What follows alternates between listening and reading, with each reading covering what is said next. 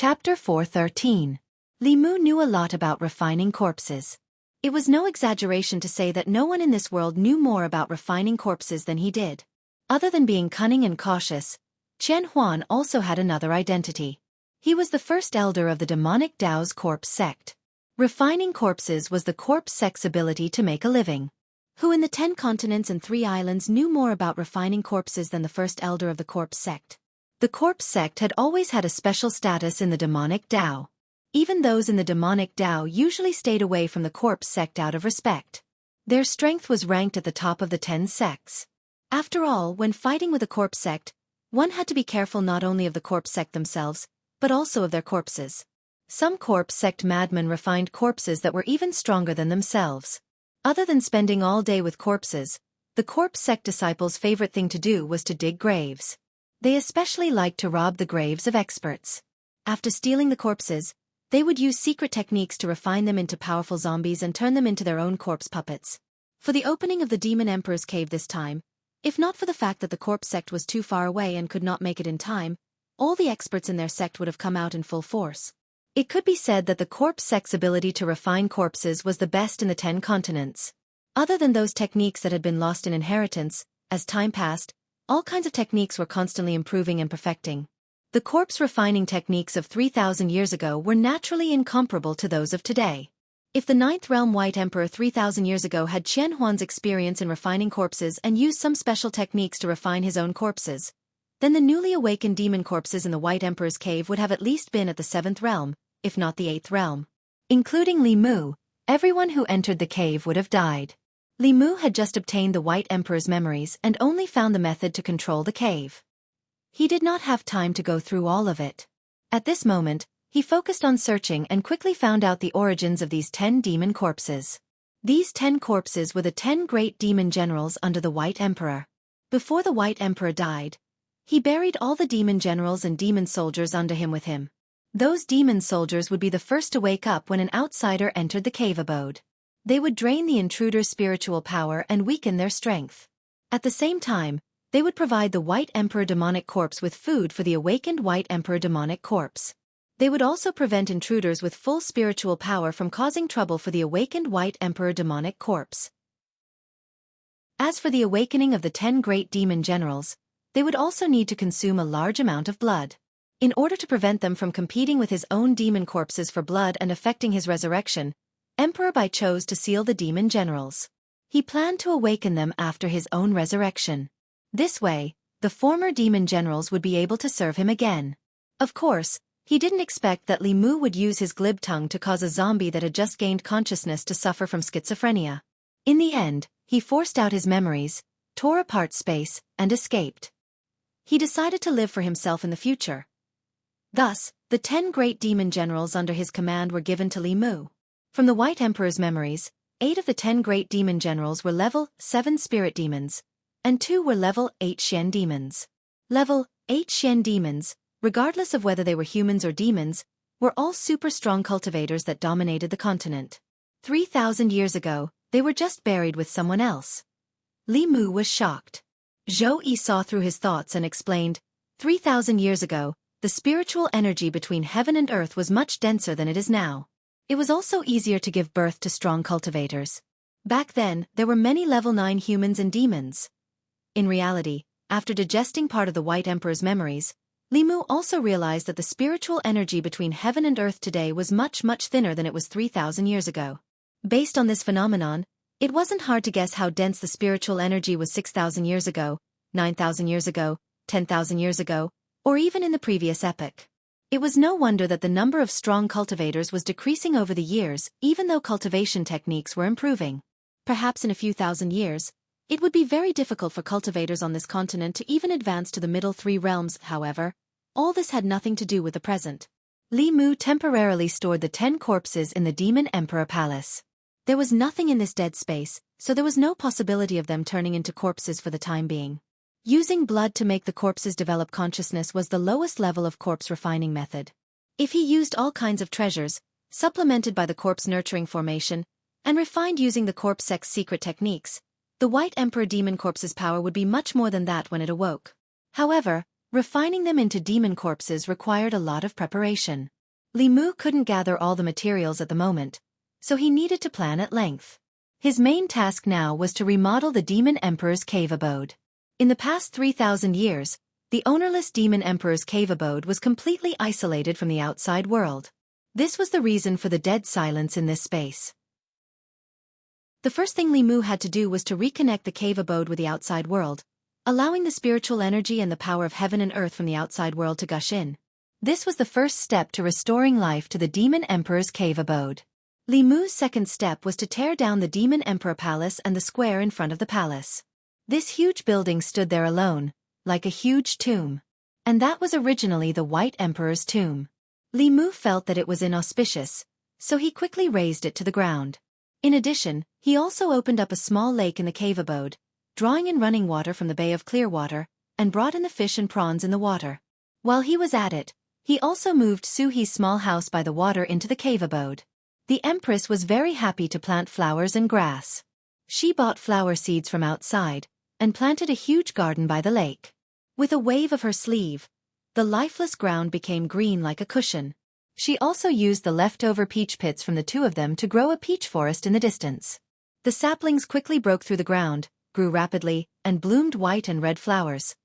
The cave abode looked brand new, but it still lacked some life. Thus, Li Mu caught some birds and a few rabbits from the forest. The grass had a few more white embellishments, the water was filled with fish and prawns, and the forest was filled with the fragrance of flowers. The sky was empty, so he pinched a few white clouds and floated in the sky. Zhou looked at the clouds in the sky in the shape of various animals. She glanced at Li Mu and said, "Childish." Looking at the small space that the two of them had opened up together, Li Mu felt a sense of accomplishment. However, for the people of the North County, there were too many strange things happening around them these few days. First, the water level of the Gulf of Clearwater had inexplicably dropped by half. Then, the number of mountains in the vicinity had also decreased. The originally lush forest on the mountain had become barren overnight, as if someone had dug it out from the roots. Some people reported this strange matter to the government. After the government sent people to investigate, they couldn't find anything. In the end, they could only leave it as it was. Inside the Heavenly Flask cave abode, Li Mu lay on the grass beside the lake. He looked at the few wooden houses by the lake and felt the breeze from the lake. His entire person fell into an ethereal state. This originally dead cave abode had been turned into a paradise by him and the Empress. In the future, there would be no need to find another place. In this place, isolated from the rest of the world, he could cultivate in peace. When he was lonely, he could leave the cave abode and travel the world. Wasn't this beautiful? Zhou stood by the lake. The breeze moved the hair in front of her forehead. She reached out and combed a few strands of hair. She asked, "How many people do you have in your family? Why did you build so many houses here?" Li Mu said, "I built a few more. Sooner or later, I will need them. Even if I don't live in them myself, it will be easy to arrange if a guest comes. Your Majesty, do you want to pick one? In the future, if your Majesty is bored in the palace, you can come visit me." Zhou didn't stand on ceremony with Li Mu. She pointed at the house closest to the flower bed and said, "I want this one." The Empress was already adding furniture to her house. Dao Zhong was chasing birds in the forest. Li Mu sat cross-legged on the grass. He stretched out his hand, and a simple page floated in his hand. This was the ultimate goal of everyone who entered the Demon Emperor's cave abode. Taoism called it the Tao page, and the demon race called it the Heavenly Book. 3,000 years ago, the White Emperor passed down the demon race's orthodoxy through this page of the Heavenly Book. Li Mu closed his eyes and sank his consciousness into the page. In the next moment, he came to a white world. This wasn't the first time he had experienced this. Li Mu closed his eyes and began to recite the Clear Heart chant. He didn't know how many times he recited it. When he opened his eyes again, the white fog in front of him had disappeared. His body was in a strange space. Li Mu sat cross-legged on the ground. The sky was filled with all kinds of huge figures. However, they weren't the monsters that Li Mu had seen in the pages of the Fulu school. The figures above his head were all monsters that Li Mu was familiar with. There were giant snakes that were thousands of feet long, giant bears that were hundreds of feet tall, giant wolves, and so on. There were more than 100 types of monsters. Each of them exuded an incomparably powerful aura. Li Mu looked around. He didn't see the monsters that he had seen before. Finally, he looked at a giant snake. In an instant, his vision blurred. He suddenly found himself floating in the air. He looked down and saw the body of a giant snake twisting and turning below. He himself had actually turned into that giant snake. At the same time, some information suddenly appeared in Li Mu's mind. Li Mu quickly realized that this was the cultivation method of the snake clan. Monsters were different from humans. Their monster body structures were different. Although they could cultivate by inhaling and exhaling spirit qi, each race had their own cultivation method that was most suitable for them. If they cultivated using a cultivation method that was suitable for them, they could achieve twice the results with half the effort. They could also unleash their full strength. However, before Li Mu had time to experience it, the giant snake let out a roar and flew up into the sky. At this moment, although Li Mu had the vision of the giant snake, he couldn't control its body. He could only continue to rise with the giant snake, as if he wanted to fly with the snake into the sky. However, the higher the snake flew, the greater the resistance it encountered. Finally, it was suspended somewhere in the void, unable to take another step. Bang! The giant snake's body coiled up. It slammed its head into the sky, but it quickly fell back down. Bang! Bang! Bang! Bang! Bang! Bang! It slammed into the sky again and again, falling down again and again. Its head was broken and bleeding, but it still didn't look back. Boom!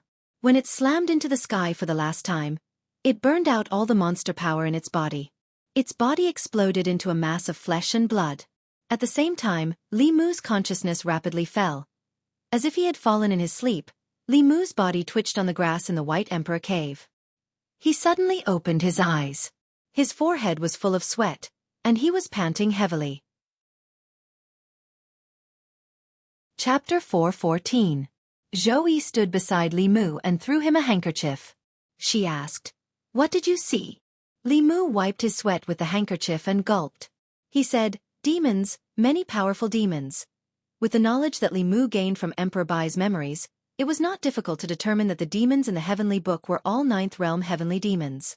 Although he was not sure if the scene in the Heavenly Book had really happened, the scene of the giant snake breaking through the sky left an unforgettable memory in Li Mu.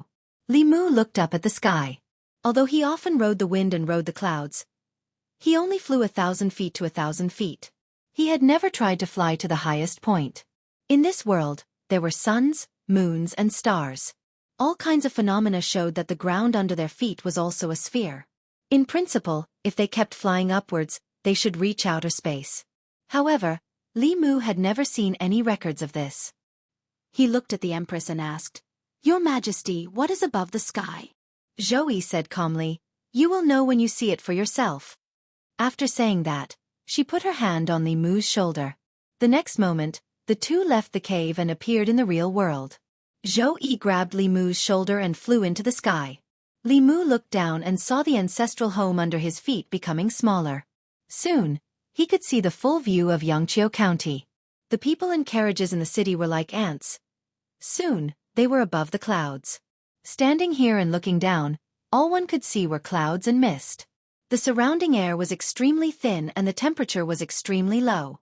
Mortals who had never cultivated before wouldn't even be able to last the time it took to brew a cup of tea here. The Empress's hand was still on his shoulder. A warm feeling spread from her palm. Li Mu's discomfort quickly disappeared without a trace. Roughly estimating that they had flown up about 10,000 feet, Zhou looked up and said, "If we go up, we will reach the 9 heavens hurricane layer." She grabbed Li Mu and ascended another 1,000 feet. As if crossing a certain boundary, Li Mu suddenly felt the pressure on his body multiply. The temperature here dropped drastically, and Li Mu had to channel his spiritual power to resist the cold. At the same time, there seemed to be a biting cold wind blowing from all directions. As the wind blew on his body, besides bringing about the cold, it also made his body feel like it was being cut by a knife. Li Mu even felt like his primordial spirit was about to be blown out of his body. Only when the Empress unleashed a protective barrier that enveloped the two of them did this feeling gradually disappear. The Empress led Li Mu upwards, and the protective shield around them began to deform. After 10,000 meters, the Empress slowly came to a stop. "The higher we go, the stronger the astral winds are. With my cultivation base, I can only escort you up to this point. At this moment, the protective shield was already trembling slightly. Li Mu guessed that even a 6th realm cultivator would not be able to withstand the gales here. Further up, there would definitely be areas where even 7th realm cultivators would have to stop. It was almost impossible to fly into outer space with just one's physical body. The two of them were about to descend when they suddenly saw a golden light shining in the distance. In the 9 heavens astral wind layer, one could not fly as fast as when they were close to the ground. Zhou Yi led Li Mu for the time it took to brew a cup of tea before they reached the golden light. In front of Li Mu's eyes, a monk in a robe appeared. The monk floated in the 9 heavens astral wind layer, allowing the astral winds to blow over his body. The biting cold astral winds blew from all directions, and the monk's robes fluttered in the wind. However, his body remained as still as a mountain, emitting a faint glow in the 9 heavens astral wind layer. Li Mu was secretly shocked at the sight of this. The astral winds here were extremely fierce. If a Dongxian cultivator was exposed here, he would probably lose his physical body immediately. This monk could withstand the 9 heavens astral wind with just his body. How strong must his physical body be? As the two of them approached, the old monk slowly opened his eyes and looked at the Empress. A trace of surprise flashed in his eyes as he asked, "Are you the Empress of the Great Zhou?" Naturally, the Empress could not be the one to introduce herself. As the Empress's #1 lackey, Li Mu spoke on her behalf. "Yes, Your Majesty. May I ask for the Great Master's Dharma name and where you cultivate?" The old monk braved the astral winds and put his palms together. He said, "Amitabha. Greetings, Your Majesty. I am Kong Ming, an old monk who wanders the world." Li Mu sized him up a few times and asked, "Grandmaster, are you cultivating in this 9 heavens astral wind layer?" The old monk smiled and said, "I have nothing to do, so I came up to polish my muscles and bones." It was the first time Li Mu heard of using the 9 heavens astral wind to polish one's muscles and bones. Although Buddhism cultivated the body, ordinary monks could not withstand it. This old monk was probably in the Prajna realm of Buddhism, a 7th realm master like the Empress Xianxia. While Li Mu was sizing up the old monk was also sizing up Li Mu. As he looked, a strange light suddenly appeared in his eyes, and he said, "Young benefactor, you are fated with Buddhism. If you convert to Buddhism, you will definitely become a holy monk in the future." The Empress looked at him indifferently, and said coldly, "Recite your sutras." This was the first sentence she said to the old monk, and also the only sentence. After saying this, she grabbed Li Mu's shoulder, and the two of them descended rapidly. In a few breaths' time, Li Mu stood on the ground again. The rapid descent made him feel dizzy. His body swayed, and only by supporting the Empress did he not fall. Li Mu felt that although his body had returned to the ground, his soul was still in the sky. After calming himself down, Li Mu immediately let go of the Empress and said helplessly, "Your Majesty, don't be so fast next time." I can't take it," Zhou said. "I know." In the next few days, the two of them spent a few more days in their own world. With the Empress's speed, it would take less than an hour to go from the North County to the Divine Capital, but she didn't seem to be in a hurry at all. She flew slowly with Li Mu along the way. When they reached a town, they would go down to rest, see the local customs, try the local snacks, and shop for some local specialties. 10 days passed, and they hadn't even finished half of the journey. Li Mu was quite anxious at first, but seeing that she wasn't, he wasn't. He treated it as accompanying her on a private tour. For the Empress, who had never left the Divine Capital before, the outside world was full of novelty. During this time, Li Mu tried many times to comprehend the heavenly book, possessed various monsters, and obtained many cultivation methods of the monster race. What Bai Di had comprehended back then was far less than what Li Mu had comprehended. The cultivation method that he had comprehended and passed down to the monster race was actually only one kind, and it was the cultivation method of the tiger race. However, he had made some improvements on this foundation, so that all monsters could cultivate according to this method, but it was far from being able to unleash the special abilities of the various races. If Li Mu passed down the cultivation method of the monster race that he knew to the corresponding monster race, so that each of the major monster races would have their own cultivation method, the strength of the monster race would definitely rise to another level. Of course, this was tantamount to aiding the enemy, and Li Mu wouldn't nurture the enemy. Unfortunately, he didn't find the cultivation method of the fox race. Although the fox race was also a monster, their cultivation method was its own system. When the nine-tailed fox appeared, all the other monsters would retreat. Their cultivation method should be top-notch. Li Mu guessed that the heavenly book in the hands of the Lord of Illusions might contain the secret of the fox race. He wondered if there was a chance for Xiao Bai to get it. In addition, there was another matter that caused great doubt in Li Mu's heart. In the space where the page was, no matter what kind of monster race it was, their final choice would be the end of the sky. It was as if there was something there that was attracting them. For this reason, these monster race experts were even willing to give up their lives. Li Mu knew nothing about this. At the end of the sky, above the nine heavens hurricane, what exactly was attracting them? Perhaps only they knew. Even Li Mu couldn't find the answer from Emperor Bai's memories. Similarly, the enormous monster he saw in the Talisman Puppet Sex Dao page was also an unsolved mystery in his heart. After wandering outside for more than half a month, Li Mu and the Empress finally returned to Chengdu. The officials were notified that tomorrow's morning court would be held as usual. It seemed that His Majesty's seclusion had ended.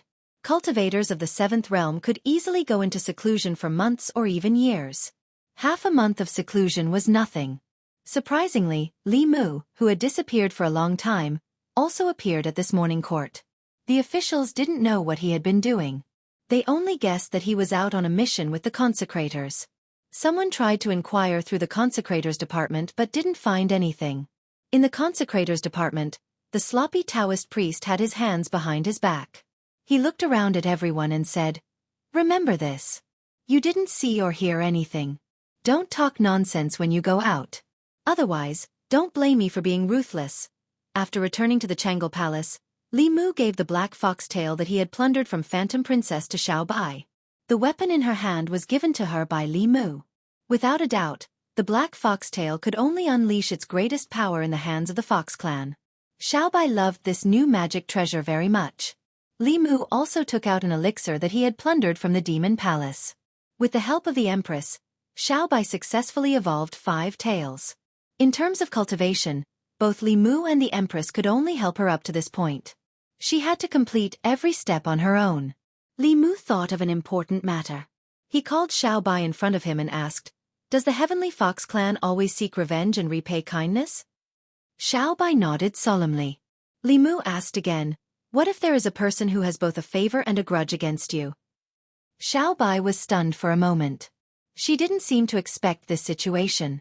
She said in confusion, "Well, I don't know." At this time Wan, who had been eavesdropping, trotted over and said, I know. First, I will repay his kindness with my body. Then, I will have a bunch of children with him. Every day, I will beat his children for revenge." Chapter 4:15. You're such a clever girl. Li Mu knocked on Wan's head. Looking at her aggrieved look, he could not help but reach out and rub her head. The Heavenly Fox clan clearly distinguished between kindness and hatred. Kindness was kindness. Hatred was hatred. It was impossible for them to forget their kindness and hatred with a bang. Moreover, Li Mu already had a fox at home. He had never thought of having a baby with a wild fox outside. As a member of the Heavenly Fox clan, he was a little curious about Little White's choice in this matter. He looked at Little White again and asked, "Little White, if I had a grudge with you before I saved you, what would you have done?" Little White said without hesitation, "Benefactor, how could you have a grudge with me?" Li Mu said, "This is just a hypothesis." Little White shook her head and said firmly, "There is no such hypothesis." It was indeed difficult for Little White to imagine this matter. Li Mu did not make things difficult for her. After reviewing a few memorials on the table, he returned to the harem to rest. Although he said he was resting, he was actually digesting his gains this time. Whether it was the page of the Heavenly Book or the White Emperor's memory, they were not things that Li Mu could completely digest in a short time. In these days, he had already learned more than 10 cultivation methods of the demon race. He could refine elixirs that could help demons increase their cultivation and break through realms. He also knew many demonic skills. As long as he had enough time, strengthening the demon race was just around the corner. It was a pity that he was a human. He had the abilities of the demon race, but he had nowhere to use them. This feeling was not good. He temporarily suppressed the feelings in his chest. Li Mu calmed down and began to silently chant the Heart Sutra. In the early stages of cultivation, Li Mu envied the strength of Xuandu's physical body and wanted to cultivate both Buddhism and Taoism. In cultivation, Taoism cultivated the primordial spirit and Buddhism cultivated the physical body. Ordinary people could only choose one, but when Li Mu encountered a choice, he would usually consider whether he could have both. Later, he gradually realized that just cultivating one had almost exhausted all his energy. The idea of cultivating both Buddhism and Taoism could only be put on hold indefinitely. Now, he had already taken all the shortcuts he could take in Haotian Taoism. If he wanted to go further, he needed hard work and opportunities. It was not something that could be done overnight. However, he could restart his previous plan. If his Buddhist cultivation could keep up, he would not have been defeated by Phantasmagoria in the White Emperor Cave. In order to avoid similar situations in the future, he had to make up for his shortcomings as soon as possible. The first 3 realms of Buddhist cultivation only required diligent recitation of sutras. Stimulated by Phantasmagoria, Li Mu began to cultivate diligently. For half a day, he locked himself in his room and did not come out. There was still some time before Xianxia's disciple recruitment ceremony. Li Qing was in seclusion, so he was in no hurry to go to White Cloud Mountain. This period of time should be enough for him to achieve a breakthrough in his Buddhist Dharma. During dinner, the Empress asked him what he was doing in the room for so long. Li Mu answered honestly. Zhou Yi asked, "Are you going to cultivate both Buddhism and Taoism?" Li Mu nodded and said, "Both Buddhism and Taoism have their own strengths and weaknesses. If I cultivate at the same time, I can learn from each other. Anyway, it's difficult for me to make a big breakthrough in my cultivation. It's better to cultivate Buddhism first." This was one of the reasons. The other reason was that he was stimulated by Phantasmagoria. As a fox, she could cultivate both demon Dharma and Taoism to a high level. Li Mu was not willing to be behind Phantasmagoria. Although Phantasmagoria was the second generation of the demon Dharma, Li Mu's own conditions were not bad. Not to mention the talent of the pure yang body, he also had the Fugu school as his backer. At the same time, he was also holding the Empress's thigh tightly. There was no reason for him to lose to a fox. Zhou Yi nodded and said, "Since you've made up your mind, this is for you." She waved her hand and a golden light flew out of her hand. Li Mu caught it and found that it was a stone about half the size of a palm. It was emitting a faint golden light. The stone was a little heavy, and Li Mu soon found that the golden light emitted from the stone was the light of Buddha. He seemed to realize something and asked, "Is this a Buddhist saraira?" The Empress nodded and said, "This was left behind by an eminent monk of the Heart sect after he passed away. At that time, in order to build temples in various counties, they gave the saraira of an eminent monk to the imperial court. The Buddhist saraira was a treasure left behind by an eminent monk with profound dharma after he passed away. In the saraira, there was their life's spiritual power. If a mortal had this treasure, they would be immune to all diseases and demons and ghosts. At the same time, this was a rare material. After it was ground into powder, it could replace some precious natural treasures and be used to write the holy talisman. Of course, to a Buddhist cultivator, the saraira of an eminent monk was even more useful. The saraira was the condensation of the eminent monk's life's dharma. Before they passed away, they would condense their life's spiritual power into a saraira and leave it to their descendants. This was also a kind of dharma inheritance. As long as their descendants absorbed the spiritual power in the saraira, they would be able to avoid years or even decades of bitter cultivation. However, it was impossible to retain all the spiritual power in the saraira. It was already rare for an eminent monk to leave 10% or 20% of his spiritual power and condense it into a saraira before he passed away. Even so, to a low-level cultivator, it was a great fortune. If it were someone else, Li Mu might be polite with such a precious gift. However, there was no need for any extra politeness between him and the Empress. Li Mu could sell his life for her and accept such a precious gift from her peacefully. After passing away, the eminent monk who could leave behind a saraira was at least in the 7th realm. Even if this saraira only contained 10% of his spiritual power, it was still a huge amount for Li Mu. With this item, Li Mu's dharma cultivation improved rapidly. In just a few days, he broke through to the 3rd realm. He was not far from the 4th realm, the golden body. If he absorbed all the spiritual power in this saraira, It was inevitable that he would cultivate the golden body. However, he could not be too hasty. Li Mu's improvement was too fast. He needed to completely stabilize his current realm before he could try to break through. His physical body did not seem to have any changes. However, when Li Mu used the Bai sword to gently slash it, only a white mark appeared on his arm. He channeled his spiritual power and slashed it again. Only then did a shallow cut appear on his arm. However, the wound healed at a speed visible to the naked eye. It quickly disappeared without a trace. This was only in the third realm. When he cultivated the golden body, combined with the fighting formula, he would be able to fight in close combat or from a distance. His strength would no longer have an obvious shortcoming. The problem that needed to be solved now was that although Li Mu's spiritual power had caught up with the eminent monk Saraira, it had not completely merged with his physical body. For Buddhist cultivators who cultivated step by step, their spiritual power was hidden in their physical body. Their physical body grew stronger as their spiritual power grew. Li Mu's spiritual power grew too fast. Much of it was still wandering in his physical body. He could not unleash the full power of his physical body. The fastest way to merge the two was to fight. Unfortunately, Li Mu did not have any friends who cultivated Buddhism. Although Mr. Mei and Shangguan Li had enough cultivation, their bodies could not take more than a few punches. The Empress could fight him in close combat, but the difference in their strength was too great.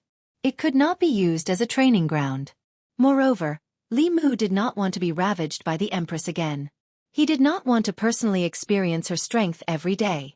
It would cause him to have strange and embarrassing dreams at night. Li Mu thought hard. Suddenly, a light flashed through his mind. He remembered the monk that he and the Empress met in the Nine Heavens atmosphere. The Nine Heavens atmosphere was a natural place to train one's body.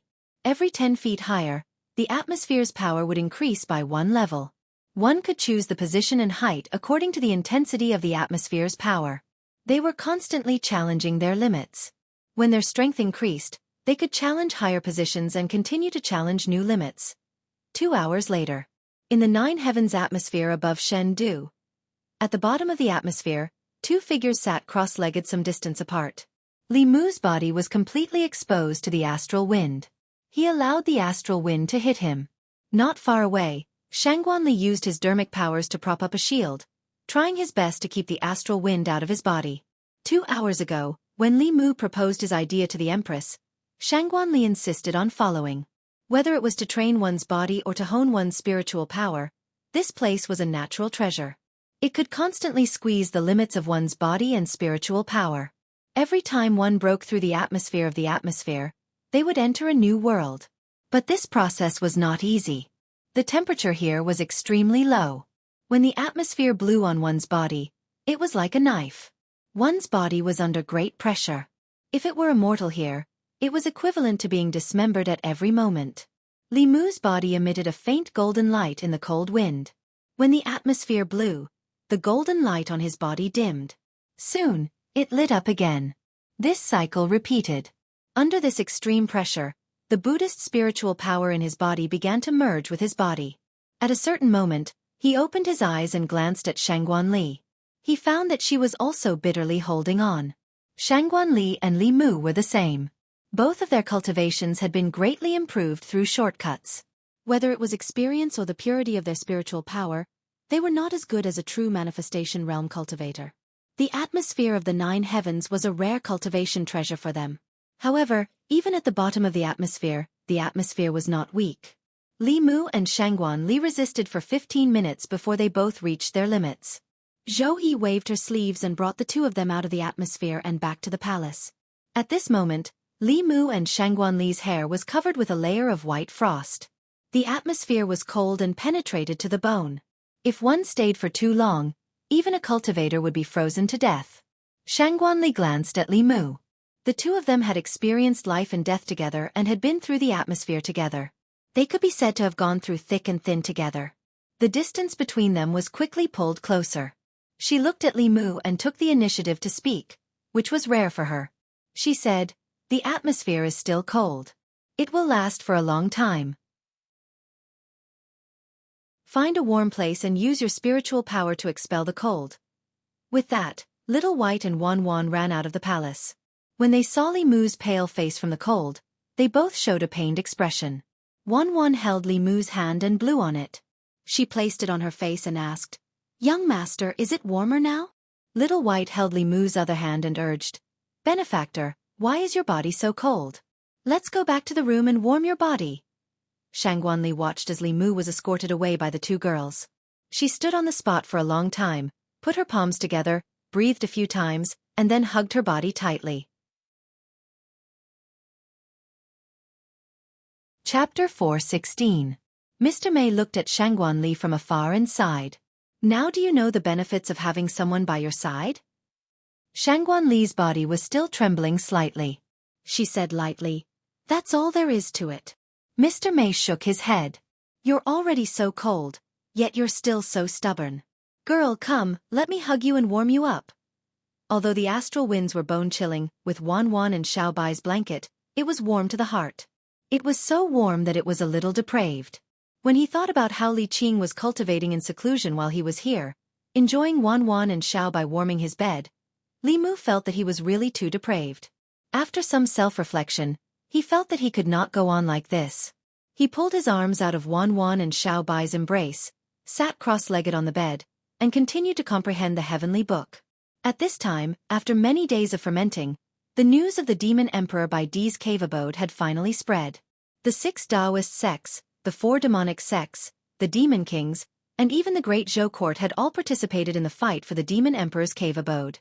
Although most people did not know the final result, one could imagine that with so many factions and countless experts, there was only one heavenly book and one Bai Di's inheritance. No matter who obtained it in the end, there would definitely be an extremely fierce fight. During this period of time, the actions of the various large forces all proved this point. Within the demon nation, the bear tribe, the snake tribe, the wolf tribe, and the leopard tribe suddenly formed an alliance. Before this, there were many conflicts between the various demon kings because of territorial disputes, and there were no signs of an alliance. After the 4 demon kings formed an alliance, some news also spread within their demon nation. It was said that in the fight for the demon emperor's cave, the 4 demon kings had suffered heavy losses. The demon generals that they had sent out were almost completely annihilated. In order to avoid being swallowed up by the other demon kings after their strength was greatly damaged, they had no choice but to form an alliance. As for the demon Dao demon sect in the demon nation, they had always been arrogant and had constantly swallowed up the surrounding small demon tribes to expand their own forces. However, in recent days, they had suddenly become much more well-behaved. Not only had their forces shrunk, but the demons that used to rely on the demon sect as their backing had also become terrified. This also confirmed some of the rumors that had spread from the territories of the Bear King and the Snake King. It was said that the demon sect had sent 5 fifth-level demon generals into the White Emperor cave, but none of them had returned. The demon sect head elder had lost half of his capable subordinates. It was no wonder that the demon sect had suddenly become obedient. At the same time, in the faraway Yudu Ghost region, Soul Sect. The 2 soul shadows stood in Soul Palace and looked at each other. 2 years ago, the Soul Sect had a 6th-level Great Elder, and below him were the 10 Kings of Hell. Each of their cultivations were above the 5th level. Since Chu Jiang of Gojoseon had died in the North County, King Wuguan, Emperor Song, and the Great Elder Nether Saint had all died in the hands of Li Mu. The Soul Sect's strength had been greatly damaged. In this fight for the Demon Emperor's cave, King Qingguang had sent out 5 Kings of Hell. In the end, not a single one of the 5 Kings of Hell had returned. The once glorious Soul Sect had countless experts. Now, only King Qingguang, who had been forcefully raised to the 6th level, and the King of Chakravarti of the 10 Kings of Hell were left. They had completely fallen to the bottom of the 10 sects. If other forces in the Ghost region had encountered such a setback, the surrounding Ghost Kings who were eyeing them covetously would have been unable to sit still. The only outcome for them was to be swallowed up and divided up. However, no matter how weak the Soul Sect was, it was still one of the 10 sects of the Demon Dao. With the giant tree of the Demon Dao behind them, no forces in the Ghost region dared to swallow them up. The main reason was that they themselves could not accept the decline of the Soul Sect. King Qingguang said in a deep voice, "We must recruit some experts as soon as possible. Otherwise, the Soul Sect will only exist in name." The King of Chakravarti shook his head. The 5th-level spirits of the Ghost region have already been absorbed by various forces. We can't snatch them from them. The major forces in the Ghost region did not dare to touch the Soul Sect because they were afraid of the demon Dao. However, if the Soul Sect came knocking on their door, they would not be polite. With the Soul Sect's current strength, they could not afford to offend anyone. King Qingguang said, "Not all the spirits have joined the major forces. I heard that there is a female spirit in the West Mountain who has just become a spirit." A year ago, the east of the May Mountain was also occupied by a 5th-level soul cultivator. The king of Chakravarti thought for a while and said, "Great Elder said that Madame Lin of the West Mountain and the powerful existence of the May Mountain." King Qingguang said, "It's them." The king of Chakravarti shook his head. Half a year ago, King Taishan was ordered by the saint to invite Madame Lin, but she rejected him. The one in the May Mountain is extremely powerful. King Pingdeng and I went to invite her, but we did not even get to see her face. King Pingdeng was almost killed by her because he spoke rudely. If I did not mention the name of the saint at the critical moment, the two of us would not have made it back. King Qingguang frowned and asked, "The two of you almost died before you even got to see her face. Could it be that the soul cultivator has already reached the 6th level?" "No," the king of Chakravarti said. "Her cultivation is not much stronger than ours, but her remarkable ability is really terrifying." "It is simply unheard of," King Qingguang asked. "What kind of remarkable ability?" The king of Chakravarti said, "She can make snow fall in a 10-mile radius. The snow is bone-chilling and can harm souls. She can also control lightning, which is very effective against us." King Qingguang's eyes flashed as he said, "She does have some ability. If I can subdue her, wouldn't I have another helper by my side? I definitely can't let this girl go. However, before subduing her, I need to go meet Madame Lin." As soon as he finished speaking, his body turned into a cloud of grey mist and left the Hall of Souls, flying towards the west. At the same time, a certain matter caused a stir in the demonic path. The reward for the second arrest of Li Mu by the Lord of Illusions was even more generous than the first.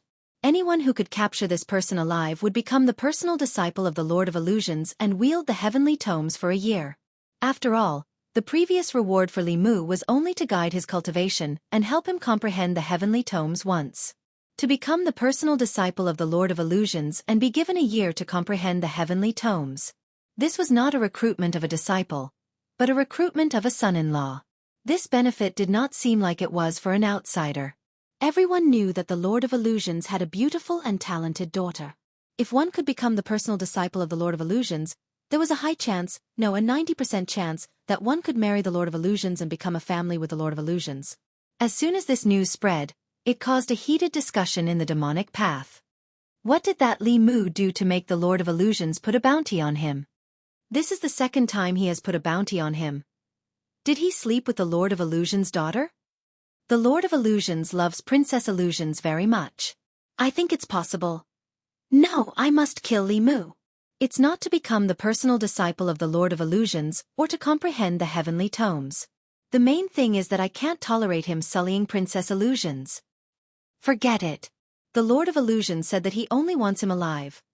Why is it so much harder to capture him alive than dead? The Lord of Illusions' bounty for Li Mu was not only limited to the demonic path.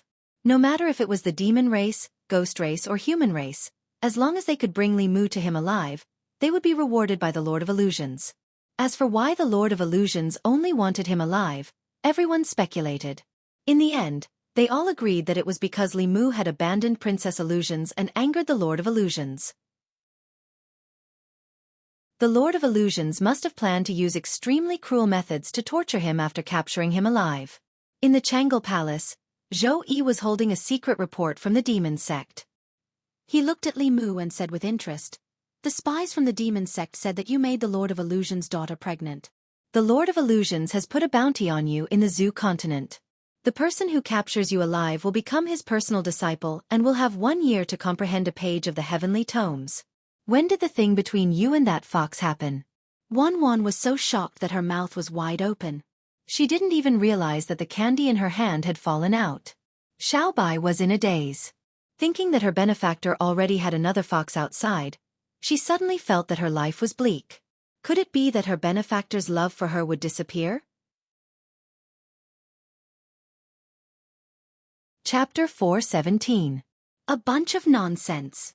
After Li Mu reacted, his face revealed a look of anger as he said, Who sent back this false information? That person is not responsible at all. It's fine if it's just a fabricated rumor, but if this is an important battle report, how many things will be delayed and how much damage will be caused to the imperial court? His bonus for this year is gone. Zhou put down the report and lightly said, "This matter has already spread throughout the entire demonic path. Anyone can find out about it." Li Mu raised his head to look at her and said, "Your Majesty, please believe this subject. This subject is loyal to my wife and is not." No matter how thick-skinned Li Mu was, he could not say the word loyal. He could not even say promiscuous. Otherwise, where would he place Li Qing, Little White, and Wan Wan? He lightly coughed and said, "This subject is loyal to your Majesty. How can I have an affair with a demonic path witch? It's even more impossible to impregnate her. This is a rumor, a scandal. This subject has Little White by his side. How can I provoke other foxes?" Little White's face revealed a bashful expression. She felt that her benefactor's love for her had returned. Zhou flicked her finger and a flame flew out, burning the report to ashes. She said, all right. This emperor believes you. Go back to work." Li Mu walked out of Changle Palace and slowly exhaled. This heavenly lord of 10,000 illusions was truly endless. Not to mention the demonic path people. Even Li Mu himself was moved by the bounty this time. Li Mu was not interested in becoming the direct disciple of the myriad illusion heaven monarch or marrying Phantasmagoria. However, Li Mu was very curious about the page of the heavenly book in the myriad illusion heaven monarch's hands. It was said that the complete heavenly book had a total of 24 pages. It contained the great Tao of heaven and earth. Li Mu had comprehended 2 of the pages and obtained the inheritance of the talisman Tao and the demonic Tao. At the same time, the images left behind in the heavenly book also left a deep impression on Li Mu. What were those giant beasts? Why did the demonic cultivators bang their heads against the sky? What other mysteries were there in the other heavenly books? As the most legendary treasure in the world, there were too many legends about the heavenly book. However, without a doubt, once one comprehended the complete heavenly book, one would be able to see the great Tao of this world and uncover the mysteries of the ancient times. These 2 things attracted Li Mu much more than Phantasmagoria. He wondered if the heaven monarch of myriad illusions would keep his promise and allow him to comprehend the page of the heavenly book in his hands if he surrendered himself and brought Li Mu back alive. Li Mu thought about it carefully and felt that this possibility was not big, so he completely dispelled this idea. 100,000 Great Mountains, where the Mirage faction was located. The myriad illusions lord handed a simple page to Phantasmagoria and said, "If you can't comprehend more, then don't force yourself." Phantasmagoria nodded and said, "I understand." She took the page and sank her consciousness into it. Soon, she appeared in an empty space. This space was filled with a boundless fog. She could only see a few steps away from her. The fog would occasionally tumble, as if something was flying past at high speed. Phantasmagoria calmed her heart and focused her mind. She tried to use her mind to disperse the fog. The fog in front of her seemed to have thinned a little. A white figure suddenly passed through the fog. It was a white fox with 2 tails. Phantasmagoria's gaze swept past the fox demon and continued to disperse the fog. This page of the heavenly book contained the inheritance of the Fox clan. Although the Fox clan was also demonic, their cultivation was different from that of the demonic cultivators. The ancestors of the Fox clan had opened up a completely different cultivation path for them. The weak Fox clan, when cultivated to the peak, could become the king of the demonic cultivators. They had heaven demons as subordinates and heaven dragons as mounts. However, as the heaven foxes fell one after another, no new heaven foxes were born. The Fox clan gradually declined. The fog in front of her gradually thinned. More and more fox shadows flew past Phantasmagoria's eyes. These foxes were 2-tailed, 3-tailed, 4-tailed, and one of them was 5-tailed. Phantasmagoria's face still did not reveal a satisfied expression. 3 years ago, she was able to obtain the inheritance of the 5-tailed fox demon from the heavenly book.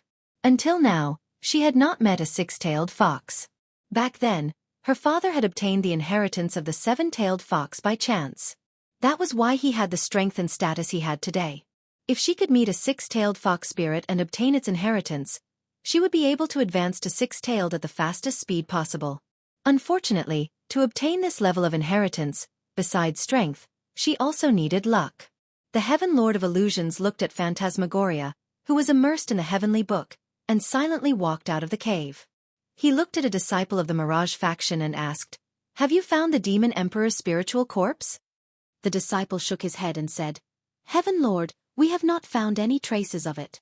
The Heaven Lord of Illusions said calmly, "Continue to search." The heavenly book had fallen into Li Mu's hands. This was an unchangeable fact. However, possessing the heavenly book only gave one the possibility to become a powerhouse. It could not immediately make one a powerhouse. The 6 Taoist sects all had heavenly books. Their strongest powerhouses were only in the 7th realm. What's more, the heavenly book of the demon clan was useless to the human clan. However, the demon emperor's corpse was different. It was the corpse of a heavenly demon. If it was handed over to the corpse sect and refined, even if it could not restore his peak strength, it would certainly create a powerhouse in the upper realm. This was more beneficial than the heavenly book. Yingzhou bordered the northeast of the ancestral continent. There were many mountains and poisonous barriers in the territory. Although the territory was vast, there were no human countries. There were only poisonous insects and beasts everywhere. The trees and flowers that could survive here were generally highly poisonous. Very few people knew that the corpse sect of the 10 demonic sects was in Yingzhou. Among the 10 demonic sects, the corpse sect was the most repulsive. Although the soul sect and the demon sect had committed all kinds of evil, ghosts were the souls of humans, and demons were also living beings. They shared the same emotions as humans. In some novels, love between humans and ghosts, or between humans and demons, transcending life and death, and transcending races, happened from time to time. However, no one had ever written a story about humans and corpses. After all, in the eyes of most people, zombies were inhumane creatures that only knew how to suck blood and bite people. They were more terrifying than demons and ghosts. The people of the corpse sect spent all day with corpses. Just thinking about it made them shudder. Not only the righteous sects, but even the demonic sects did not like the corpse sect. Their bodies were always filled with thick corpse chi, and they were always thinking about the bodies of others. If a powerhouse of the demonic sects died and his corpse was still intact, the people of the corpse sect would take the initiative to come and ask for the corpse. If a powerhouse was about to die, they would come in advance and wait to receive their corpse. They did not care about the feelings of the dying person. Therefore, in the demonic sects, the corpse sect was like a jinx. In Yingzhou, in a hollow mountain somewhere, there was a burst of shock. What? The White Thearcha's cave abode has appeared.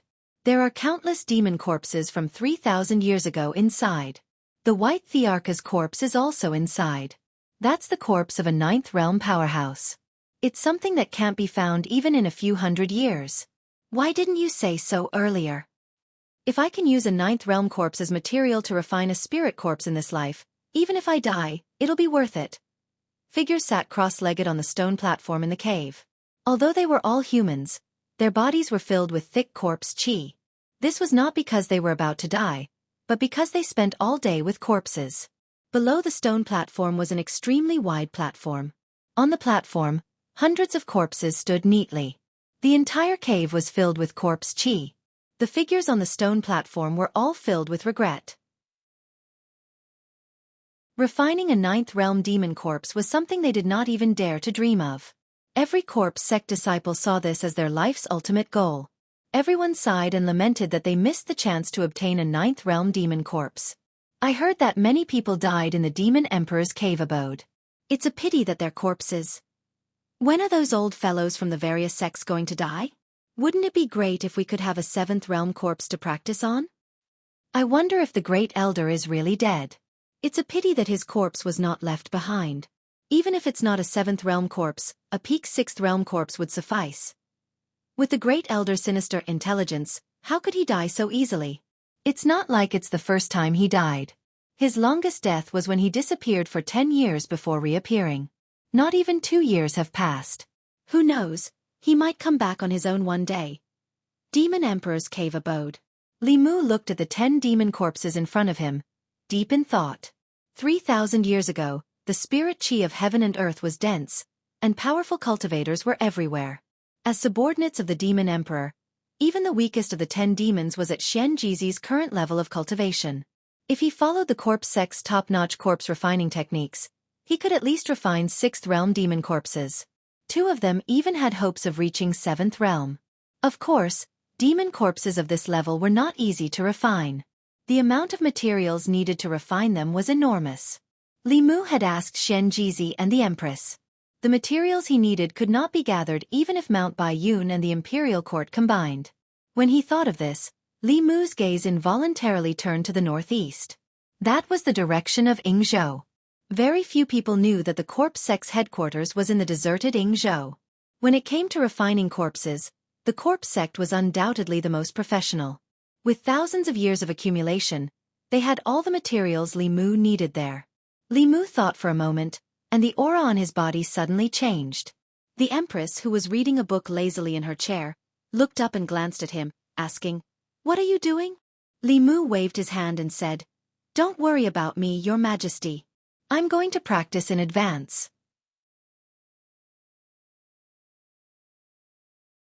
Chapter 4:18. The question of, "Who am I?" that the White Emperor Demon Corpse had once struggled with was actually not completely meaningless. At this moment, sitting in Chang'e Palace was Li Mu, the Thousand Illusions Venerable, and the Demon Emperor White Emperor. He had the memories of the Thousand Illusions Venerable and the White Emperor, knew all their secrets and knew everyone they knew. With this, he could flawlessly pretend that he had been possessed by the Thousand Illusions Venerable or the White Emperor. If he said he was the Corpse Sect's Grand Elder, then he was the Corpse Sect's Grand Elder. Compared to the Thousand Illusions Venerable being possessed, most people were more willing to believe that he had possessed someone else. Although the Corpse Sect was also one of the 10 demonic sects, they were not interested in anything other than tomb raiding and refining corpses. Li Mu and the Empress had worked hard to turn the Demon Emperor's cave into a paradise. The mountains were green, the water was green, and the flowers were fragrant.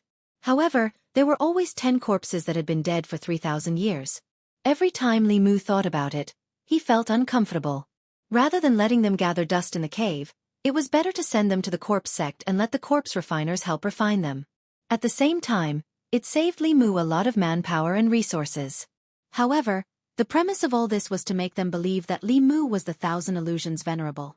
It was not difficult to do this, but he did not want to expose his true identity. The art of transformation was a mystical power that only level 6 cultivators were qualified to learn. Even if Li Mu used the false appearance talisman, he could not guarantee that there would be no flaws. He closed his eyes and searched in his mind. When he opened his eyes again, his face changed. Soon, he had become a stranger. This was not a Taoist mystical power, but a demon technique. The false appearance mystical power was an illusory technique that was cast with spells. If it met someone with a high cultivation, they would be seen through at a glance. On the other hand, this demon technique that had been lost with the fall of the White Emperor could change one's appearance without leaving a trace. Of course, demon techniques had their advantages, but Taoist techniques also had their limitations. The Tao sect's divine ability allowed one to transform into any appearance they wished with the help of Dharma spells. Regardless of whether it was a person's face, a rock, a wooden stake, a cow, or a dog, there was nothing it could not do. Demonic arts were not so random. At most, they could change their appearance, but not their figure. If they wanted to change into the appearance of anyone, they would need to cultivate to a high level. It seemed that Tao arts were stronger, but Tao arts were essentially illusions. All illusions had the risk of being seen through. As for this demonic technique, even though there were many limitations when it was executed, it would leave no traces behind after the transformation, making it difficult for others to notice. There was also the invisibility spell. The Taoist invisibility spell could hide one's body, clothes, weapons, magic treasures, all the accessories on one's body, and any external objects that the caster wanted to hide. They were both invisible, but demonic arts were not as magical. It could only hide the caster's body, hair, and skin. It did not include clothes or any other external objects. In other words, if he wanted to become invisible through demonic arts, he would have to strip naked from head to toe. This seemed to be a useless spell, but it was very difficult to completely hide one's aura and spiritual power. Once any spiritual power fluctuations were revealed, even if others couldn't see it with the naked eye, they would be able to perceive their existence. As for the invisibility spell, it was born from a certain lizard's innate divine ability. It didn't consume any spiritual power at all, so naturally, there would be no spiritual power fluctuations. Not only could it make people disappear out of thin air, but it could also integrate with any surrounding environment without any disharmony. Even a powerhouse of the upper realm wouldn't be able to discover it. Li Mu comprehended a lot of demonic arts from Bai Di's memory, and he first learned these two practical ones. The art of disguise that would not be discovered by others allowed him to act with another identity without exposing himself. As for the invisibility spell, although the casting conditions were a bit awkward, in the face of a life-and-death crisis, or some incomparably critical moment, who would care about wearing clothes or not? Of course, with Li Mu's caution, he would not joke about his own safety without confirmation. The transformation spell would not be exposed. Li Mu had already confirmed this through the Empress. As for the other one, it was inconvenient for him to take the initiative to look for the Empress. Li Mu thought for a while and returned to his room. A moment later, Wan Wan and Xiao Bai, who were sitting cross-legged on the bed, suddenly found that the door of their room was pushed open. Xiao Bai turned her head and took a look and said in surprise, "Why is the door open? Is it the wind?" Wan Wan turned her head to look and quickly turned back and said, "It should be the wind, it's your turn. Whoever wins this game will sleep inside tonight." Li Mu walked out of Wan Wan and Xiao Bai's room. It seemed that the demonic arts from 3,000 years ago were indeed something.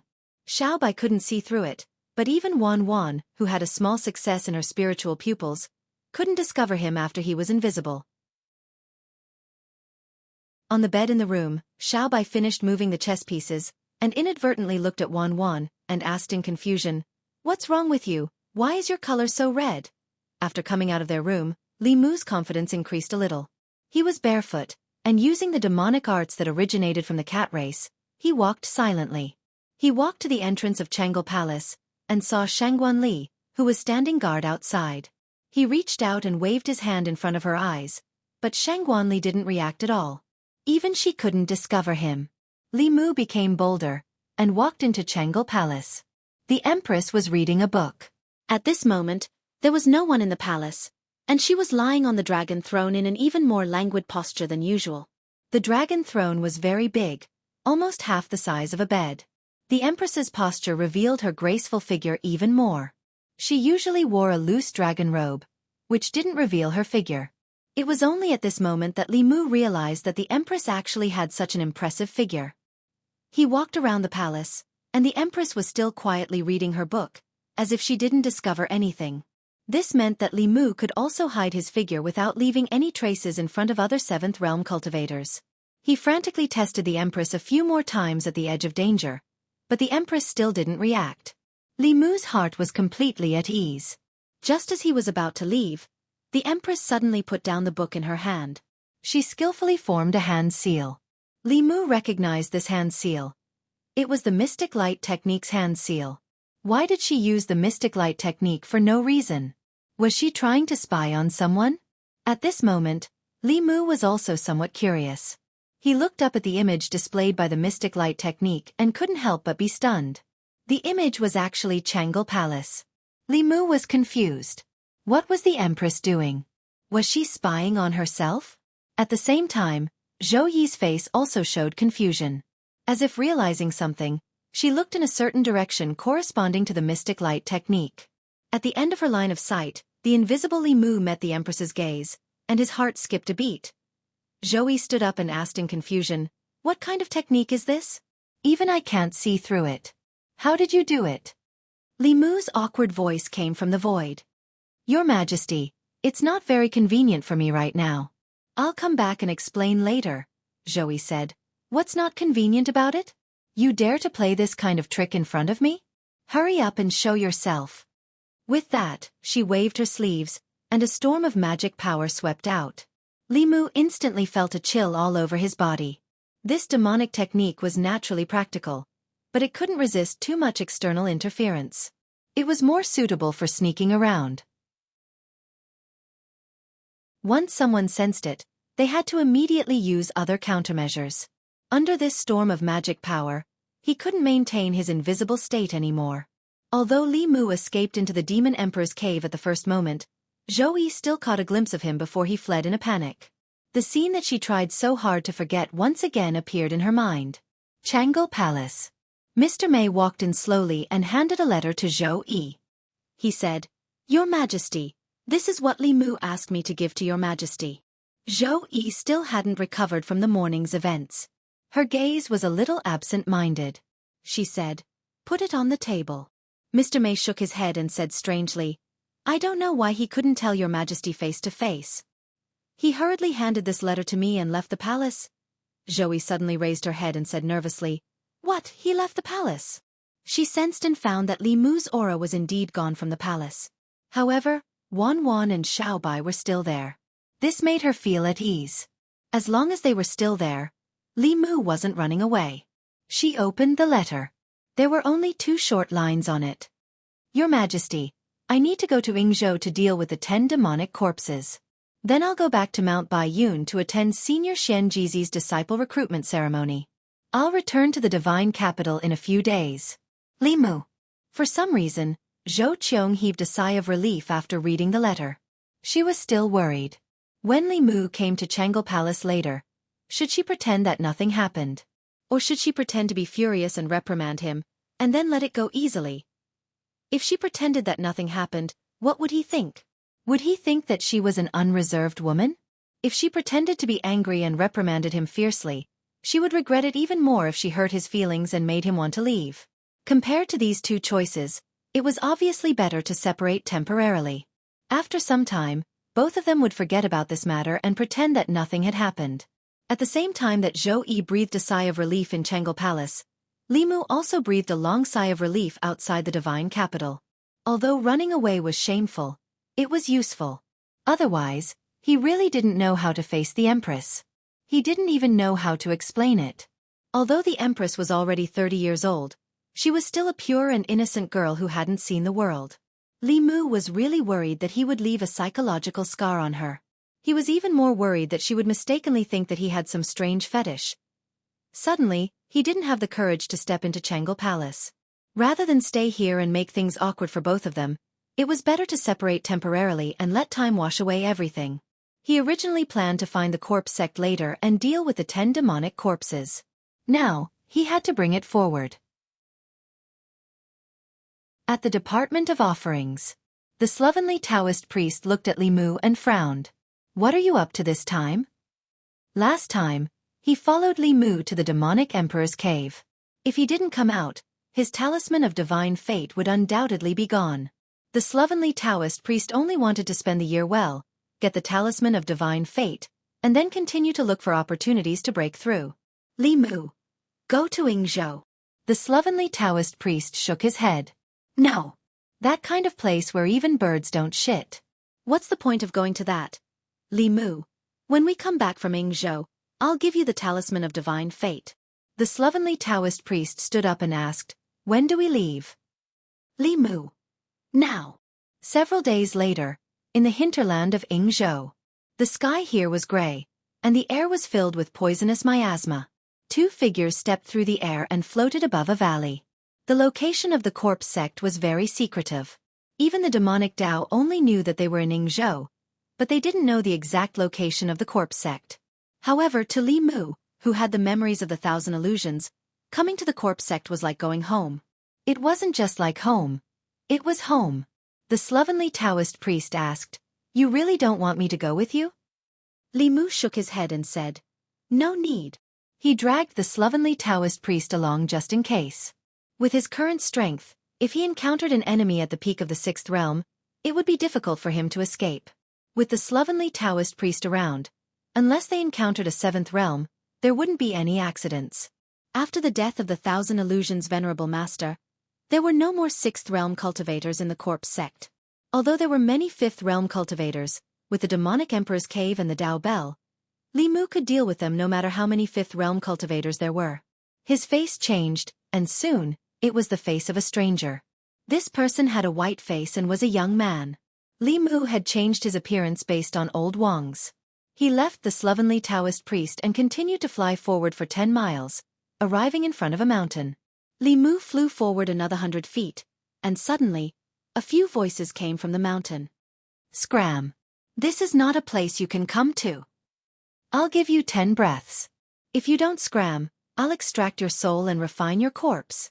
Li Mu's body floated in the air, and he said calmly, "How dare you? his voice was steady and powerful, and it echoed throughout the mountain. Swoosh, swoosh, swoosh. One by one, figures flew out from the mountain. More than 10 figures floated in front of Li Mu, their faces filled with shock. These people were all 5th realm cultivators. Among the 10 demonic sects, the corpse sect's strength was only weaker than the sage sect's. If the Grand Elder, the Thousand Illusions Venerable Master, reached the 7th realm, he could suppress the Thousand Illusions Venerable Master and make the corpse sect the #1 sect below the sage sect. Unfortunately, with the death of the Thousand Illusions Venerable Master, the corpse sect was leaderless and became a demonic sect. A tall and thin man with a pale face like a corpse stared at Li Mu and asked, "Who are you? What business do you have in the corpse sect?" Li Mu smiled and said, "Chen Shi, we haven't seen each other for 3 years, and you don't recognize me?" Chen Shi's expression changed greatly. Although the person in front of him had a different appearance and voice, his expression, actions, and even subtle eyes were exactly the same as the god in his heart, the Grand Elder Thousand Illusions. You're the Grand Elder." Chen Shi blurted out and then said flatly, "No, this is impossible. The Grand Elder's soul lamp has been extinguished. He can't be alive." The Thousand Illusions Venerable Master's soul lamp had been extinguished, which meant that his soul had died long ago. It was impossible for him to appear in front of everyone. The soul lamp and life talisman were connected to the soul. Li Mu couldn't deceive the Nether Saint, and now, he couldn't deceive these people. He didn't deny it and said indifferently, "The Thousand Illusions Venerable Master is indeed dead. The one standing in front of you now is my memory host. I have erased the memory of his original body. Now I am him and he is me." Hearing this, everyone in the soul sect was shocked. Erasing someone else's memory and replacing it with his own. How crazy was he to do such a thing? In this way, who was the identity of the person whose memory was erased? If he was himself, he only had the memory of another person. But if he was Thousand Illusions, he had nothing but Thousand Illusions memory. How could the corpse sect treat him as the Grand Elder? Chen Shi looked at Li Mu and said in a low voice, "What evidence do you have?" Li Mu said indifferently, "Chen Shi, how dare you talk to me like this? Have you forgotten who picked you up from the pile of corpses and taught you how to cultivate and refine corpses?" After saying this, he looked at another person and said, "Han-Shur-san, what's with that look? Don't think that I don't know about you and the female corpse you refined. Sun Qi has already told everyone about it." Han-Shur-san's face was red. Looking at the other person, he gritted his teeth and said, "Sun Qi, didn't you say you would keep it a secret for me?" Sun Qi looked embarrassed and said, "I accidentally let it slip." Li Mu continued, "Sun Qi, once, when Han-Shur-san wasn't around, you secretly did something indescribable with his female corpse. All these years, I didn't tell anyone." Han-Shur-san was furious. "What? Sun Qi, you bastard. I thought you were my brother, but you did something worse than a beast." Sun Qi retorted, "If I'm worse than a beast, then what are you?" Seeing that the two were about to fight over a spirit corpse, Chen Shi said in a low voice, "Shut up, we'll talk about this later." He looked at Li Mu. At this moment, he didn't have any doubts about what Li Mu said. If he didn't have the head elder's memories, how could he find this place and know everything about the corpse sect? Even so, he still couldn't accept such a special existence. He looked at Li Mu and said, "You said it yourself, you're not the head elder. You only have the head elder's memories. The head elder of the corpse sect is already dead. Go back to where you came from." Li Mu sighed and said regretfully, "If that's the case, then the 10,000-year-old ancient corpses I found can only be refined slowly after I establish the new corpse sect. I wonder if the 2 level 8 ancient corpses can be refined into 2 spirit corpses." Hearing this, everyone in the corpse sect was shocked. "What? Level 8 ancient corpse? This is a supreme grade material. I wonder if it's a male or a female. If I can refine a spirit corpse in this lifetime, I can die without regrets." Li Mu said indifferently and turned to leave. In the next moment, an urgent voice came from behind him. "Hold on." Chen Shi looked at Li Mu with a burning gaze and asked, "Can you let us see those ancient corpses?"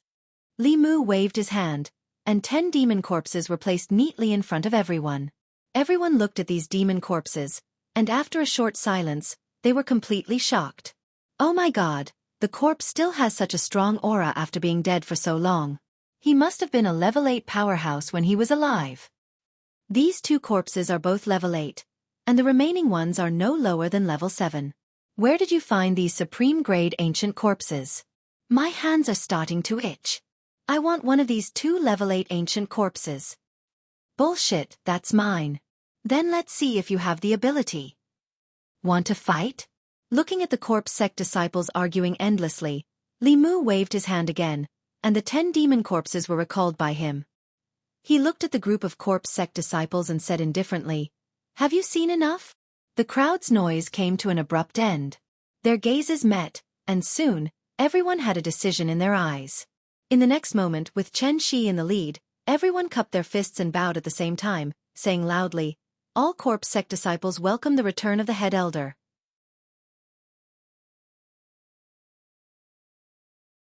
Chapter 419. Greetings, Grand Elder. Greetings, Grand Elder. Dozens of corpse sect disciples stood on the mountain peak and bowed to Li Mu. Li Mu's gaze was indifferent as he said indifferently, "Your words have enlightened me. I'm not Chen Huan. I only obtained his memories. The corpse sect has nothing to do with me, and you have nothing to do with me. From today onwards, you are you and I am me. I have nothing to do with you." Plop. Hearing this, the dozens of corpse sect disciples directly knelt on the ground. "Grand Elder, you can't abandon us. The corpse sect can't do without the Grand Elder. You've obtained the Grand Elder's inheritance. You're our Grand Elder. Please forgive our offense just now, Grand Elder." To the corpse sect disciples, it didn't matter whether the person in front of them was Chen Huan or not. It didn't matter whether he had obtained Chen Huan's memories. No matter who it was, to be able to give them 2 level 8 ancient corpses and 8 level 7 ancient corpses. He was the corpse sect's Grand Elder. Even if Grand Elder Chen Huan was still alive, he wouldn't be able to give them so much. As a corpse refiner, what could be more exciting than personally refining a spirit corpse? Not to mention, the person in front of them had Grand Elder Chen Huan's memories. He was more qualified than anyone to become the corpse sect's Grand Elder. Li Mu's expression eased as he said indifferently, "Stand up and speak." The purpose of his words just now was to establish his authority, not to draw a clear line between him and the corpse sect. If he left the corpse sect, where would he find the materials needed to refine corpses and these professional workers who didn't ask for anything in return? After subduing these people, Li Mu could rest assured and leave them to others. Seeing Li Mu's expression ease, the corpse sect disciples knew that the Grand Elder had forgiven them. They all relaxed and started to get closer to Li Mu. Grand Elder's cultivation is profound. He'll rule the 10 continents for thousands of years. Under Grand Elder's leadership, the corpse sect will surpass the sacred sect sooner or later and become the leader of the 10 sects. Grand Elder, where did you find these ancient corpses? Li Mu raised his hand, and the crowd stopped talking abruptly. He glanced at the crowd and said, "These 10 ancient corpses are the key to the rise of the corpse sect. No one is allowed to leak this information. Not even the Sage sect or the other sections. If anyone violates this rule, they will be severely punished." As his voice fell, an extremely powerful aura emanated from his body. This aura swept out, and the people of the corpse sect felt an extreme pressure from the bottom of their hearts. From the very beginning, everyone could feel that the person who called himself the Great Elder was not even at the 6th realm. This was also the reason why they were unwilling to acknowledge him. It was only because of the 10 precious ancient corpses that they temporarily compromised. At this moment, under this imposing aura, they felt as if they were seeing the Great Elder come back to life. There was no doubt that the new First Elder was also an absolute powerhouse. After recovering from his shock, Han 13 patted his chest and promised, "Rest assured, Great Elder. If anyone dares to leak this information, I, Han 13, will be the first to extract his soul and refine his corpse. We are members of the corpse sect in life, and we will die as corpses of the corpse sect. We will follow the orders of the Great Elder." Yes, Great Elder. Although Chen Huan was dead, his prestige in the hearts of the people of the corpse sect was extremely high. Li Mu only used a little trick and easily inherited his position in the corpse sect. The entire corpse sect of the demonic path was the inheritance that Chen Huan left to him. Li Mu took this as Chen Huan possessing Old Wang as compensation for hurting his feelings. Of course, he was also very clear that the reason why the attitude of the people of the corpse sect changed so much was because of the 10 corpses. To a certain extent, the disciples of the corpse sect were all artists. They treated refining corpses as art. It was their art that was not understood by the world. Li Mu released the 10 corpses once again. The people of the corpse sect looked at them. Their faces flushed red and their breathing quickened. Li Mu looked at them and said, "I still have important matters to attend to and can't stay in the corpse sect. I will leave these corpses to you. I hope you won't disappoint me."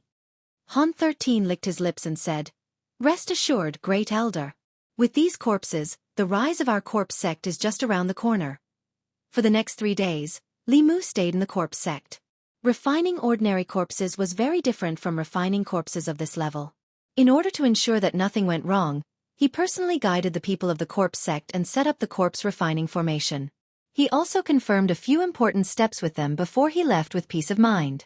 These 10 corpses required a lot of materials to refine. It would completely exhaust the wealth of the corpse sect, but no one cared. If they ran out of materials, they could save them up again. Corpses of this level were rare. Long before he came to the Ying continent, Li Mu had used a secret technique to refine these corpses once. This refinement could ensure that no matter how strong they were after they were refined, they would not have their own independent consciousness and could be controlled by Li Mu. In this way, even if the disciples of the corpse sect had other ideas in the future, they would not be able to cause too much trouble. When they left the Ying continent, the sloppy Taoist priest looked at Li Mu with a strange expression and said, "Kid, you have guts." It has always been the demonic Tao who has ideas about others. You are the first one who dares to do this to them. Li Mu did not say anything. He waved his hand and a golden light flew out and was caught by the sloppy Taoist priest. The sloppy old Taoist priest glanced at him. "It's still early for a year." Li Mu said, "From now on, Senior is free." When he had tried to rope in the sloppy Taoist priest, it was only to intimidate the Department of Worship. Now, the Department of Worship no longer needed his intimidation. Li Mu also did not need to force him to stay. The lifelong pursuit of an expert of this level was to find that glimmer of hope to transcend. If he stayed in the Department of Worship and became a pawn of the imperial court, it would be very difficult for him to find his own Tao. Back then, he had enlightened Li Mu and it was not something that could be repaid with a mere 800 coins. Take this heavenly secret talisman as a token of gratitude for his guidance. The sloppy Taoist priest held the heavenly secret talisman with a look of admiration and said, "If Talisman Daozi did not beat me to it, I would really want to take you as my disciple." Li Mu smiled and cupped his hands. "I wish Senior to step into the Transcendence Great Tao as soon as possible." The sloppy Taoist priest waved his hand and said, "I also wish you to enter the bridal chamber as soon as possible and become the mother of the world." He took a last look at Li Mu before his body turned into a stream of light and disappeared into the horizon. Li Mu floated in the void alone and sighed in his heart. He had already taken all the shortcuts in his cultivation. How could it be so easy to step into the Dongxian? As for dominating the world, it was even more impossible. The 10 continents and 3 islands were vast and boundless. Although everyone knew that the 7th realm was the peak, no one knew if there were 8th and 9th realms in some secret places. Li Mu breathed a sigh of relief and stopped thinking about these things. He had to take one step at a time. Thinking about these things too early was not good for his cultivation. He identified the direction and flew towards the northwest. A few days later, on Mount Baiyun, in the Taoist palace on the main peak, Xianxia said in surprise, "Junior brother, didn't you say that you would come in a few days? Why are you here so early?" Li Mu said, "I have nothing to do in the imperial court, so I came a few days earlier." The real reason was that he was hiding from the Empress. This time, he had lost a lot of face in front of the Empress.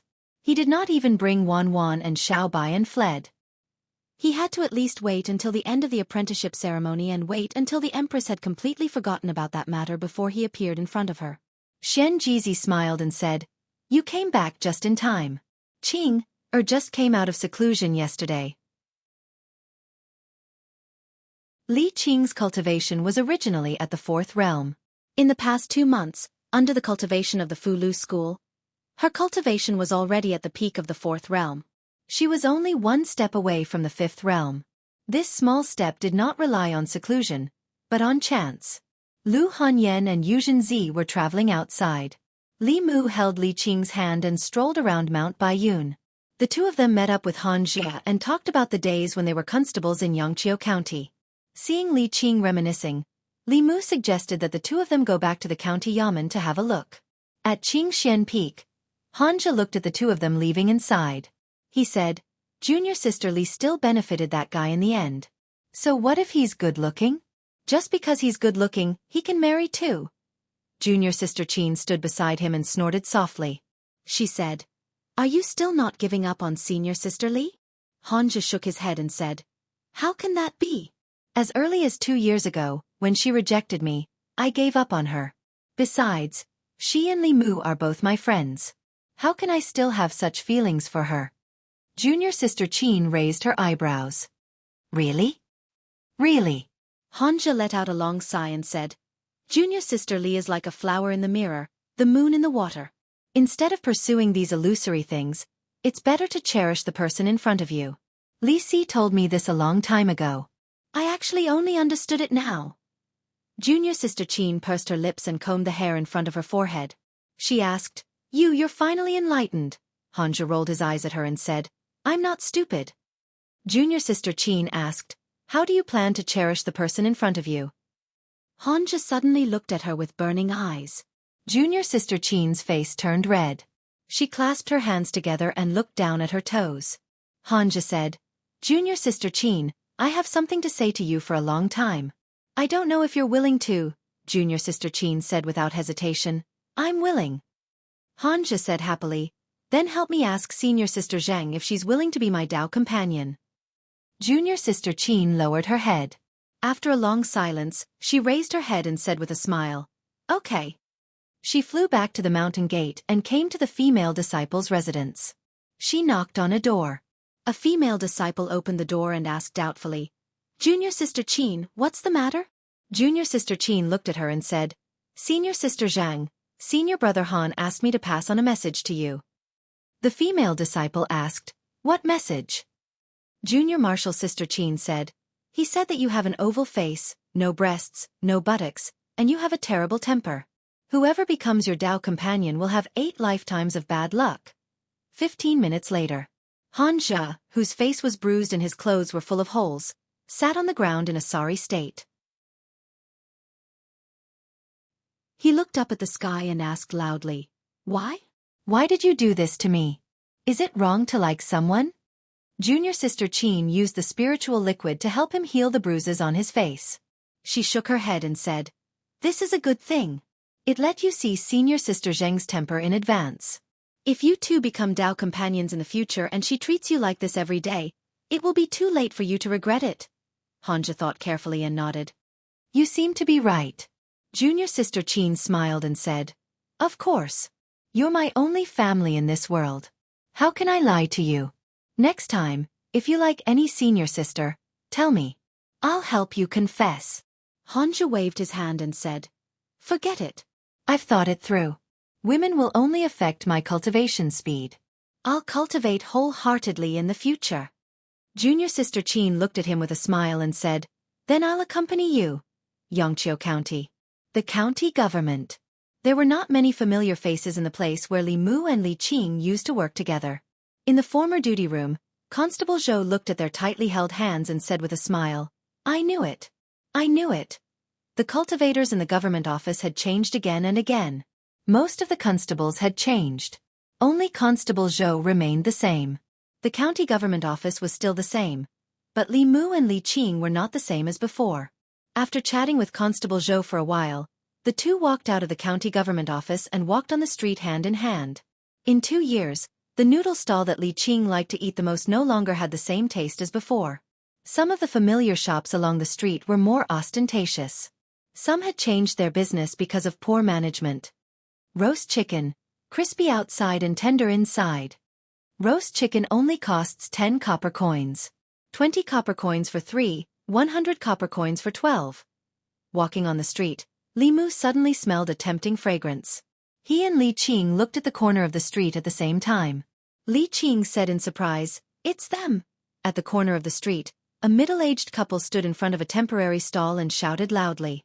The middle-aged couple was short and ugly. However, The roasted chicken they were selling had a tempting aroma that whetted one's appetite with just a sniff. Because of that, their business was very good. The customers in front of the stall had already formed a long line. In Li Mu's eyes, they were not a middle-aged couple but two weasels. After 2 years, Li Mu and Li Qing met the weasel couple again. There were many customers. Although the two monsters were in a hurry, their faces were full of joy. "We don't have any more today. Please come again tomorrow." "I'm really sorry. We'll definitely prepare a few more tomorrow." Sorry. Come here tomorrow to buy roast chicken. We'll give you a bowl of chicken soup for free." The weasel couple sold the last roast chicken and put away the stall. They had a happy expression on their faces. If they maintained this business, they would be able to buy a small house here in half a year at most. Suddenly, the weasel seemed to have sensed something and looked forward. A young man and woman were holding hands. They waved at them and then turned to leave. The weasel was stunned for a moment. Then, joy appeared on his face. He subconsciously wanted to chase after them but was stopped by the woman beside him. The woman shook her head and said, "Don't disturb them." The weasel looked forward again. If what he was looking at was a painting, then the two figures were the most beautiful colors in the painting. They were so beautiful that one could not bear to destroy them. The weasel took a step forward and retracted his steps. If it were not for them, the couple would have been destroyed in body and soul. The weasel couple knelt down and kowtowed a few times in the direction where the two figures disappeared, ignoring the surprised eyes of the passers-by on the street. Seeing the weasel couple's current appearance, Li Mu was very gratified. They had helped each other in difficult times and grew old together. These two demons had lived the life that Li Mu wanted. What he longed for was not status or power. It was enough for him to be able to do what he loved with the person he loved. He held Li Qing's hand tightly and took her into the flask space. The two stood by the lake. Li Mu looked at Li Qing, who was shocked by the scenery in front of her, and said softly, "This is where we will live in the future." Li Qing came back to her senses after a long time. Li Mu took her to the row of lakeside houses and said, "You can live in whichever one you like in the future." Li Qing thought for a moment and pointed to an exquisite small building with a flower garden in front of the courtyard. She said, "I like this one. P.S. You can follow my WX public account, not Rong Xiaorong. I made a map of the world of Great Zhou myself.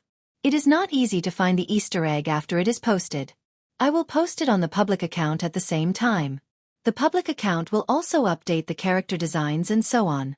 It will be easier to find it in the future."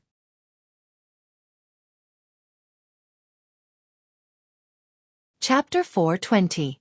Li Mu looked at the exquisite building with a flower bed and was speechless for a moment. This building was built by the Empress for herself. Every beam, every piece of wood, and every blade of grass in the flower bed were all made by the Empress. If she came here in the future and saw that someone had taken over her home, Li Mu couldn't imagine how furious she would be. One was his superior who loved and protected him. The other was his beloved woman. Li Mu's heart was in a dilemma as to which side to lean towards. Angering the Empress wouldn't end well. No one knew this better than Li Mu. But Li Mu didn't want his beloved woman to be sad. Li Qing saw his strange expression and asked, "What's wrong? Is this building not okay?" Li Mu's throat moved. He shook his head and said, "It's not that it's not okay. It's just that I suddenly want to build a house with you. A house that we built with our own hands, a house that belongs to us. Every structure of the house will be designed by us. We can also open a small garden in front of the house and plant the flowers we like in the garden." Li Qing imagined the scene that Li Mu described. Her beautiful face showed that she was moved. Compared to this small building in front of her, being able to build a house of love with the person she loved was obviously more meaningful. She nodded her head and said, "Okay." Li Mu wiped away the cold sweat on his forehead and said, "Let's go. Let's go prepare the materials to build the house." 3 days later, Mount Baiyun. There was still some time before the disciple recruitment ceremony. Li Qing once again entered seclusion. Xianxia had exchanged a top-grade medicinal pill from the Pill Cauldron sect, which could help her completely cross the last barrier between the divine ability and the creation realm. Li Mu also took advantage of his free time to cultivate in seclusion on Mount Baiyun. It was very difficult for his cultivation of Tao to improve in a short period of time. His cultivation of Buddhism had also reached a bottleneck. Li Mu put most of his energy into learning demonic arts. Every path of cultivation had its own strengths and weaknesses. The more one dabbled in, the more one would have their own strengths and fewer weaknesses. The various demonic techniques recorded in the demon race's heavenly book were extremely useful to Li Mu, and he began to think about the other heavenly books. Each of the 6 Taoist sects had a Tao page. It was very likely that the Buddhists had one as well. The demon race's heavenly book was in Li Mu's hands.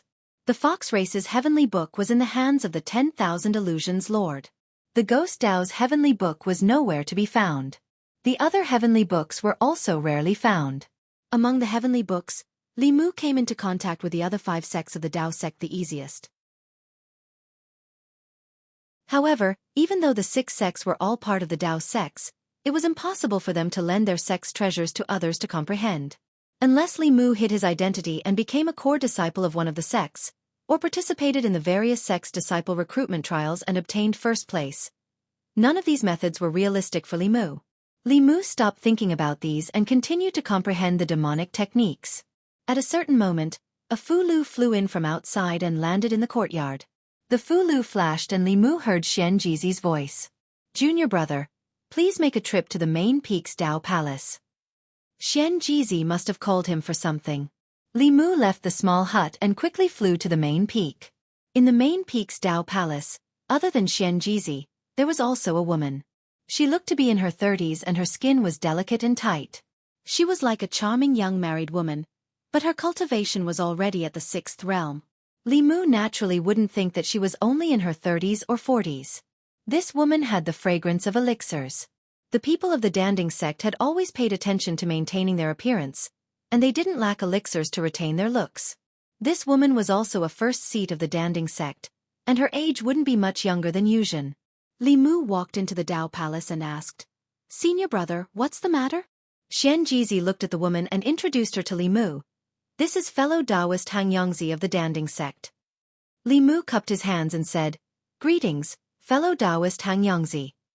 Xianxia returned the greeting and said, "Greetings, fellow Taoist Jizhi." Xianxia said slowly, "To be honest, the only person in our sect who can refine the Tianji talisman is junior brother Jizhi. This matter requires his approval." Although a trace of shock flashed through the depths of Xianxia's eyes, he didn't doubt Xianxia's words. He cupped his hands again and said to Li Mu, "Please, fellow Taoist Jizhi." Li Mu was still confused and looked at Xianxia. Xianxia explained, "It's like this, a senior of the Danding sect." After listening to him, Li Mu understood why the Danding sect sent 2 first seats to Mount Baiyun. Other than congratulating Xianxia on finding a beloved disciple, they also had a request. A grand elder of the Danding sect was nearing the end of his life and hoped to ask for a Tianji talisman from the Fulu school to extend his lifespan by 10 more years.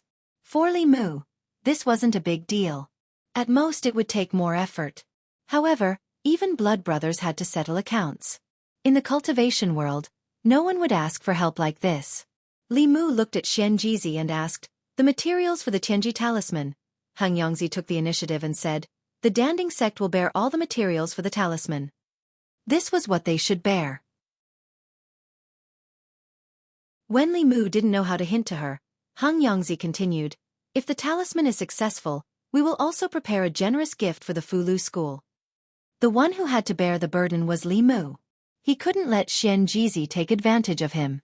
Li Mu thought for a moment and said, "Actually, I'm also interested in alchemy." Xianxia immediately said, "I can give you a book on alchemy. The book contains the insights of the seniors of my sect on alchemy." Li Mu said, "I heard that the Danding sect's Tao page contains the truth of alchemy." Xianxia understood what he meant. After a moment of silence he said, "I can't make the decision on my own. I need to ask the sect master." Xianxia walked out of the Tao Palace and quickly returned. He said, "Senior sister has agreed. If the Tianji talisman is successful, we can let fellow Taoist Jizhi study our Tao page once." This result was within Li Mu's expectations. Although the Tao page was a precious treasure of each sect, it wasn't that they never showed it to others. The Fulu school would let the first place in the Talisman Tao trial to study the Tao page once. After they studied it, they could choose to join the sect or not. Li Mu chose to join, while Zhou Zhong chose to leave. The other 5 sects also had the same rule. The six sects had been passed down for thousands of years. Countless seniors of the sects had studied the Tao page and passed it down while innovating. What made the six sects what they were today was not the Tao page, but the hard work of generations of seniors of the sections. Therefore, borrowing the Danding sect's Tao page to study was not a matter of principle for the Danding sect. After receiving the Danding sect's promise, Li Mu cracked his knuckles and stretched his muscles. He said to Xianxia, "Senior brother, we can begin." Several days later, dark clouds gathered in the sky above White Cloud Mountain again, accompanied by a strong heavenly might. After experiencing it once, the elders and disciples of White Cloud Mountain were used to it. They already knew that the appearance of this kind of heavenly phenomenon on White Cloud Mountain meant the birth of a saint-level Fu Lu. Wasn't it normal for a saint-level Fu Lu to be born in the ancestral court of Fu Lu school? Soon, the first seeds flew towards the thunderclouds. Not long after, the thunderclouds dissipated and the sky returned to normal. In the Taoist palace on the main peak, Jianghu handed the divine secret talisman to Xianxia. Xianxia carefully accepted it and cupped his hands. "Thank you, Taoist Xianxia, Taoist Lingxia." Then, she stretched out her hand and a blank page appeared in her palm. Li Mu's cultivation was no longer the same as before. In addition, before he wrote the talisman, the Pill Cauldron sect had given him a lot of elixirs to recover his magic power and mind. At this moment, he was in a good state. Li Mu took the page and sat down cross-legged. When his mind touched the page, it immediately sank into another space. What entered his eyes was a familiar fog. Li Mu did not delay. He closed his eyes and began to recite the clear heart mantra over and over again. He did not know how many times he recited it. When he opened his eyes, the fog in front of him had disappeared. In a desolate and broken world, there was scorched earth everywhere. Countless giant beasts were wreaking havoc on the ground. In the distance, countless figures stood in the air. Countless streams of light flew out from their hands. The streams of light streaked past Li Mu's eyes. He could vaguely see that there were round pills in the light. A pill flew into the middle of a few giant beasts and exploded. A black hole appeared at the spot where the pill exploded. The giant beasts were instantly sucked into the black hole and disappeared. A pill flew into the mouth of a giant beast. The giant beast roared and fell to the ground powerlessly. Soon it turned into stone. Some pills exploded, turning into flames that could not be extinguished. Some pills touched the giant beast and turned into blue ice. Li Mu had seen a similar scene in the Fu Lu school's Tao page. The difference was that those people could draw talismans in the air, but these humans used pills as weapons to attack these giant beasts. They would also throw some pills into their mouths. They seemed to be used to recover their spiritual power. A pill flew in from afar and passed through Li Mu's body. A piece of information suddenly appeared in Li Mu's mind. After realizing what this was, Li Mu reached out and grabbed another pill that flew in front of him. The pill passed through his palm and Li Mu grabbed nothing but air.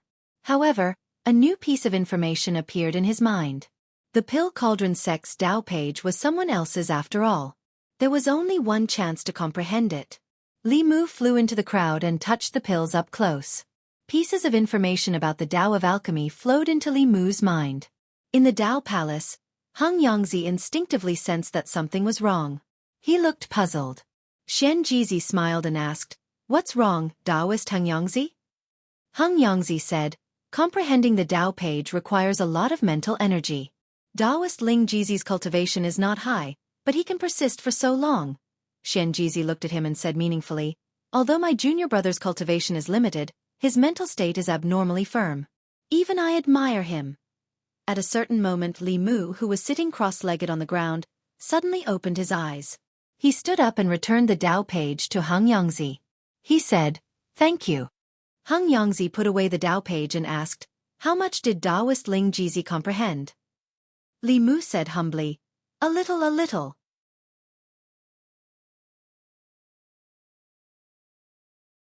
Chapter 421. With the experience of comprehending the Fu Lu Tao page last time, Li Mu had learned to keep a low profile.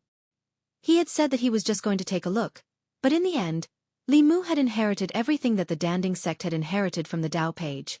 What the Danding sect had not comprehended from the Tao page, Li Mu had also secretly learned. It was no exaggeration to say that the current him could already use his knowledge of alchemy to establish a second Danding sect. It was just that there was no need to do so. Hearing Li Mu say that he had only comprehended a little, Xianxia was finally relieved. After all, the Tao page was an item of the sect's inheritance. If it were not for the fact that they had a favor to ask of the Fulu school this time, they definitely would not have taken the Tao page out to trade. Xianxia put away the Tianji talisman and the Tao page and quickly left. Xianxia looked at Li Mu and asked, "Junior brother, how much have you comprehended from the Danding sect's inheritance?" Li Mu shrugged and said, "I can swear to the heavenly Tao that it really is only a little." Xianxia thought to himself that perhaps he was overthinking. It was already rare for him to have such talent in the Tao of talismans and the Tao of Tao. Wanting him to also have such high attainments in alchemy was a bit too much. At this time, Li Mu looked at Xianxia with shining eyes and asked, "Senior brother, can you borrow the Tao pages of the other 4 sects to take a look?" Xianxia shook his head and said, "I'm afraid not. If it's just the Danding sect, we can still use your interest in alchemy as an excuse. If we use the same excuse for all the other sects, it would seem that we have ulterior motives." Xianxia's words made sense. The Fulu school had its own Tao page. If they wanted to take it for free, they obviously had bad intentions. The various Taoist sects might think that the Fulu school had the ambition of swallowing up the 5 sections. Although all the sects had this idea, thinking and doing were 2 different things. In the next few days, Li Mu began to digest the knowledge of alchemy he had obtained from the Tao page. Cultivators generally believed that the function of pills was to gather the essence of spiritual objects in the world. After consuming it, it could increase one's magic power and heal injuries. However, this understanding was obviously narrow. From what Li Mu had seen, the cultivators of ancient times mostly used pills as weapons. Just like the Fulu school's Fulu, they could greatly increase one's battle prowess. Unfortunately, the Dan Cauldron sect did not pass down those powerful pill treasures. The Pill Cauldron school was very sincere. After letting Li Mu comprehend the Tao page, they also gave him an alchemy book and an alchemy furnace. The Book of Alchemy was not precious. It was an entry-level book in the world of cultivation. The 6 Taoist sects were very generous. They did not forbid the circulation of some basic fu, pills, and formations. Instead, they supported it. This was also the reason why the Taoist sects had grown so rapidly in the past few hundred years. Unlike the other sects, Taoism was more willing to share. Of course, the core secrets of the Taoist sects were only known to the upper echelons and core disciples. The alchemy book that the Pill Cauldron school gave Li Mu was only an entry-level book. What was truly precious was the annotations in the alchemy book. This would allow Li Mu to avoid many detours. After asking Xianxia for some spiritual herbs, Li Mu began to try refining pills. At first, he failed a few furnaces. However, when he discovered that the art of tranquility could also be used to refine pills, his success rate greatly increased. Although writing talismans and refining pills were 2 different things, there were similarities. One required one to control the talisman's magic power, while the other required one to control the temperature of the flames. If one's mind wavered, the fu would be destroyed. Similarly, if one's magic power wavered, the flames would become unstable, and the pills in the cauldron would be destroyed. During this period, Li Mu used the materials given to him by Xianxia to practice on Mount Baiyun. After a few days, when he returned to the divine capital and joined forces with the Empress, he might have a chance to refine a saint-level pill. Half a month later, the Fulu school's headmaster Xianxia and Elder Yuzenzi's apprenticeship ceremony was held as scheduled. This was a rare occasion for the Fulu school in recent years. The other 5 sects of Taoism, the major subsects of the Fulu school, and some reputable sects in the cultivation world all sent people to Mount Baiyun to congratulate them. The names of Li Qing and Lu Hanyan were also known by the major sects in the cultivation world. As the direct disciples of the Fulu school's headmaster and great elder, their futures were limitless. It could even be said that the future of the Fulu school rested on their shoulders. In these few days, the 2 girls received so many gifts that their hands went soft. Li Mu purposely built a few more rooms in the cave to store the gifts they received. Inside the cave, Lu Hanyan stood by the lake and sighed. "What a beautiful place," Li Mu said. "This will be our home from now on." Lu Hanyan looked at Li Mu and asked, "I heard little sister Qing say that the 2 of you personally built a small building here?" Li Mu immediately said, At that time you were outside. I originally planned to build one here when you came back. Lu Hanyan waved her hand and said, I'm too lazy to build one. The small buildings here are all good. I'll just pick one. As soon as she finished speaking, Li Mu's heart skipped a beat. He pretended not to care at all and said, Then you can choose whatever you want. Lu Hanyan walked around the lake and sized up the small buildings. Li Mu walked to her side and suggested, What do you think of this one? It's facing south and has the best feng shui. Lu Hanyan shook her head and said, I don't like this one. Li Mu continued, What about this one? The terrace outside is so good. You can usually play the zither on it. Lu Hanyan continued to shake her head and said, It's mediocre and has no characteristics. When passing by another small building, Li Mu quickened his pace and glanced around. He thought to himself, Please don't choose this one, please don't choose this one. Lu Hanyan stopped and pointed to an exquisite small building with a flower garden. She said, This one. Li Mu stopped and said with a smile, Actually, I think it's more meaningful for the two of us to build a love house with our own hands. Lu Hanyan said, But I really like this small building. Look at how beautiful it is. It's like a palace, and there's a small flower garden in front of it. Li Mu's throat moved. He said, We can copy this small building and build an identical.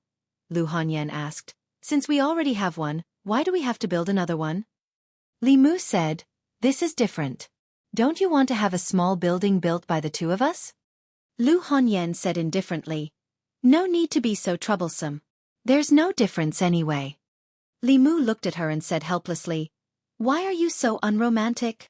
Lu Hanyan frowned and said, Are you saying that I'm not as romantic as Sister Qing? As expected, when there's a new person, you forget the old. Do you think that I can't compare to her in any way? Li Mu hurriedly explained, It's not like that. Actually it's... Lu Hanyan asked angrily, What is it? Actually, this small building belongs to Her Majesty the Empress. Her Majesty the Empress. Why is Her Majesty the Empress small building in our house? Yes, yes. Why are you hesitating? Is it because... No wonder you ran to the palace when we were not at home and didn't even go home. No wonder Her Majesty is so good to you. No wonder the rumors say that you are Empress Li. It turns out that what they said is true. After deducing for a while, Li Mu shook his head and threw these thoughts out of his mind. He could never say that to Lu Hanyan, otherwise, things would become more difficult to end. Lu Hanyan was still waiting for Li Mu's answer. She asked, Why are you shaking your head? Why don't you let me choose this one? Li Mu raised his head and explained, Because Qing and I built this small building by ourselves. I'm worried that if you don't have it, you will think that I'm biased. I see. Lu Hanyan held Li Mu's hand and said, Don't worry. I won't think too much. I don't want to be so troublesome. She held Li Mu's hand and walked into the small building. After looking around the small building, she was more satisfied. It's so beautiful inside. This bed is so big. It's so comfortable to lie down. The tables and chairs here are also made of spiritual wood. The carvings on them are so exquisite. They must be the work of a famous artist. The paintings on the wall, are they the original works of Daoxian Zhenren from the previous dynasty? Most of his paintings have been lost. Where did you find them? These two vases are also so beautiful. They must be expensive? Li Mu stood in the room and squeezed out a smile. He said, As long as you like it. Shen Jizi and Yuzhen Zi's disciple recruitment ceremony ended. Li Mu stayed for a few more days before returning to Chengdu. Lu Hanyan and Li Qing did not return. In the following days, they would receive the true inheritance of Fulu School. This was the most important opportunity for them to enter the 6th realm and even the 7th realm. After returning to Chengdu, Li Mu stayed at home for 2 days to make sufficient preparations before going to the palace. At the entrance of Changle Palace, he nervously asked Shangguan Li, Is Her Majesty here? Shangguan Li nodded and said, Her Majesty is reading a book. You can go in by yourself. Li Mu walked into Changle Palace and saw the Empress reclining on the dragon throne. He said softly, Your Majesty. The Empress's face was hidden behind the book. She said lightly, Wait for me to finish reading this page. She read this page for a full quarter of an hour. Li Mu saw that she was holding the book upside down but did not dare to remind her. After a long time, she put down the book and stood up. She asked, "What's the result of the trip to Yingzhou?" Li Mu said, "I have successfully gained the trust of Corpse Sect and had them refine the 10 demonic corpses for me." The Empress asked, "Aren't you afraid that they will use them against you after they refine them?" Li Mu explained, "Don't worry, Your Majesty. I have already used the spirit-splitting technique to deal with the 10 demonic corpses. No matter who refine them, they will only listen to my command." After that, the Empress asked him some questions about the apprenticeship ceremony. However, she didn't mention a single word about Li Mu's streaking in the Jianghu Palace. If she did not mention it, Li Mu would not take the initiative to mention it either. The two of them reached a tacit understanding about this matter. After the tacit understanding, the Empress said lightly, "Take me to your cave. I want to see my flower garden."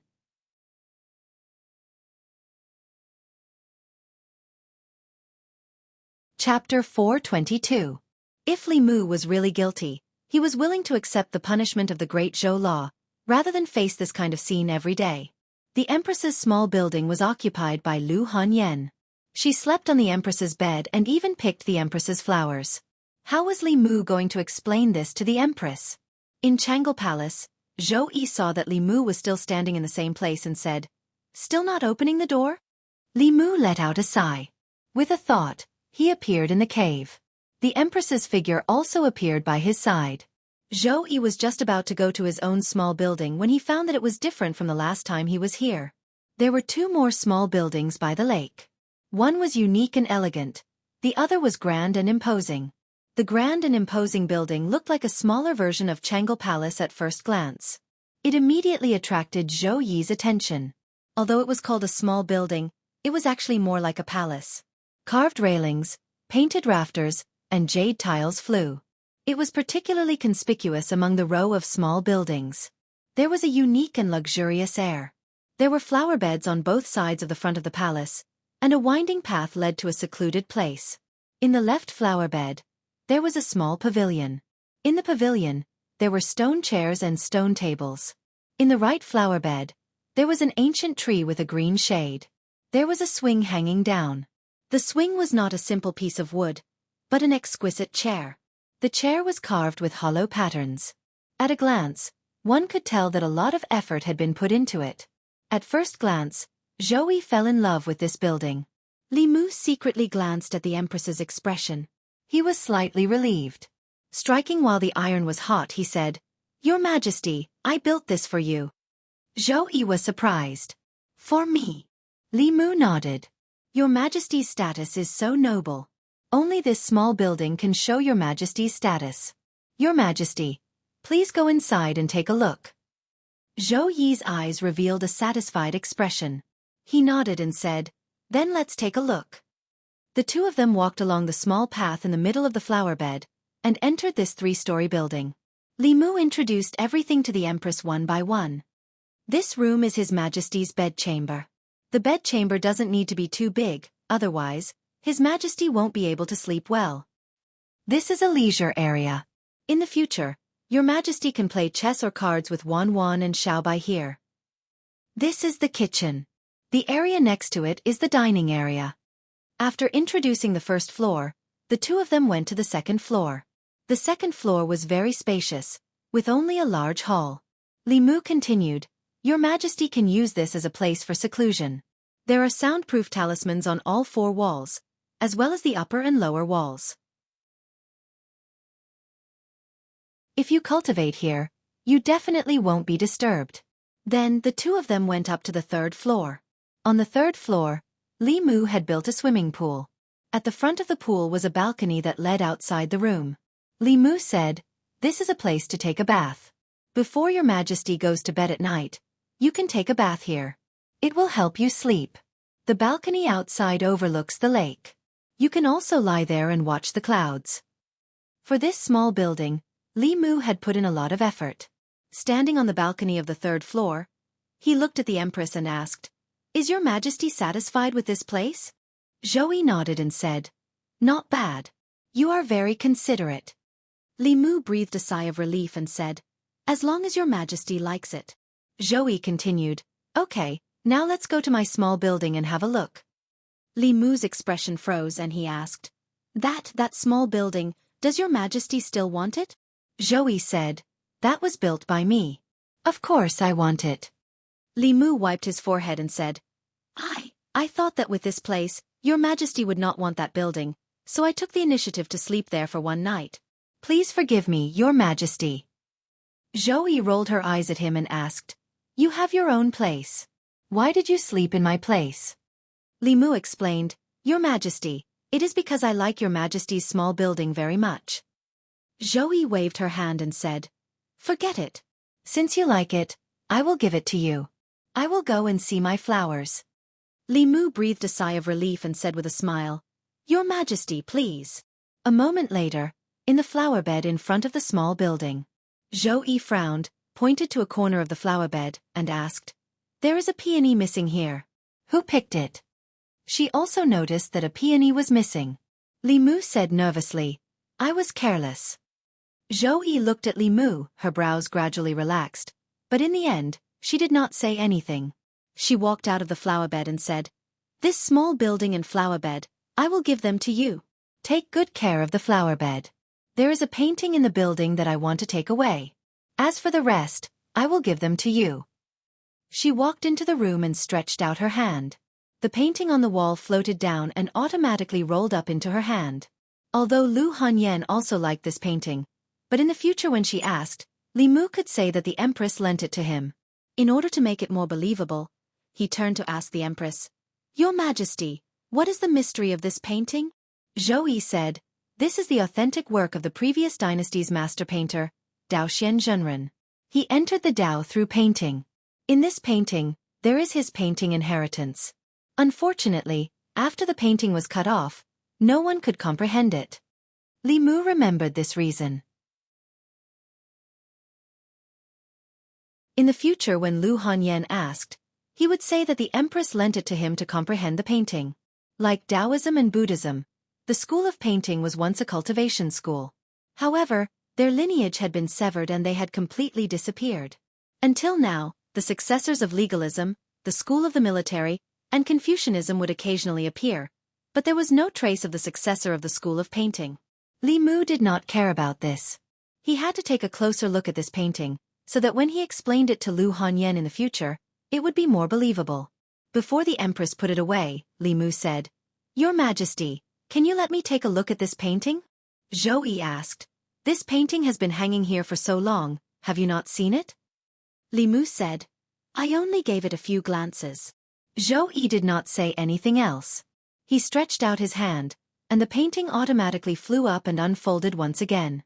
Li Mu looked at the painting scroll. This was the first time he looked at this painting carefully. This was actually an ink landscape painting. There were not many elements in the painting.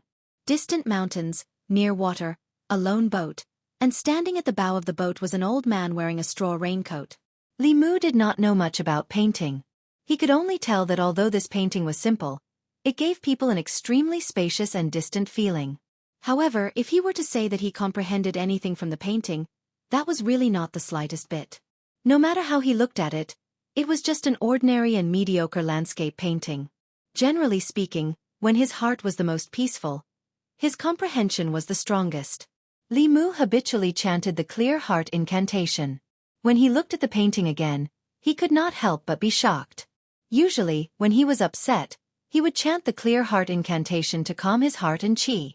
However, this time, after he chanted the clear heart incantation, the painting in his eyes became distorted. With just a casual glance, Li Mu felt dazzled.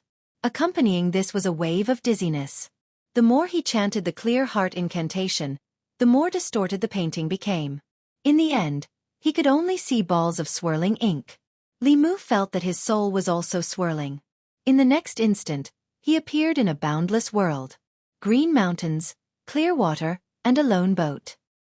He stood at the stern of the boat. An old man wearing a straw raincoat stood at the bow of the boat with his back facing him. The old man held a paintbrush in his hand. When Li Mu looked over, the paintbrush moved. The old man held the paintbrush and his wrist moved quickly. It seemed that he was painting in the void. A ball of ink appeared in the air. It seemed to be a swimming fish. The old man's last stroke touched the fish's eye. The fish shook its tail and jumped into the water. The old man's paintbrush continued to move. After a while, a crane twisted its neck and let out a crisp cry. It flapped its wings and flew into the sky. The old man drew a mountain peak with a few strokes. The mountain peak flew into the distance and became a huge mountain peak. The huge mountain peak fell into the water and set off huge waves. It was as if it was going to capsize the small boat. The old man at the bow of the boat continued to draw. He drew a pair of wings. These wings appeared behind him. With two flaps, the old man's body left the boat and flew into the sky. Pa! A huge wave came and capsized the small boat. Li Mu fell into the water. In the next moment, he appeared in the Empress's small house again. The painting floated quietly in the air. In the painting, there was still a mountain far away, near the water, a lone boat, and an old man. Recalling the scene in the illusion, Li Mu was dumbfounded. With just a brush he could create something out of nothing. Was this the power of a painter? While Li Mu was shocked, Zhou had already walked to the bedside. She turned around and asked Li Mu, "Have you slept here before?" Li Mu nodded and said, "Yes." Zhou bent down and sniffed lightly. Her eyes narrowed and she said, "You are lying to me. This is not your smell." Li Mu opened his mouth and explained, "This." Zhou said coldly, "Think carefully before you speak. You should know what the punishment is for the crime of deceiving the Empress." Li Mu said helplessly, "In addition to me, my wife has also slept here." Zhou sniffed again and indeed smelled the scents of two people. One was Lu Hanyan's, and the other was Li Mu's. The two scents were mixed together. In other words, the two of them had occupied her house and slept in her bed. Perhaps Li Mu had even picked a flower from her garden and put it on another woman's head. Zhou Qiong found it hard to imagine what they had done on this bed. She closed her eyes and said, "You can go. I want to be alone for a while." Li Mu sighed. What should come finally came. He wanted to explain, but he did not know what to say. In the end, he could only cup his hands and say, "I will take my leave." As his voice fell, his figure disappeared in an instant. Zhou walked out of the small building, walked to the lakeside, and sat down with her hands on her knees. By the lakeside, a few fish swam around carefreely. When two of the fish swam in front of her, they suddenly stopped and then began to peck each other. Zhou was inexplicably angry. She picked up a stone and threw it into the water. Splash! The stone fell into the water and splashed. The two fish were startled and separated, swimming in different directions. Zhou coldly snorted, "Who asked you to kiss again?"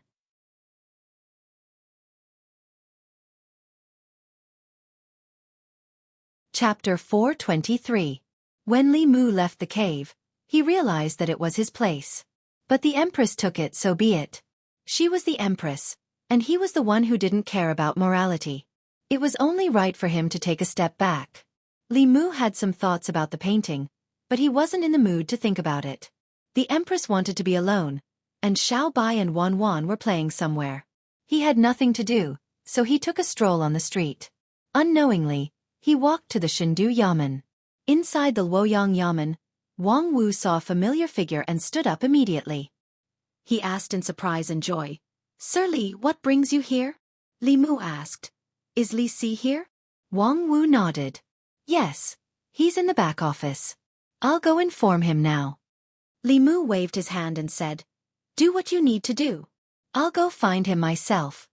The Shendu Yamen was Li Si's territory now. Li Si was at the peak of his life. His career and family were both successful. No one would have thought that a small constable in Yangqiu County would have such a position in just 2 years. It was lunchtime. Li Mu picked a restaurant and drank a few cups with Li Si. After 3 rounds of wine, Li Si asked casually, "Where's the boss and Miss Han Yan?" Li Mu said, "They're at Mount Baiyun. They still have some important things to do." Li Mu wanted to drink to drown his sorrows, but the bitter wine made him even more sorrowful. He put down the cup and looked at Li Si again. "I want to ask you something on behalf of a friend." Li Si glanced at him and took a sip of wine. "Speak." Li Mu thought for a moment and said, "This friend of mine did something wrong and hurt another friend of his. He doesn't know how to ask for her forgiveness now. After listening to Li Mu's description, Li Si asked, "Your friend and your friend's friend are the two you mentioned last time, right?" Li Mu nodded. "That's right," Li Si said. "It's been so long. I thought they were already together. Why are they still friends?" Li Mu explained, "It's not the kind of relationship you think." Li Si asked, "If it's not that kind of relationship, would they be together every day and night and even live together?" Li Mu said, "It's because of work." Li Si took a sip of wine and said, "Can't you just end the working relationship as soon as possible? If this continues, won't they be annoyed?" Li Mu shook his head and said, "It's not what you think. My friend has a family." Li Si retorted, "When you had a family, weren't you also with the boss? Is that different?" "What's different? Is she married?" "Not really." "Then what are you afraid of?" "They're not like what you think." "You're not him." "How do you know?" Li Si thought for a moment and said, "How about this? From now on, if you're that friend of yours, imagine if that woman gets married. How would you feel?" Li Mu suddenly woke up. Imagine if the empress had an empress and concubines. How would he feel? Damn it, if he didn't think about it, he wouldn't know. Now that he thought about it, Li Mu realized that he had such a strong desire to possess the empress. Of course, he didn't want to possess her body. He wanted to be loved by her. He didn't want to share the empress's love with a second person. He didn't want a second person to be with her every day. He didn't want her to get hurt for a second person. She even sent her avatar and left the divine capital to save him. The empress was so good to him, but he became arrogant and hurt the empress. Thinking about it, it was too much. Li Mu stood up and said, "Drink by yourself. I'll leave first." After leaving the restaurant, Li Mu first used a sound transmission magic treasure to contact Lu Hanyan and Li Qing, who were far away in the North County. He told them which small building in the cave belonged to the empress. As for the reason, he explained it very clearly. Becoming the empress of the Great Zhou wasn't her intention. When the Emperor Qi in the ancestral temple condensed and the Great Zhou had a new emperor, she would retire. She would grow grass and flowers and become their neighbor as an ordinary woman. Different from Li Mu's deduction, Lu Hanyan didn't blame him and didn't make trouble for no reason. Instead, she asked Li Mu to apologize to the empress on her behalf. This way, Li Mu only needed to obtain the empress's forgiveness. He slowly sighed and walked toward the palace gate. Chang'e Palace. Zhou Yi sat on the dragon throne, but she wasn't in the mood to read. Mr. Mei saw that the empress was unhappy. He stood quietly to the side and didn't say anything. Zhou Yi didn't say much. She snorted and asked, "Mei Wei, what's the punishment for deceiving the empress according to the law?" Mr. Mei said softly, "Your Majesty, the punishment for deceiving the empress is execution according to the law." She raised her head and said, "I don't know who is so bold. I'll have someone catch him and bring him back for questioning," Zhou Yi said angrily. She only said one word, then she was discouraged. She shook her head and said, "Forget it." Mr. Mei thought for a moment and asked, "Did Li Mu make your Majesty angry again?" Hearing someone mention it, Zhou Yi felt wronged again. She couldn't help but say, "He gave away the small building I built and my flower garden to others. He even lied to me. Don't you think I should punish him?" Mr. Mei was also angry after hearing this. He said, "You should. Your Majesty is so nice to him. This bastard dared to do this to your Majesty. I'll catch him and give him 100 beatings." Zhou Yi hesitated and said, "You don't have to punish him so severely, do you?" Mr. Mei said, "He should be taught a lesson." Zhou Yi sighed and said, "Forget it. I'm not related to him. It's normal for him to be nice to his wife." Mr. Mei was even more indignant. He said loudly, "Your Majesty is so nice to him. You dote on him and protect him. When the tributes from the counties arrived, he was the first one you thought of. This is how he repaid your Majesty. No, I can't take this lying down. If I don't teach him a lesson, I'll be ashamed of myself and your Majesty." At this time, Shangguanli walked in and said, "Your Majesty, Li Mu wants to see you." Lord Mei said coldly, "Let him wait outside for 2 hours before coming in." Zhou Yi hesitated. She was about to speak when she said firmly, "Your Majesty, you can't protect him this time." Zhou Yi thought for a while and nodded. She sat on the dragon throne with a hesitant expression. After a few minutes, she looked outside the hall and said, "Come in." Mr. May looked helpless, but he could only watch Li Mu walk into the hall. She looked at Li Mu fiercely and asked, "How dare you come here?" Li Mu ignored Mr. May and looked at the Empress. He bowed and said, "Your Majesty, I'm guilty." Zhou looked surprised. She coughed and put on a dignified expression. She asked, "What are you guilty of?" Li Mu said sincerely, "I shouldn't have lied to your Majesty. I shouldn't have slept in your Majesty's pavilion without your Majesty's permission. Please punish me, your Majesty." Mr. May snorted and said, "The crime of lying to the Empress is punishable by death. Do you think a small punishment can make up for your crime?" Zhou stood up from the dragon throne and said lightly, "It's good that you know you're wrong. Just don't do it again." Lord May stared blankly at the Empress with a blank expression. Li Mu bowed and said, "Thank you, your Majesty." Soon, Li Mu, Shangguan Li, and Mr. May walked out of the Changle Palace together. Li Mu turned to Mr. May as soon as he stepped out of the gate. He said with disappointment, "Sister May, I called you sister so many times. How could you treat me like this in front of Her Majesty? You disappoint me." Li Mu shook his head and left. Mr. May stood there for a long time. Then he turned to look at Shangguan Li and said seriously, "I swear if I say another word, I'll be a dog."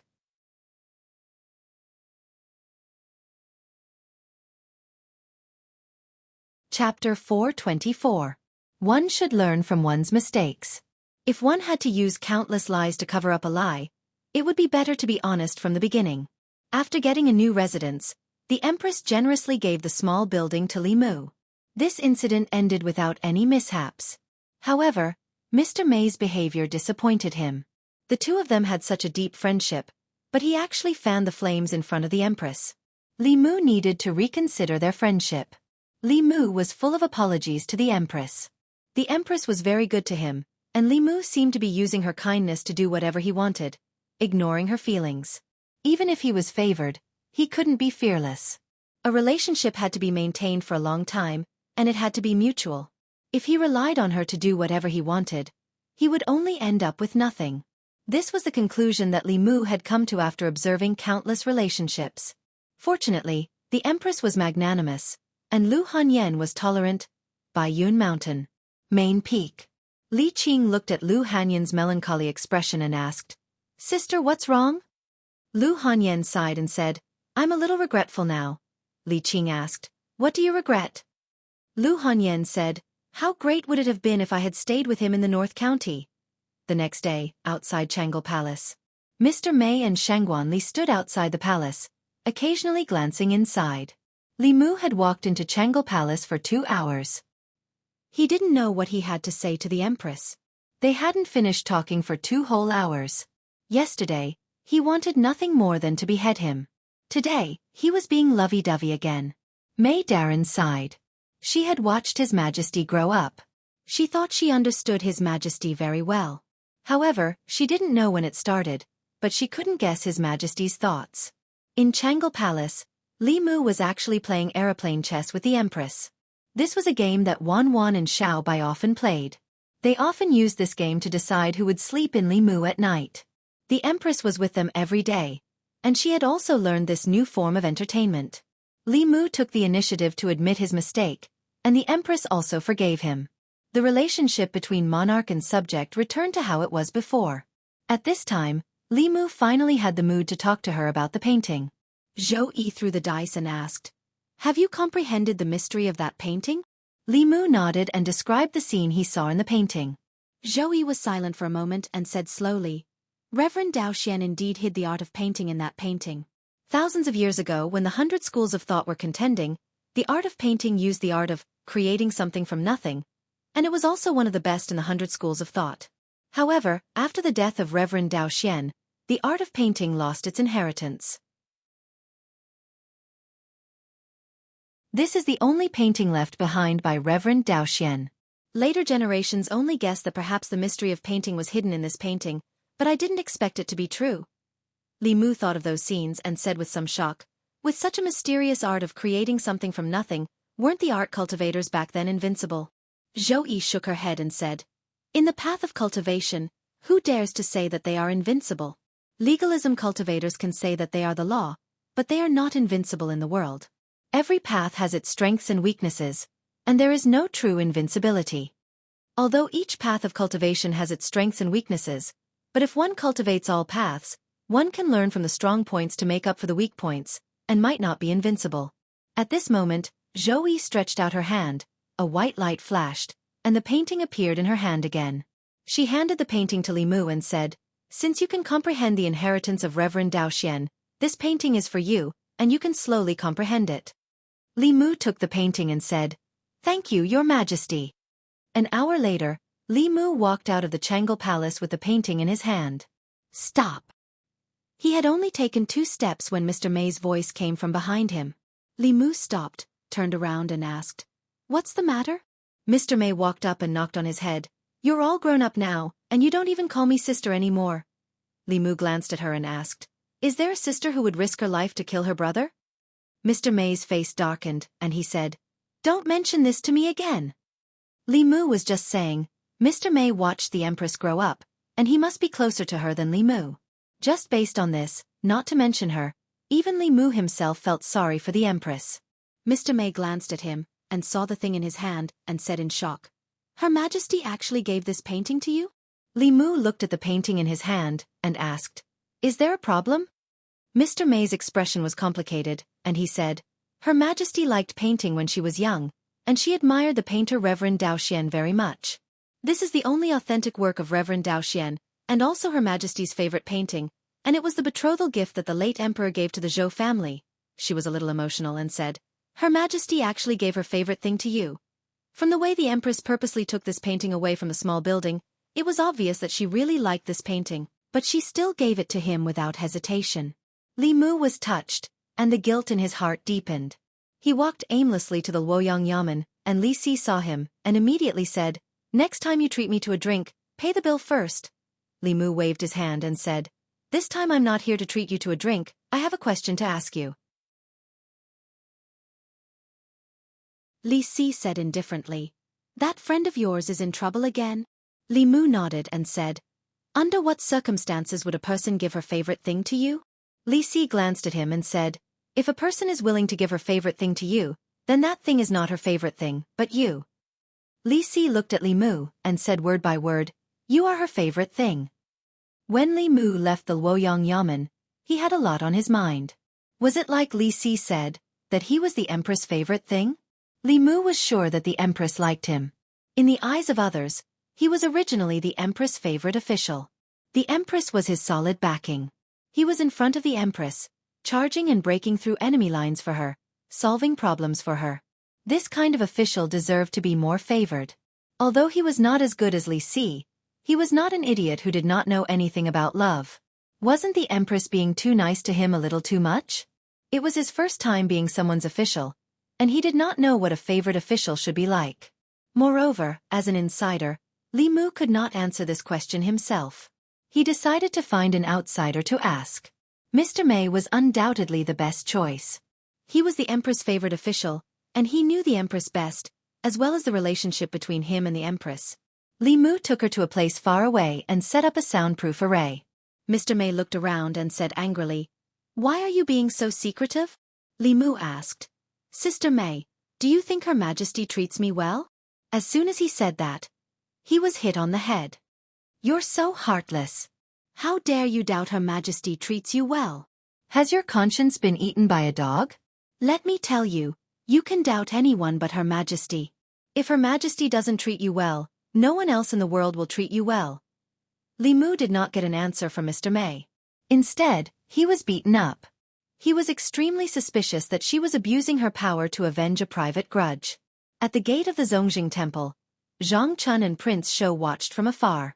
They did not come up until Mr. May left. Zhang Chun asked, "How did you offend Mr. May?" "Nothing." Li Mu rubbed his head and asked Zhang Chun casually, "Mr. Zhang, do you think Her Majesty treats me well?" Zhang Chun stopped and slowly looked at Li Mu, saying, "Mr. Li, you must have a conscience. How could you doubt? How dare you doubt Her Majesty treats you well?" Li Mu explained. "That's not what I meant." Zhang Chun asked, "Then what do you mean?" Li Mu thought for a moment and asked, "I mean, how did the former emperor treat his favorite officials? compared to Her Majesty's treatment of me? Zhang Chun shook his head and said, I wasn't an official at that time, how would I know? Prince Shou glanced at Li Mu and said lightly, how can the former emperor's favorite officials be compared to you? The former emperor didn't treat you as well as Her Majesty did.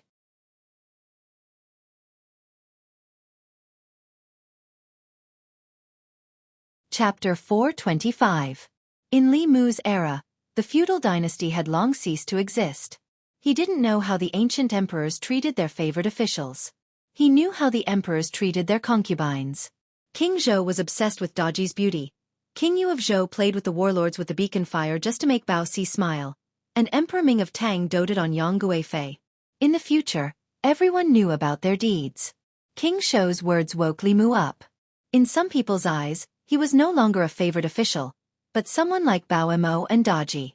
Li Mu knew that the empress treated him well, but he didn't see it as clearly as King Shou and the others. It turned out that the empress treated him so well. The empress was the kind of person who would return the favor tenfold if someone treated her well. If Li Mu was a woman, it wouldn't be a big deal. The empress treated Shangguan Li very well too. However, he was a man. If the empress treated him too well, it would cause people to criticize him. However, Li Mu never cared about other people's criticism. Since he came to Chengdu, the criticism never stopped. He didn't care about these people's criticism. He only cared about the empress's feelings. After returning to the Li residence, Li Mu looked at the scroll in his hand. After thinking for a long time, he took out a sound transmission instrument and said, Chen Shi, help me investigate something, Changle Palace. Zhou Yi leaned on the dragon throne with a book in her hand. After reading a page, she realized that something was missing. She asked Mr. Mei, where's Li Mu? Li Mu was late, but the empress couldn't help but ask. Mr. Mei sighed and said, Your Majesty, he didn't come to the palace today. Not long after, Xiao Bai and Wan Wan ran in. Wan Wan brought a stick of candied fruit for Zhou Yi and said, Young master asked us to tell Sister Zhou that he has something to do in the North County. He will return to Chengdu in a few days. Zhou Yi stood up and frowned.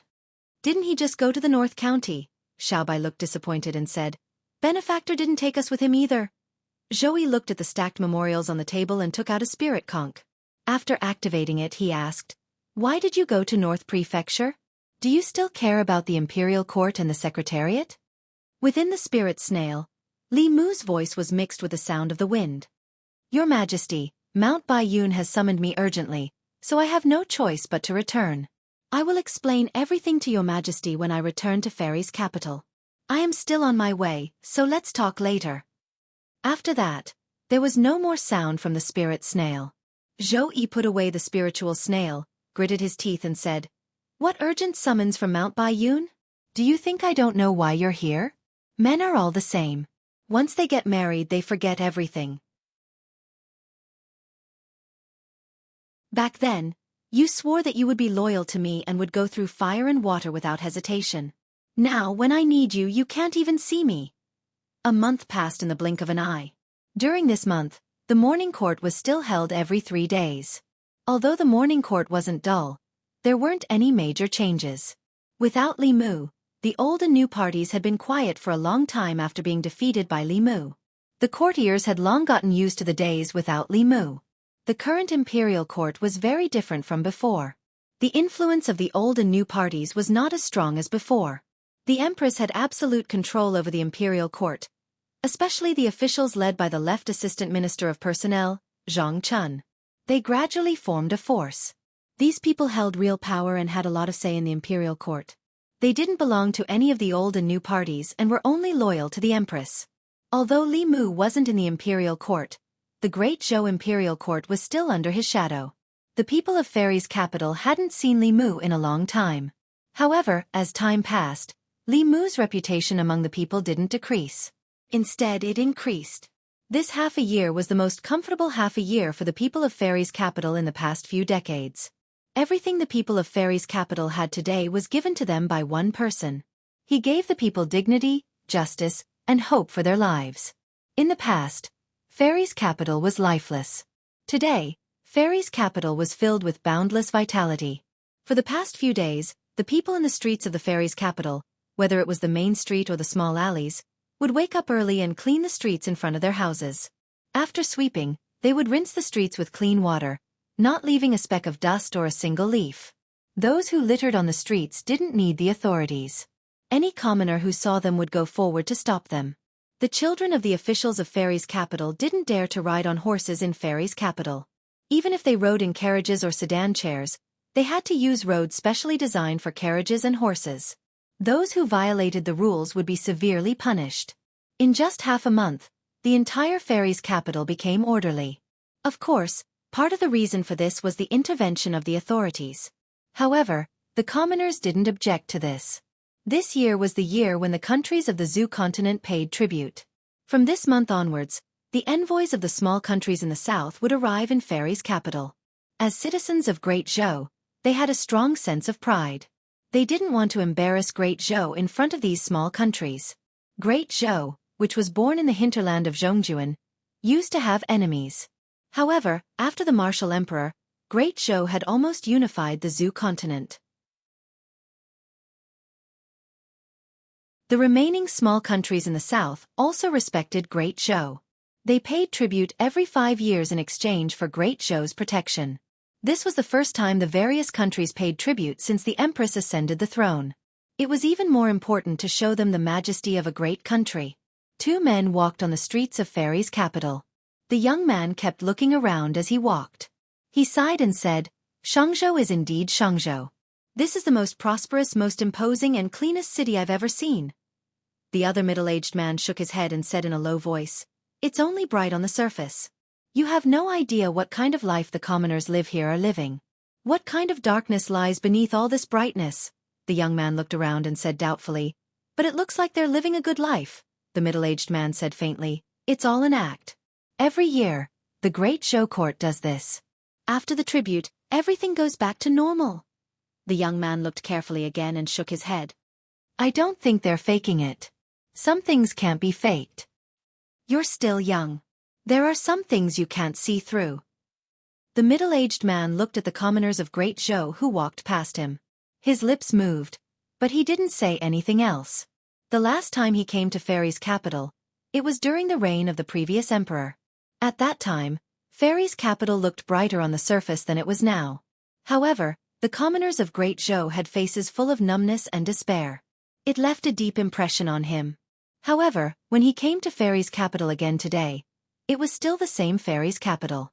However, the commoners of Great Zhou didn't seem to be the commoners of Great Zhou of the past. The numbness and despair on their faces were no longer there. Instead, it was replaced by smiles from the bottom of their hearts. Every commoner's eyes were shining. Was this still the Fairy's capital he knew? The middle-aged man was shocked. He muttered, "What happened here in the past 5 years?" At a tea stall by the roadside, a few passers-by were drinking tea and chatting. "I wonder where Lord Li went. I haven't seen him in a long time. It's been a long time. The last time I saw him was a month ago. Lord Li just got married not long ago. He should be accompanying his wife. We're all experienced people. We can understand. Lord Li will probably come back. I feel uneasy when he's not in Fairy's capital." "Me too. If I don't greet Lord Li every few days, I feel like something is missing. With Lord Li around, there's more to life." A middle-aged man sat by the tea stall. He looked at them and asked curiously, "Excuse me, who is this Lord Li you're talking about?" The few of them looked surprised. They exclaimed, "You don't know Lord Li?" The middle-aged man smiled and said, "We're not from here. We don't know much about Fairy's capital." One of them poured him a cup of tea and said, "Even if you're not from here, it's impossible that you haven't heard of Lord Li. This won't do. I have to explain it to you today." Just as he was about to speak, his body suddenly trembled. He looked ahead. A figure was walking on the street. The commoners crowded around him and greeted him warmly. He hurriedly stood up and waved with a smile. "Lord Li, you're back." Beside the tea stall, 2 figures looked at the young man who was surrounded by the commoners of Fairy's capital. They looked surprised. Li Mu stayed on the street for a long time before he finally entered the palace. At the entrance of Changle Palace he asked Mr. Mei, "Is His Majesty here?" Mr. May gave him a look, telling him to be careful later. Li Mu walked into Changle Palace. He bowed and said, "Greetings, Your Majesty." Zhou Yi was reviewing memorials. He didn't even raise his head. He said calmly, "It's only been a month. Why didn't you spend more time with your wife on Mount Baiyun? Why did you come back to Fairy's capital?" Li Mu said, "Your Majesty's birthday is coming soon. I have a few gifts for Your Majesty." Zhou Yi finally raised his head. He asked in surprise, "How do you know my birthday?" Li Mu smiled. "Mr. May told me." Zhou Yi coughed softly. He asked, "What gifts?" Li Mu stretched out his hand. A few scrolls appeared in his palm. With a thought, the scrolls floated into the air and slowly opened. Zhou Yi took a look and was stunned. She didn't care about her manners. She stood up and said in shock, "Zhenren Daoxian's authentic works. There's only one of his authentic works. Where did you find so many?" Li Mu lowered his head. He said, "It's just a coincidence." Zhou Yi looked at him. He counted with his fingers and said in disbelief, "You dug up his tomb."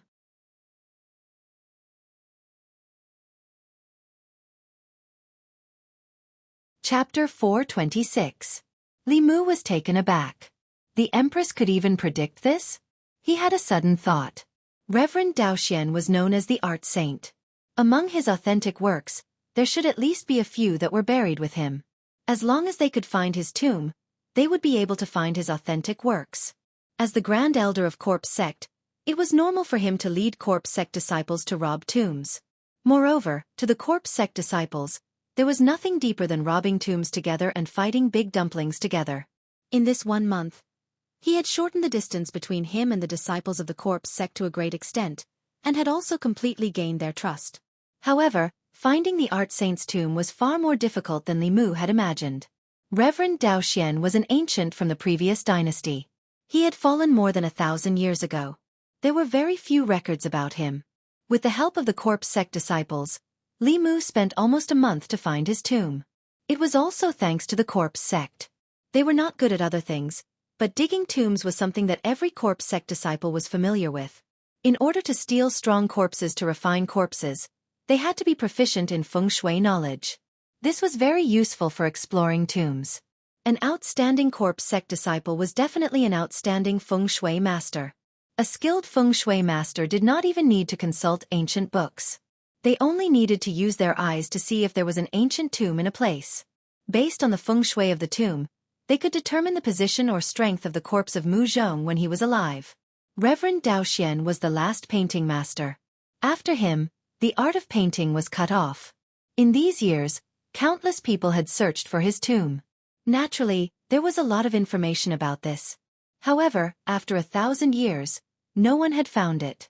The Corpse Sect had searched for it before. However, everyone knew that Reverend Daoxian, the art saint, had dismembered himself before he fell. His tomb was only a cenotaph.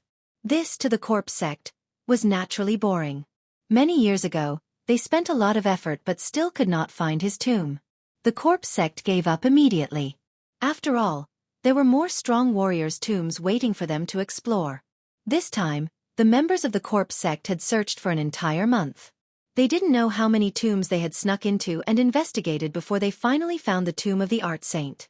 The dignified art saint, a powerhouse of his generation, had actually built his tomb in such a simple and crude manner. Ordinary people would probably think that it was a commoner's tomb. This was also the reason why no one had ever found this tomb in the past 1,000 years. If it wasn't for the fact that Li Mu just happened to have an authentic painting of the painting saint in his possession that produced a subtle connection with the objects buried with the tomb, Li Mu would probably have missed it as well. Looking at the Empress's shocked expression, Li Mu said with a straight face, "I am doing this for the inheritance of the art Dao. I believe that Senior Art Saint won't blame me. Besides, there are no remains in his tomb, so it isn't considered an offense." "Oh right, whose paintings does Your Majesty like? I will send people to dig them up." The people of the Corpse Sect are very good at finding and robbing tombs. Mr. May stood in the middle of the hall with a stunned expression on his face. Damn it, this was clearly a very disappointing matter.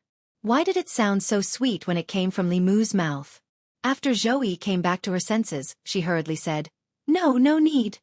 Then, she suddenly realized something. Looking at Li Mu, she asked, could it be that you weren't at Mount Baiyun this month? Li Mu still said with some trepidation, the tomb of the art saint is not easy to find. It was just a coincidence that I almost wasted a month of effort. Fortunately, I managed to find it before your Majesty's birthday. Zhou Yi was slightly delighted, but her expression was still dignified. She said, the tomb is full of dangers. Have you forgotten what happened in the White Emperor's cave? Don't do such dangerous things in the future. Li Mu nodded repeatedly. I will do as you command. Zhou Yi said lightly, go to the back hall. Xiao Bai and Wan Wan have been thinking about you all day. Li Mu bowed and said, I will take my leave now. When Li Mu turned and walked into the back hall, the solemnity on Zhou Yi's face disappeared. She admired the few authentic works of the art saint, and the corners of her mouth couldn't help but curl up slightly. Mr. May walked forward and explained, Your Majesty, I didn't tell him Your Majesty's birthday. He must have heard about it from somewhere else. This rascal, he didn't care about court affairs for a month just to flatter Your Majesty. He is becoming more and more immature. No wonder people are talking about him behind his back. Zhou Yi nodded deeply and said, keep an eye on him. Don't let him fool around anymore. Mr. May raised his head and looked at the Empress. Even his eyes were smiling. He could only say helplessly, I know. In the back hall of Chengel Palace, Li Mu hugged Xiao Bai and spun around. He gave Wan Wan the same treatment. Wan Wan hugged his arm and looked at him pitifully. She said, Sir, next time wherever you go, can you bring us along? If Li Mu was going to play, of course, he would bring them along. But this time, he was going to dig up graves. How could he bring two delicate little girls along? But looking at Wan Wan's eyes, he couldn't say no. He could only say, okay, I promise you. In the future, if I can bring you along, I will try my best. I haven't seen you for a month. Let me check your cultivation first. Wan Wan raised her head and said proudly, I am already at the 4th realm. Although Wan Wan's talent was average, she had the Empress's support and had endless cultivation resources. In addition, with the Empress's guidance, her cultivation had already reached the theurgy level at a young age. Because of Lingtong, her strength was far beyond the theurgy level. If ordinary creation realm cultivators didn't pay attention, they would also be bewitched by her. Xiao Bai's talent wasn't low. Before Li Mu left, she had already advanced to the 5-tailed realm. In this month, her cultivation didn't improve at all. Firstly, she was like Li Mu. Her cultivation was forcefully raised. If she didn't accumulate enough, it would be very difficult for her cultivation to improve. Unless she encountered a great opportunity, it would be very difficult for her to improve in a short time. Under normal circumstances, the Fox clan needed decades to advance from the 5-tailed realm to the 6-tailed realm. And 99% of the 5-tailed foxes would never be able to cross this hurdle in their lifetime. Now, Xiao Bai wasn't just facing the problem of stagnation in her cultivation. She still lacked the cultivation method after the 5-tailed realm. Xiao Bai's grandmother only had the cultivation method of the Fox clan before the 5th realm. If she wasn't of the Fox clan, Li Mu, who had the Demon clan's heavenly book, could provide her with the cultivation method from the 5th realm to the 9th realm. However, the Fox clan's cultivation method was independent of the Demon clan. Li Mu couldn't provide her with any help. Li Mu wasn't the only one who couldn't. The Empress couldn't either. The Fox clan's cultivation method was only passed down to the Fox clan unless they found a 5th realm fox demon. Li Mu knew a 5th realm fox demon and she owed him a favor. In principle, Li Mu could ask for her favor and pave the way for Xiao Bai's cultivation. However, Phantom Princess was his enemy. It was very likely that he didn't ask for her favor and would end up losing his own life. Moreover, this wasn't a long-term solution. Even if he had the cultivation method for the 5th realm, he still didn't know anything about the 6th realm. When Xiao Bai's cultivation level increased, she would encounter the same problem. Actually, there was another way. That was to let Xiao Bai cultivate the ordinary demon Dao. She was already at the 5th realm and had already surpassed consciousness opening, fetus molding, and transfiguration. She only needed 1 or 2 years to condense a demon core. However, this way, her identity as a Fox clan member would be wasted. Even if her cultivation level increased, her mantissa wouldn't increase and she wouldn't have the Fox clan's talent. Unless it was absolutely necessary, Li Mu wouldn't let her take this path. If she could obtain the Fox clan's heavenly book from the Illusion Lord, Xiao Bai's cultivation would be smooth sailing. However, it wasn't easy to steal a treasure from a fox's mouth. He could only find another opportunity in the future. Li Mu stroked Xiao Bai's head and said, "Don't worry. I'll find the cultivation method for you after the fifth realm as soon as possible." After accompanying Xiao Bai and Wan Wan for a while, they went to play by themselves. Li Mu stayed in the room alone. He stretched out his hand and a brush appeared in his hand. This brush was found by Li Mu in the painting sage's cenotaph. This brush was identical to the brush used by the old man at the bow of the boat in the painting. It was likely an item belonging to the painting sage. However, Li Mu couldn't create something out of nothing with this brush. This meant that the profundity of this art lay in the caster and not the brush. This was a large part of the reason why the painting Dao was cut off. Be it the Buddhist Dao, the demonic Dao, or the ghost Dao, it was very easy to gain a rudimentary understanding of cultivation. All one needed to do was cultivate step by step. Therefore they were able to endure for so long. For artists and musicians, to gain a rudimentary understanding of their arts, one had to have superb artistic attainments. Just this alone was enough to keep most people at bay. Without anyone cultivating it, it wasn't surprising that the heritage was cut off.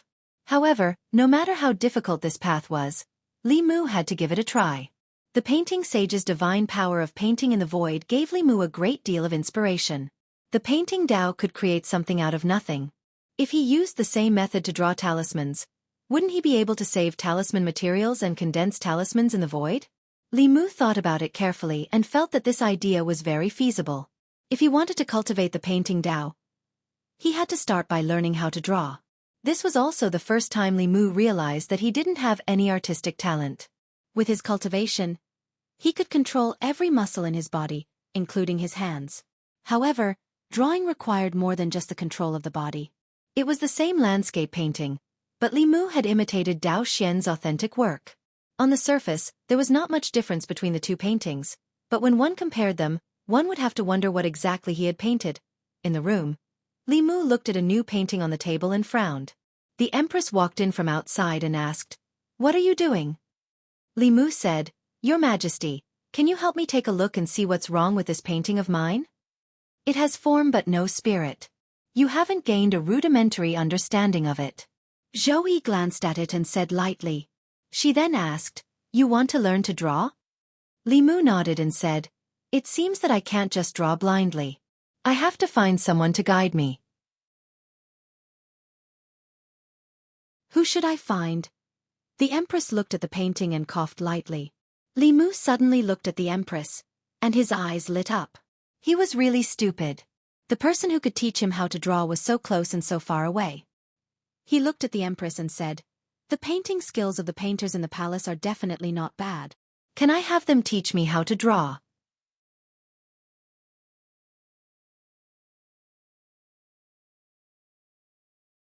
Chapter 427. In the back hall of Chang'e Palace, Zhou Yi fell silent after hearing Li Mu's words. Li Mu saw that she didn't answer for a long time and couldn't help but ask, "Your Majesty, can't I?" Zhou Yi glanced at him and said lightly, "Yes, but there are many rules for painters in the palace. Even if you want to learn, they may not be willing to teach you. If they don't want to, I can't force them." Li Mu nodded and said, "Of course. If they don't want to, I can only find someone else." Zhou Yi walked to the front hall and glanced at Mr. Mei. She said, "Mei Wei, go to the secretary department and find a painter to teach Li Mu how to paint. Say it's under my orders." Mr. Mei bowed and said, "Yes, Your Majesty." Zhou Yi added, "If the painter doesn't want to, don't force him." Mr. Mei looked up at her and met her eyes. He nodded and said, "I understand." Li Mu wanted to choose his own teacher. He walked to Mr. Mei and said, "I'll go with you." "You stay."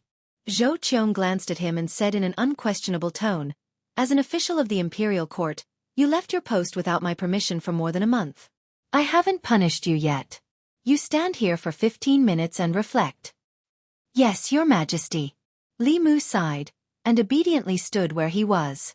Although he had wanted to give the Empress a surprise, and at the same time, try to find an inheritance of the art Dao, He had also violated the rules of the imperial court, and should be punished. Moreover, he wasn't a primary school student. Standing for 15 minutes wasn't a punishment at all. Li Mu stood in the hall. Zhou Yi didn't sit down. She walked to him and said, "In addition, without my permission, you're not allowed to dig people's graves. If there's a next time, it won't be as simple as standing." Li Mu said sincerely, "I know my mistake." No matter what, entering someone else's tomb was always immoral. Moreover, it was disrespectful to the dead. He was not Thousand Illusions, and did not really like this. With the Empress's permission, for example, entering the White Emperor cave and getting the page of the Tomes of Arcane was a reasonable archaeological excavation. Or, for the sake of passing down the painting doctrine, visiting the tomb of the painting saint from 1,000 years ago was justifiable.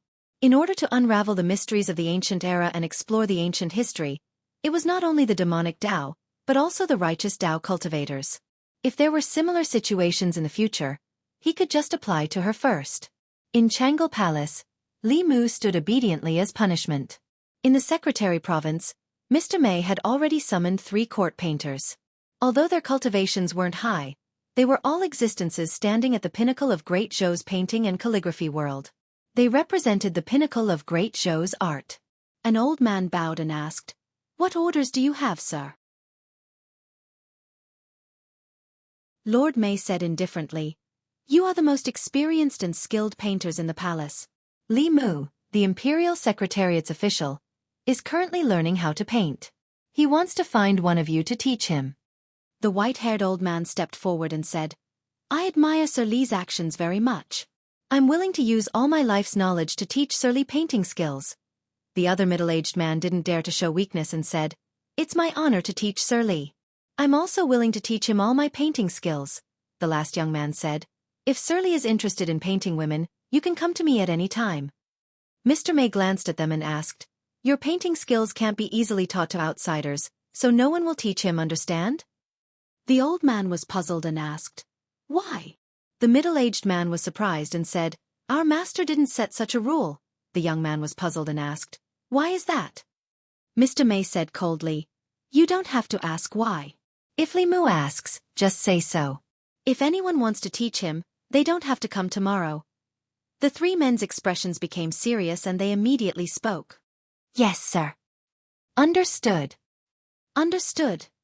After Lord Mei left, the 3 of them looked at each other with puzzled expressions.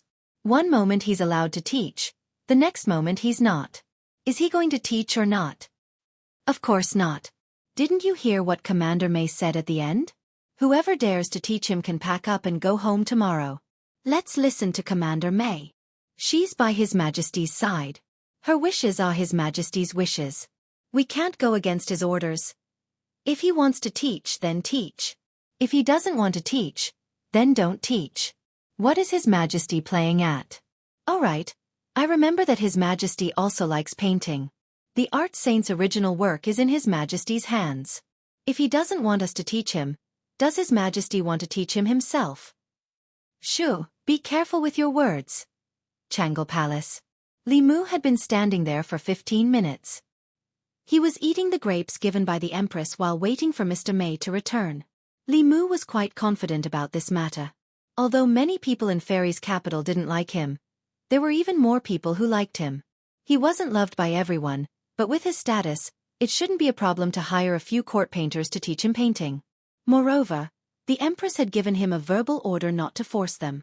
It was just a casual remark. Everyone knew that the Empress favored him the most. If anyone dared to refuse, they wouldn't have to come to work tomorrow. Soon, footsteps could be heard outside Jianghu Palace. Mr. Mei walked in and bowed.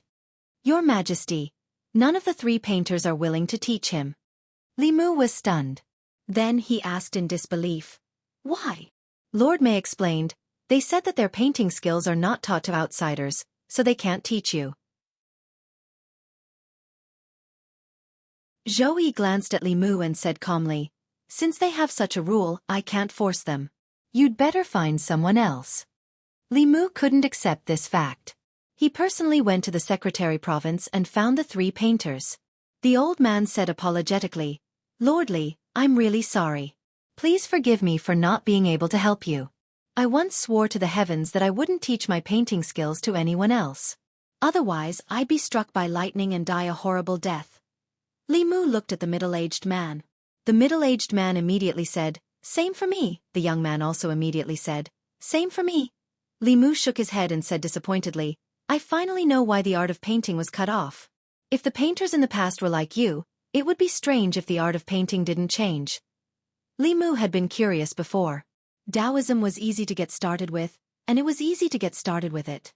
Furthermore, it was open to the public and did not hide anything. It served them right to flourish. Even if it was harder to learn the art of painting, could it be harder than legalism? Nowadays, legalism still appeared often, but there were no painters. This might be the reason. However, Li Mu couldn't force others to follow this rule. At most, he could only lament their misfortune and be angry at their incompetence. After returning from the Secretary Province, Mr. May suddenly said, "Why don't you let Her Majesty teach you?" Li Mu was stunned. He asked, "Does Her Majesty know how to paint?" Mr. May rolled his eyes and said, "Why do you think Her Majesty likes to collect the works of the art saint?" Her Majesty has liked to paint since she was young. Her painting skills are comparable to the top painters in the palace. Li Mu knew that the Empress liked to play with flowers and plants. He had known her for so long, but he had never seen her paint. However, there was no need for Sir May to lie to him about such things. How could a person who didn't know anything about painting like a painting be his favorite thing? Moreover, when the Empress had commented on his painting, she had seemed to be quite professional. Li Mu sighed softly. He felt like he had searched for her thousands of times in the crowd, but when he looked back, she was in the dim light. It was just that the light was too dazzling, and Li Mu didn't notice it for a moment. It turned out that the Empress was the person he had been looking for. Jianghu Palace. Wan Wan looked at the table full of dishes and said in surprise, "What's the occasion today? Why are there so many dishes?" Xiaobai looked and said, "They all seem to be Sister Zhou's favorite." Wan Wan said, "I like them too." Xiaobai muttered, "As long as it's edible, you like it." Li Mu patted their heads and said, "Today is your Sister Zhou's birthday." Every dish on the table was made by Li Mu himself, and they were all the Empress's favorites. He hadn't made so many dishes for a long time. This time, he had to be more attentive since he had a favor to ask. After eating and drinking, the two lively girls went out to digest. Li Mu looked at the Empress and asked with a smile, "Are these dishes to your liking, Your Majesty?" Zhou nodded and said, "Yes, you are very considerate." Li Mu struck while the iron was hot and said, "Your Majesty, I have a presumptuous request." Zhou said indifferently, "What is it?" "Say it." Li Mu raised his head and said, "Mr. May said that Your Majesty's painting skills are unparalleled. I would like to ask Your Majesty to teach me how to paint." Zhou thought for a moment and said, "For the sake of these dishes, I agree. Mei Wei, prepare the brush and ink."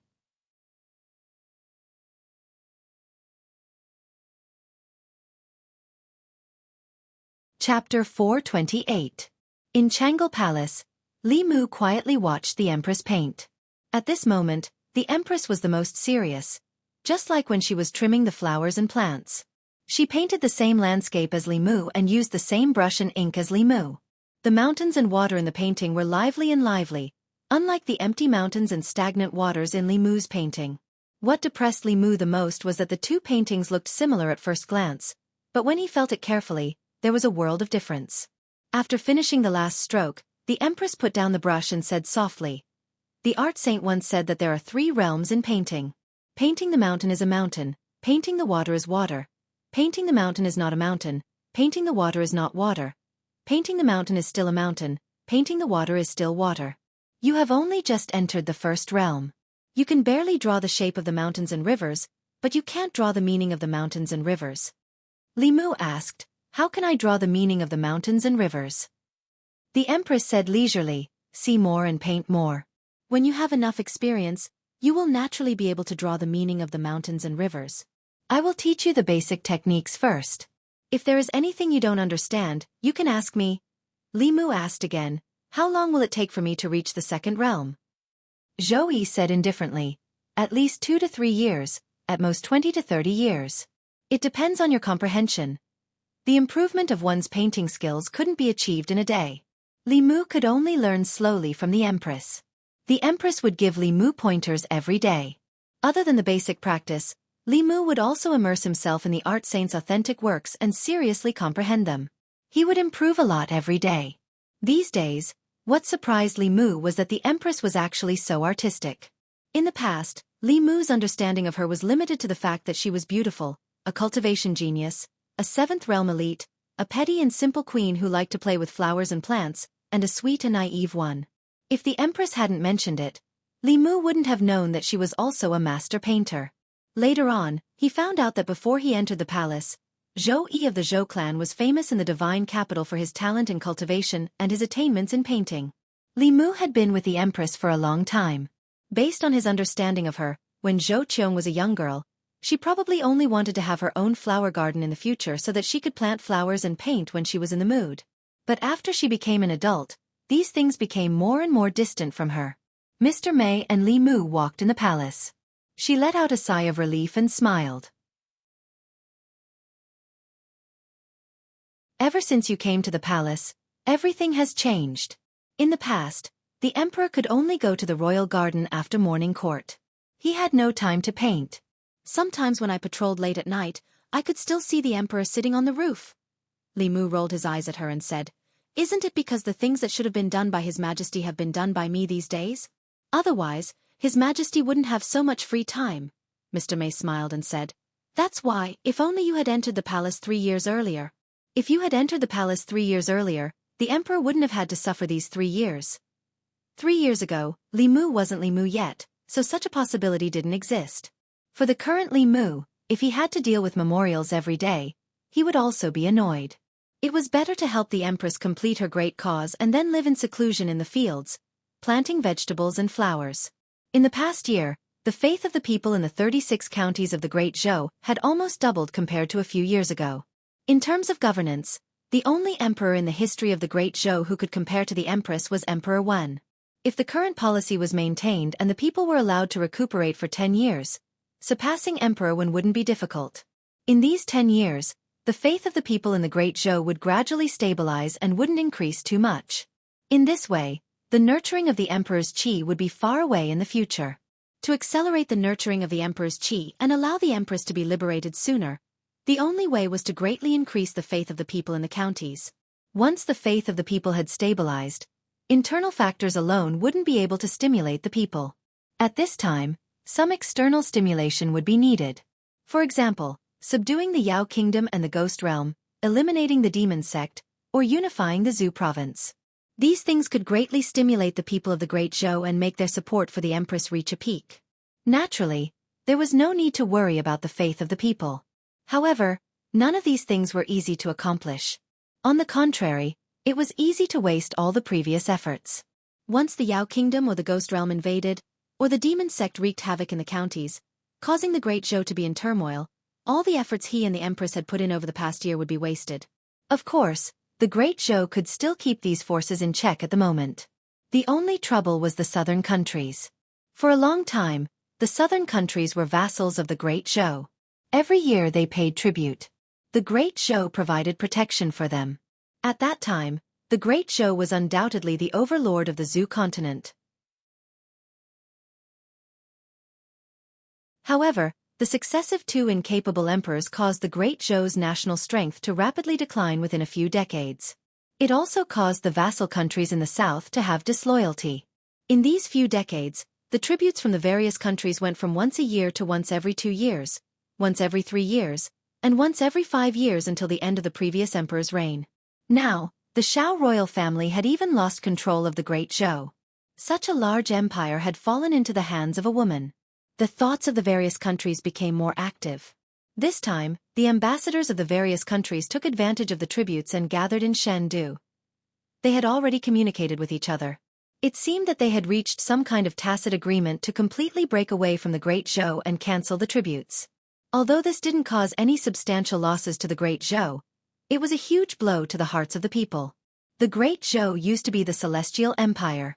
The surrounding countries all submitted to it. If the various countries broke away from the Great Zhou while the Empress was on the throne, it would be a great sin that the Empress couldn't make up for with any achievements. Although this was a mess left behind by the previous two emperors of the Great Zhou, they were already dead. The people would only blame the empress. Li Mu pondered for a moment. He looked at Mr. Mei and asked, "Is it true that the various countries want to break away from the Great Zhou?" Speaking of this, Mr. Mei's expression became serious. He nodded and said, "It is true. In these few decades, the various countries have become more and more dissatisfied with the Great Zhou. The last time the various countries paid tribute, because of the previous emperor's incompetence, caused the imperial court to lose face in front of the ambassadors of the various countries. It also caused them to become disloyal. In these 5 years, from the passing of the previous emperor, to the Zhou family seizing the emperor's qi, and the ascension of the empress, the Great Zhou has been in turmoil. Their ambitions can't be hidden anymore," Li Mu said calmly. "This is normal. Who wants to be a vassal of others forever? To them, they probably want the Great Zhou to be destroyed. They want to take advantage of the chaos to carve up the Great Zhou." Mr. Mei said angrily, "A bunch of immature wolves. They probably forgot who helped them defend against the enemies of Yanzhou and Changzhou. Without the Great Zhou, they would have been swallowed up by others long ago. Not even dregs are left." Li Mu shook his head and said, "Calm down. Times have changed. It is no longer the time of the previous emperor. Even if they really have disloyalty, I'm afraid they don't have the guts." Honglu Temple. The residence of the various countries' ambassadors. In a courtyard, a middle-aged man in a long robe and a young man beside him stood quietly in the courtyard. Their gazes were looking in the direction of the imperial palace.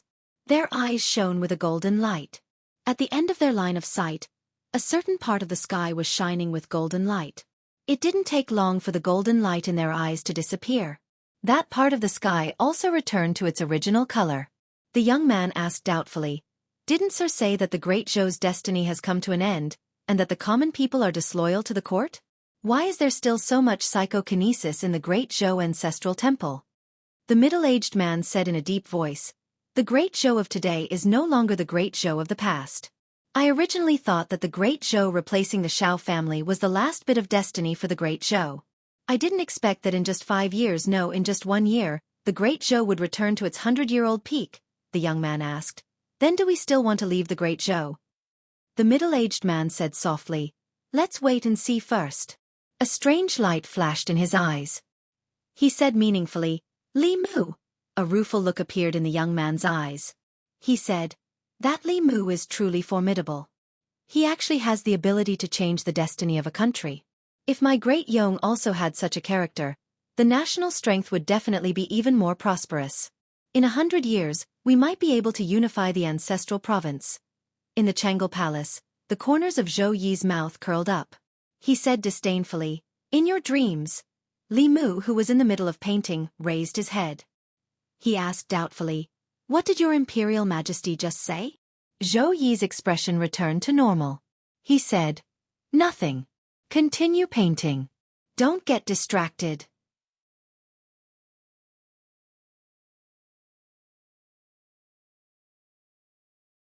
Chapter 429.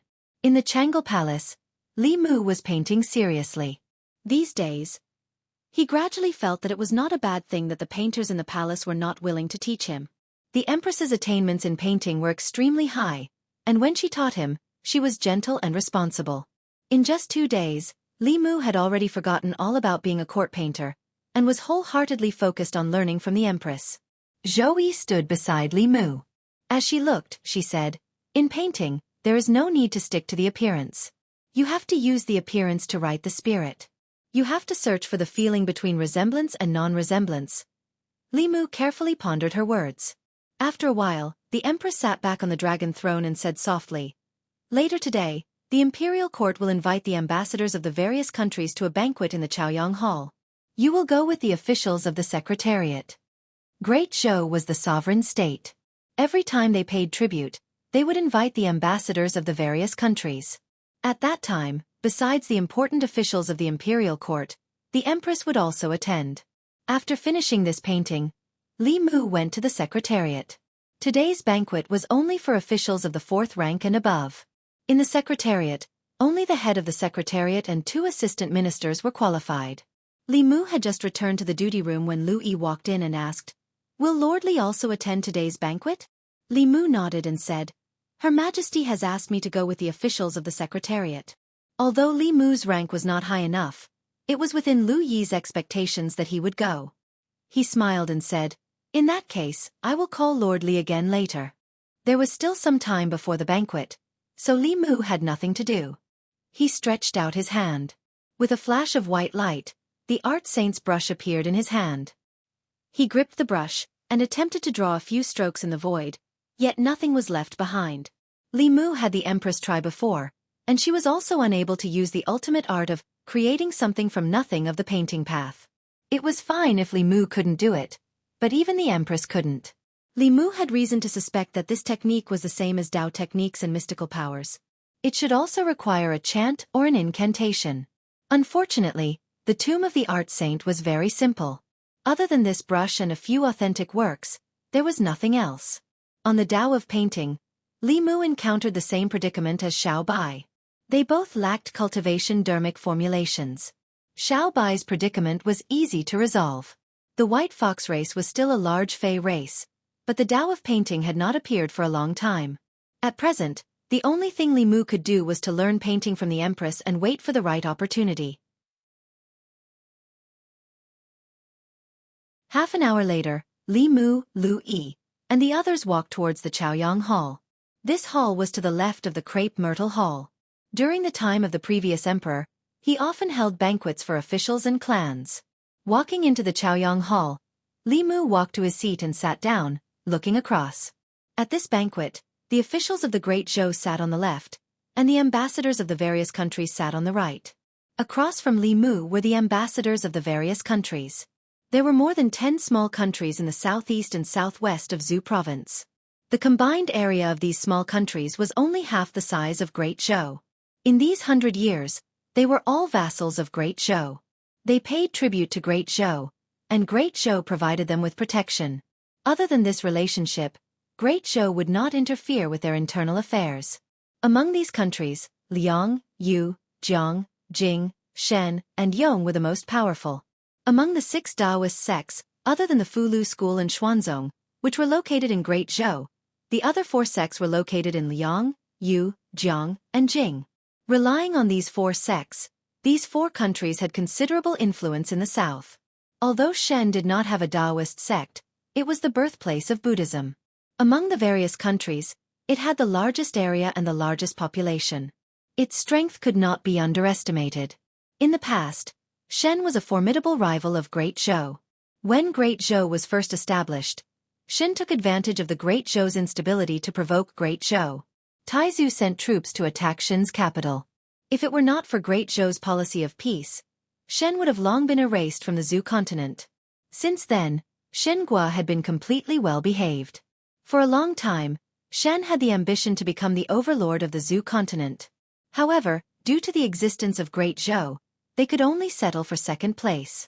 Even so, they never extinguished their desire to dominate.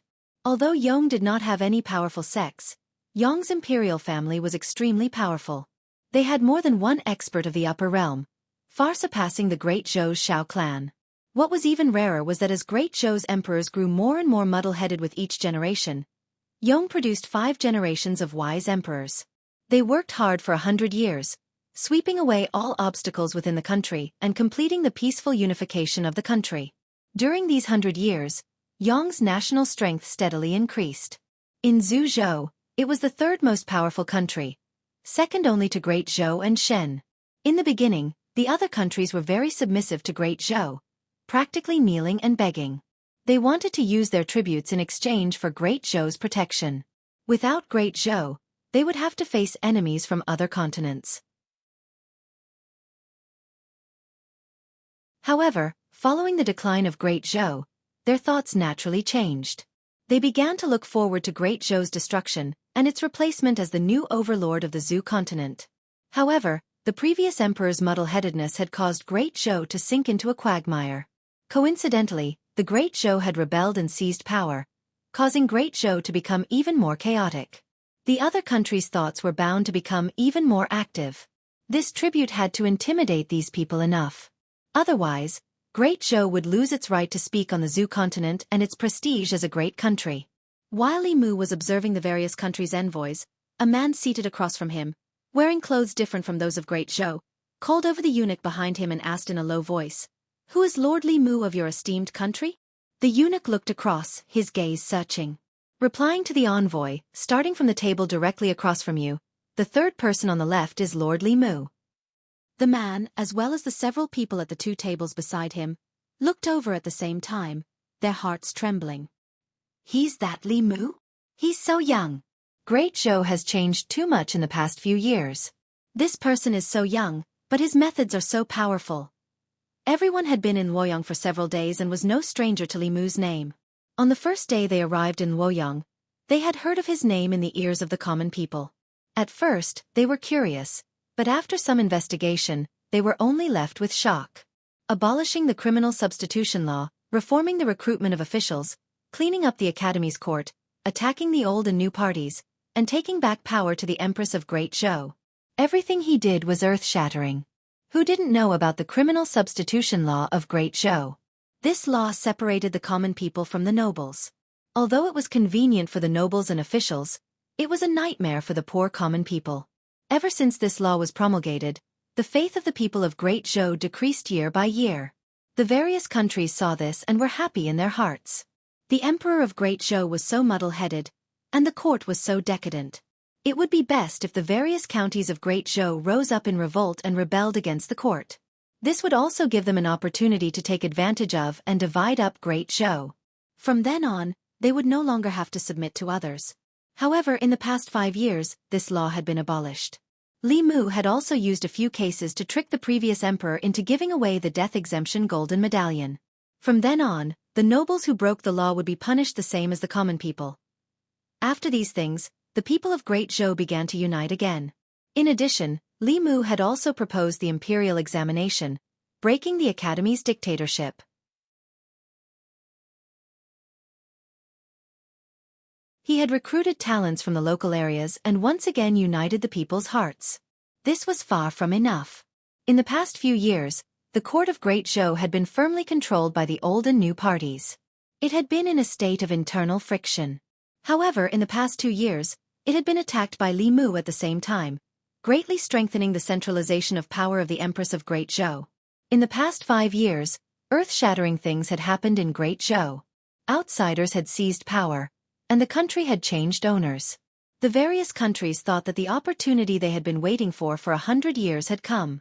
They were about to take advantage of this tribute to renegotiate terms with the Great Zhou. However, after arriving at Luoyang, everything here made them dumbfounded. There were no common people living in the abyss of suffering, nor was there an imperial court that was about to collapse. Great Zhou was still the powerful Great Zhou. They cleaned up the Great Zhou internally and reformed the evil laws. They were also extremely strong externally. Even the powerful demon path had suffered a lot at their hands. They were silent for a while, and this completely disrupted their plans. And all of this was because of the man opposite them. He had saved a building from collapse. He was deeply trusted by the people of Great Zhou. He was the most favored official of the Empress of Great Zhou. He was Li Mu of the Secretariat. In the eyes of the crowd, there was pity, admiration, and resentment. They regretted that they had lost the opportunity they had waited so long for.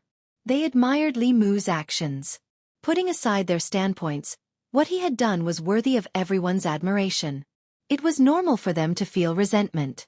Because of this person's existence, their many years of anticipation had gone up in smoke. How could they not hate him? Soon, the expressions of the 2 envoys from the Xin nation, who had hidden resentment in their eyes, changed. Their emotions and strength were actually being sucked away by someone through the air.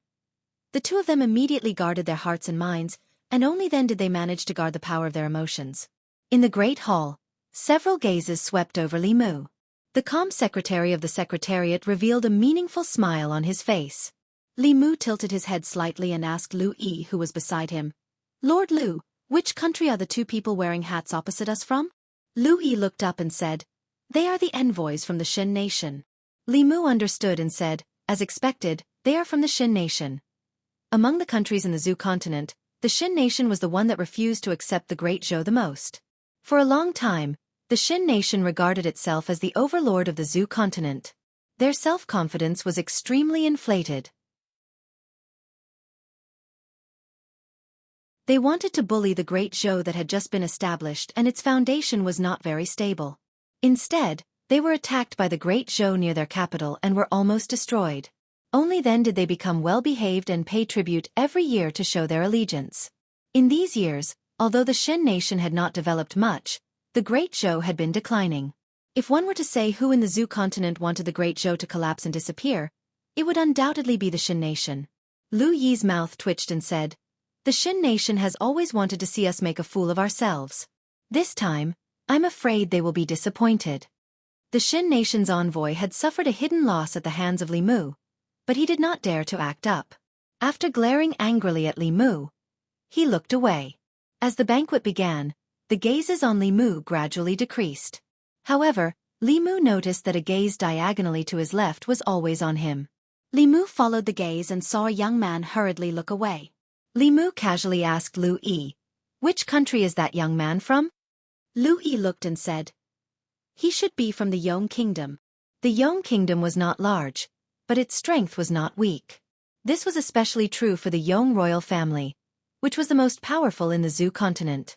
In terms of the number of experts in the upper realm, the Yong kingdom was comparable to the 6 schools and 4 sects. The Yong kingdom had produced 5 wise rulers in succession, and could be considered a legend in the Zhou continent. Li Mu's gaze swept past the young man and looked at the middle-aged man beside him. The man's aura was concealed and not a trace was leaked. He looked like a mortal who had never cultivated. However, the Yong kingdom would not send a mortal. Even if his cultivation had not reached the 7th realm, it should be very close. Li Mu's gaze quickly returned to the young man. It was not because he was handsome, but because although he was no longer looking at Li Mu, he had begun to steal glances at the Empress.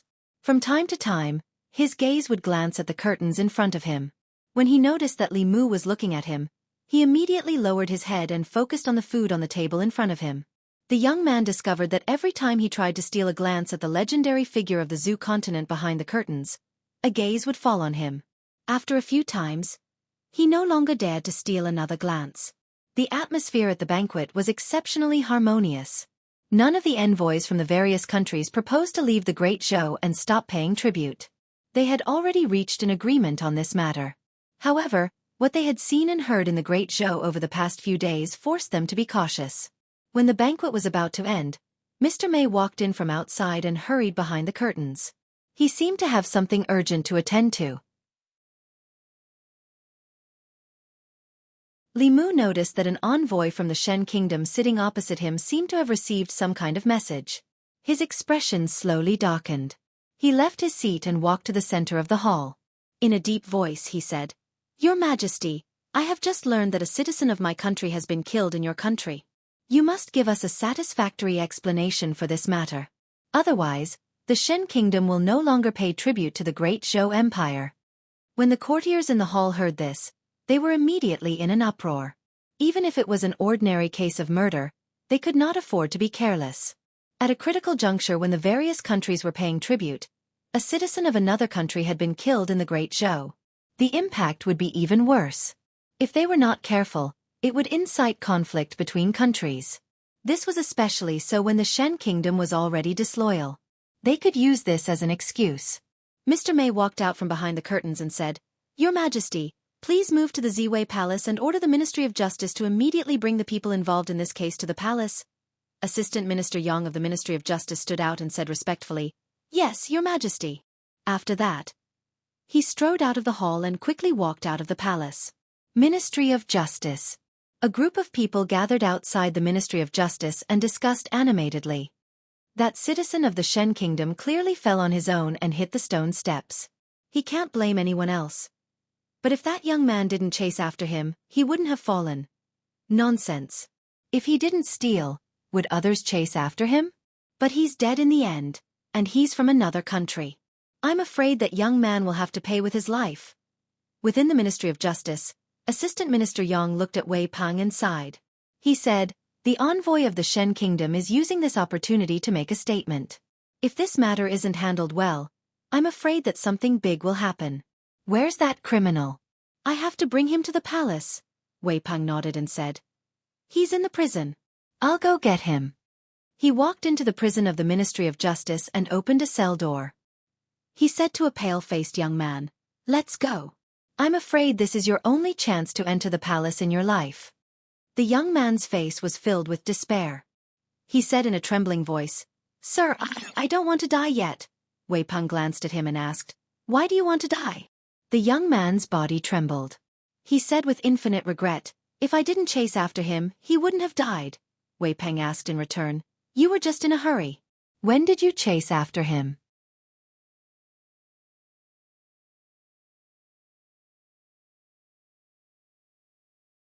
Chapter 430. Outside the prison. The Assistant Minister of the Ministry of Justice, Yang Lin, shook his head at Wei Peng and said, It's useless.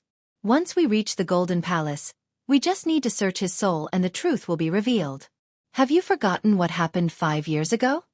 Wei Peng patted the thick law of the Great Zhou in his arms. He looked at the Assistant Minister of the Ministry of Justice and said meaningfully, Sir, times have changed. The Assistant Minister of the Ministry of Justice sighed and said, I don't know if times have changed or not.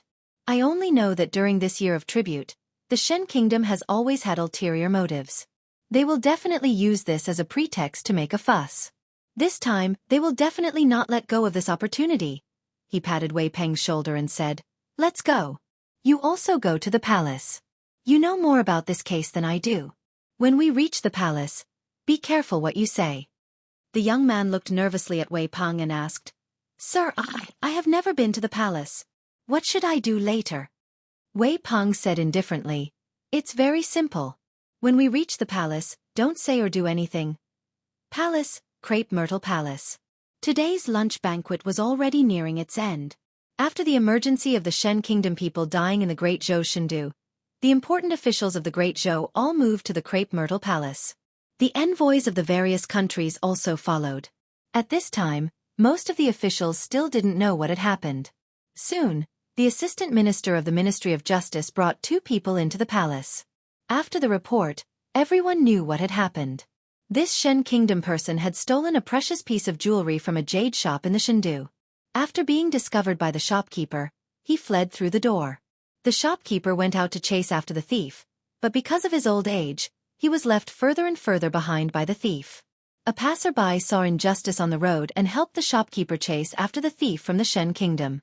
Unexpectedly, the thief panicked and accidentally fell. Coincidentally, his head hit the top of the stone steps on the street. Immediately, his brain splattered and he died. As a result, the courageous citizen of the Great Zhou became the murderer of this person. In the palace, many of the officials of the Great Zhou had extremely gloomy expressions. Every time the various countries paid tribute, other than diplomatic missions, there would also be some merchants accompanying them, bringing goods from various countries to be sold in the divine capital. In the beginning, when Great Zhou was at its peak, all countries, regardless of whether they were diplomatic missions or merchants, were well behaved and abided by the laws of Great Zhou. They didn't dare to do anything that violated the law. But in the past 50 years, with the decline of Great Zhou's national power, the intervals between tributes from other countries gradually increased, and the tributes gradually decreased. The actions of foreigners in Great Zhou also became more and more unbridled. By the time of the previous emperor, Great Zhou had completely lost the spirit of a great country. Furthermore, in order to rope in these small countries and prevent them from leaving the Great Zhou while he was in power, the previous emperor even gave them a lot of preferential treatment. From the beginning, merchants from other countries were exempted from all taxes in the Great Zhou, to indulging them in breaking the law and even committing crimes within the Great Zhou's borders. The law of Great Zhou could govern the citizens of Great Zhou, but it couldn't govern the citizens of other countries. This caused the previous emperor's reign to be the most aggrieved period for the citizens and officials of Great Zhou. This aggrieved feeling reached its peak 5 years ago. 5 years ago, the last time the various countries paid tribute, a merchant from the Shen nation raped a woman in the divine capital and was injured by a righteous man. The Shen nation diplomatic mission flew into a rage and threatened that if Great Zhou didn't give them a satisfactory explanation, they would sever their tributes with Great Zhou. In order to maintain stability, the previous emperor publicly executed that righteous man, but released the criminal from the Shen nation. This became the most humiliating diplomatic incident in the history of Great Zhou. It forcefully broke the backbone of the citizens of Great Zhou, causing the citizens of other countries, especially those from the Xin nation, to act recklessly in Great Zhou. However, the citizens of Great Zhou didn't dare to voice their anger. 5 years later, this scene repeated itself once again. Perhaps Xianxia had done it on purpose. In the Crepe Myrtle Palace, the Xin nation diplomatic mission said with a cold expression, "A citizen of my Xin nation died in your Great Zhou. The Great Zhou court must severely punish the murderer and give us an explanation." At this moment, under the gazes of the people in the imperial court, a figure slowly stepped forward. Wei Peng looked at the Xin nation diplomatic mission and asked, "Murderer? What murderer?" The Xin nation diplomatic mission said, "Of course it's the murderer who caused the deaths of our citizens." Wei Peng shook his head and said, "A merchant from your country committed a theft in the Great Zhou's divine capital. When he was escaping, he accidentally fell and hit the stairs and died. What does this have to do with others? How can there be a murderer?" The Xin nation diplomatic mission said coldly, "Who are you? What does this have to do with this case?" Wei Peng said indifferently, "I am the head of the Ministry of Justice, Wei Peng. I have been invited by my client to act as his defense in this case. I will speak on his behalf." The Xin nation diplomatic mission pondered for a while before he understood that this official from the Great Zhou was trying to exonerate this person. His expression became even more unfriendly as he said, "Even if he stole first, according to the laws of your Great Zhou, this crime does not warrant death. If that person did not chase after him, he would not have died. In the end, this person is still the murderer who caused his death." When the Xin nation diplomatic mission said this, the officials in the imperial court could already confirm that the Xin nation had come prepared this time. They actually knew the laws of the Great Zhou so well. If this kind of thing happened to a citizen of the Great Zhou, it would be somewhat unclear. Furthermore, it was a foreigner. This case became somewhat difficult to judge. At this moment, Wei Peng looked calmly at the Xin nation diplomatic mission and asked, "Who said that my client was chasing after him?" "My client was just in a hurry. Your merchant was panicking and died from hitting the stairs. What does this have to do with my client?" When Wei Peng's words came out, whether it was the officials in the imperial court or the envoys from the various countries, they were all stunned. This reason was really amazing.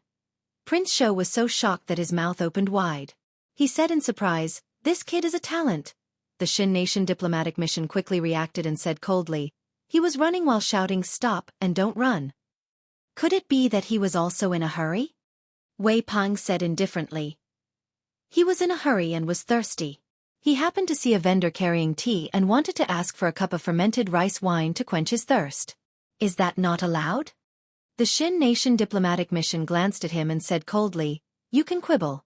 As long as you let us search his soul, the truth will naturally be revealed." "Impudent!" Another figure walked out from the crowd. Zhang Chun's face darkened as he said loudly, "Who do you think you are? A barbarian country. Are you worthy of searching the souls of my Great Zhou citizens?" After the various countries' envoys arrived in the Great Zhou, they realized that the Great Zhou had changed greatly in the past few years. Naturally, they did a detailed investigation of the Great Zhou court. They all knew the identity of the person who was reprimanding the Xin nation diplomatic mission. Zhang Chun was the left assistant minister of the Ministry of Personnel and the minister of Imperial Ancestral Temple. He was loyal to the Empress of the Great Zhou and did not belong to either the old or the new party. At the same time, he was also the most loyal dog under the powerful minister Li Mu. The Xin nation diplomatic mission's face was extremely cold. He gritted his teeth and said, "The citizens of the Xin nation died in the Great Zhou's Shendu. Is this the attitude of the Great Zhou?" After a short silence, a majestic voice finally came from behind the curtain at the front of the hall. The people of the Xin nation stole first and accidentally fell to their deaths while escaping. They brought this upon themselves and cannot blame others. There is no need to discuss this further. The Empress's voice echoed in the hall. In the end, she only left 2 words, "Court dismissed." The Empress's words undoubtedly determined the nature of this case. After the court was dismissed, the officials of the Great Zhou walked out of the Crepe Myrtle Hall and couldn't help but straighten their backs. Although the Great Zhou had been the most powerful country on the Zhou continent for the past 100 years, It had been a long time since they had straightened their backs in front of the envoys of these small countries. At this moment, there was only one thought in the minds of the many officials. The Empress was mighty.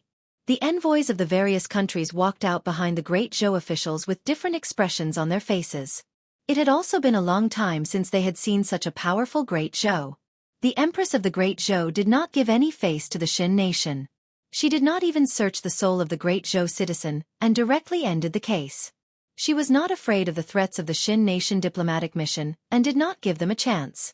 They had once thought that the great Zhou's national fortune had declined and would not last long after a woman ascended to the throne, reversing yin and yang and reversing the universe. No one had expected the Empress of the great Zhou to be so powerful. They once again felt the aura of the ruler of the Zhou continent from her. The Xin nation diplomatic mission left without a word. It was not until this moment that they realized that the great Zhou of today was no longer the great Zhou of 5 years ago. The man from the Yong kingdom breathed a sigh of relief and said, 5 years ago, the people of the great Zhou were cold and heartless. They did not help the elderly on the road, and they did not stand up for injustice. I once saw with my own eyes that the people of the Xin nation dragged a woman from the great Zhou into a dark alley. The onlookers ignored them. I did not expect that 5 years later, a frail scholar would have the courage to step forward. The times have truly changed. The seriously ill lion of the great Zhou has once again stood up. The young man beside him took a deep breath. The dignified voice of the Empress of the great Zhou still echoed in his ears. He raised his head and resolutely said, "There will be a day when I will also become that kind of person." After the envoys of the various countries returned to the Chamberlain of Dependencies, they closed their doors and did not leave. This trip to the great Zhou was full of surprises. They needed to plan carefully. Li Mu did not go to the Changle Palace. Instead, he walked out of the Imperial Palace with the other officials. Outside the Imperial Palace, there were already many commoners waiting to see what was going on. They did not dare to approach the other officials. When they saw Li Mu come out, they immediately surrounded him, all of them talking at once. "Official Li, how was it? How did Her Imperial Majesty decide? Will that righteous man pay with his life?" Li Mu looked at their earnest gazes and smiled. "It's been so long. You all still don't understand Her Imperial Majesty's temperament. How could she allow us, the people of the Great Zhou, to be bullied by outsiders on our doorstep? Her Imperial Majesty has already said that the people of the Xin nation apologized first. They only have themselves to blame and deserve to die. It has nothing to do with others. That righteous and courageous young man has already been acquitted and will leave the Imperial Palace in a moment." The commoners around him all cheered and jumped for joy when they heard this. "That's great. Her Imperial Majesty is mighty." There were also some commoners who thought further and asked Li Mu worriedly, "Official Li, if the people of the Xin nation use this as an excuse to stop paying tribute to the Great Zhou, what should we do?" Li Mu said calmly, "They can choose to pay tribute or not. If they don't pay tribute, would our Great Zhou not be the largest country in the Zhou continent? Great Zhou has vast lands and abundant resources. Do we lack their tributes?" The commoners were stunned for a moment. After thinking about it, they quickly came to their senses. "Official Li is right. Our Great Zhou has vast lands and abundant resources. Do we need their tributes? They can ride on our heads and ride roughshod over us. We don't need such tributes. If we take their tributes, we have to be bullied by them. We don't need their tributes. They can pay whoever they want." In order to record him well in the history books, and to prevent the other countries from breaking away from the Great Zhou, the former emperor tolerated the other countries. God knows how much the people of Shendu suffered and how much suffering they suffered. When the merchants of other countries bullied the people of Shendu, the commoners dared not speak up. When the people of Shan raped women, the former emperor, who was muddle-headed, actually executed the righteous people who saw injustice. Great Zhou was a great country. As the people of Great Zhou, they could have been proud and arrogant.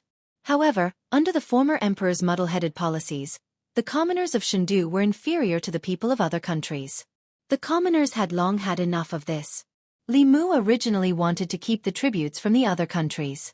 After all, it was the symbol of Great Zhou as the most powerful country in the Celestial Empire. After this incident, he had changed his mind. It was better not to ask for tributes.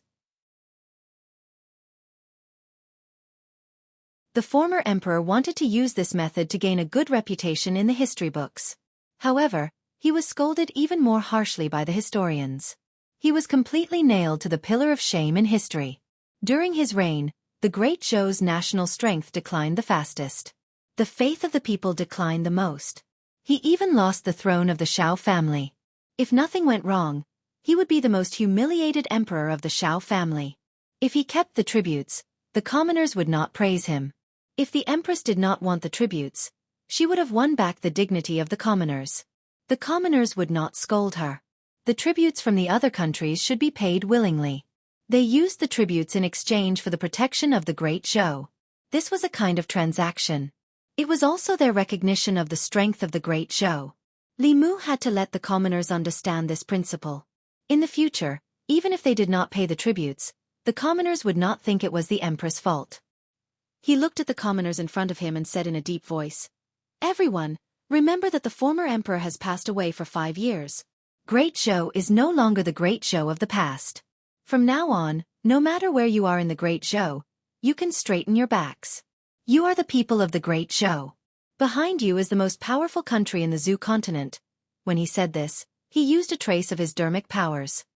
His voice echoed in the ears of the surrounding people.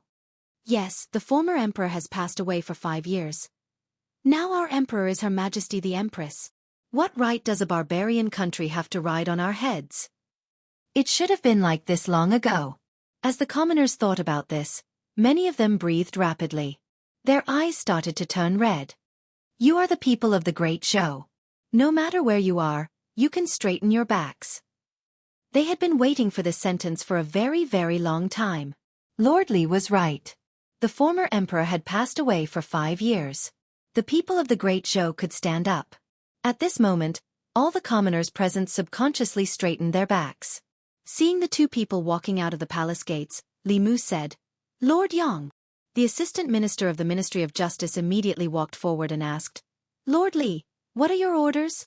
Li Mu said, "The Great Zhou laws are used to protect the people of the Great Zhou. From now on, no matter which country you are from, as long as you dare to violate the laws of the Great Zhou in the Great Zhou, you will be severely punished." The assistant minister of the Ministry of Justice immediately bowed. "I understand." Li Mu patted him on the shoulder and whispered, "You have a high rank. You don't have to call me I in the future." The assistant minister of the Ministry of Justice only gave a simple and honest smile. Rank did not explain everything. Everyone in the court knew that Lord Li and the Empress wore the same pants. It was not excessive to respect him as much as the Empress. Moreover, in his lifetime, he still wanted to rely on Li Mu to get promoted and move to a bigger residence. At the palace gates, the commoners had already dispersed. Li Mu's words were still echoing in their minds. The news spread from 1 to 10, and from 10 to 100. It wouldn't be long before everyone in the fairy's capital knew what he had said. Not long after, in a restaurant. It was lunchtime. The restaurant's business was good, and there were no empty seats. At some point, a few dark-skinned men wearing strange clothes walked into the restaurant. They glanced at the customers who were eating in the restaurant. One of them walked up to the counter and said to the manager in bad Great Zhou language, "We are from the Shen dynasty. Ask the rest of the people here to go out and arrange a good private room. We will serve all the dishes you have here." The manager of the restaurant had just heard Lord Li's words at the palace gates. He was overwhelmed with excitement. He glanced at the men and said coldly, "I've only heard of the Great Zhou. I've never heard of the Shen dynasty. Which barbarian country are you from? There is a seat in the corner over there. If you can sit, then sit. If you can't, then leave. Don't disturb our business here." The Shen dynasty merchant was used to running amok in the Great Zhou. This time, he brought his friends with him. He did not expect the lowly commoners of the Great Zhou to be so impudent to him. His face instantly darkened. He said sternly, "How dare you? Do you know who you are talking to?" Bang! "You want to stir up trouble?" The manager slammed the abacus on the table and sneered, "Fellows, report this to the authorities." Inside the Chamberlain of Dependencies. In the courtyard where the young envoy resided, a middle-aged man stood on the roof, overlooking the entire divine capital. A strange light flashed in his eyes. The divine capital of the Great Zhou, which was surging with psychokinesis, shone with a golden light in his eyes.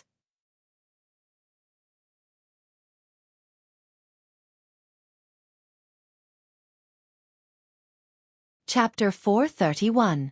The ambassadors of the various countries had come with a premeditated plan. They wanted to sever their relationship with the Great Zhou to further attack the people of the Great Zhou.